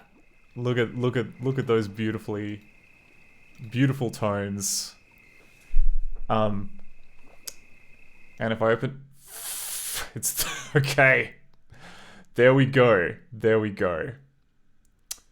Answer is the menu drawing code doesn't work in when there's 32-bit graphics. Okay, that is something fixable.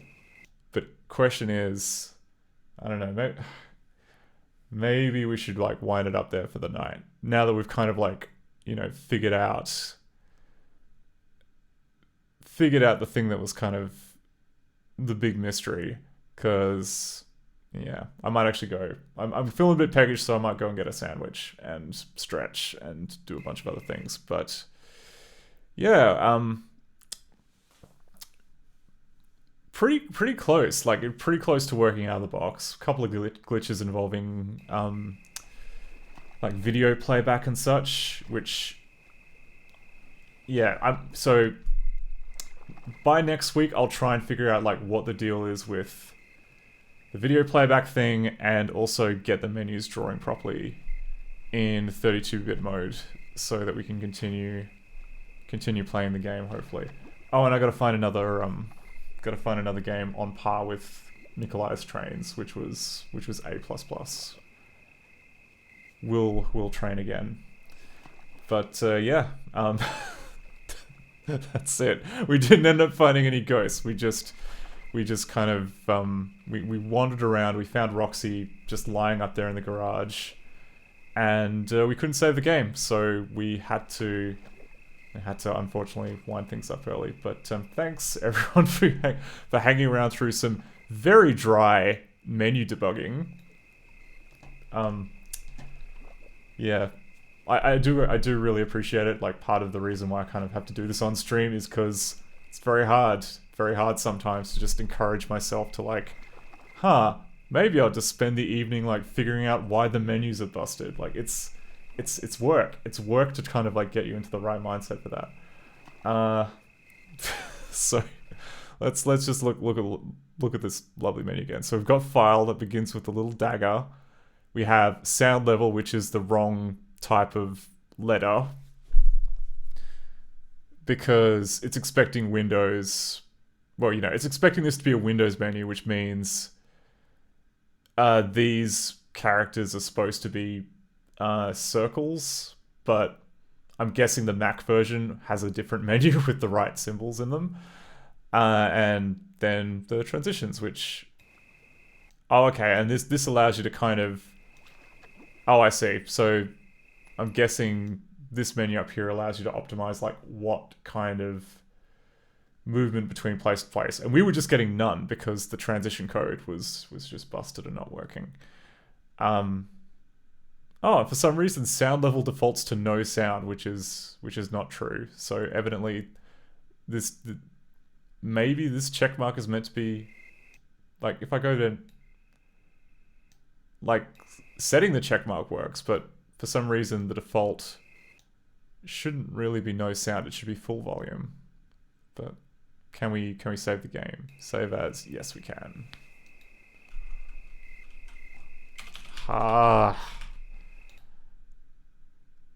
Okay, it crashed. It crashed just as I was saving the game.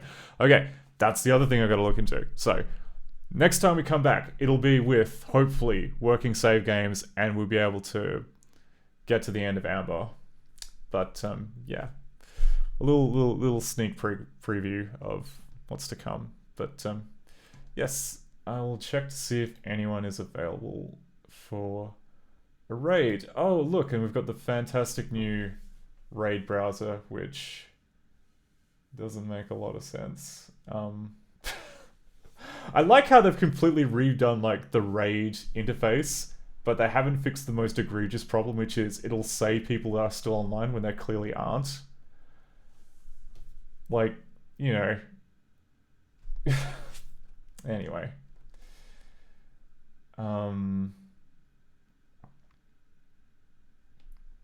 And like it's just inaccurate enough that I'm tempted to kind of like open up another tab to check to see if it's lying to me. If there's twitch.tv.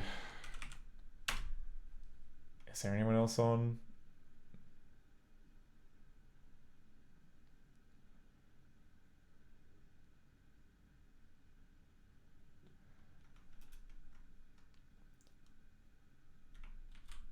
Okay.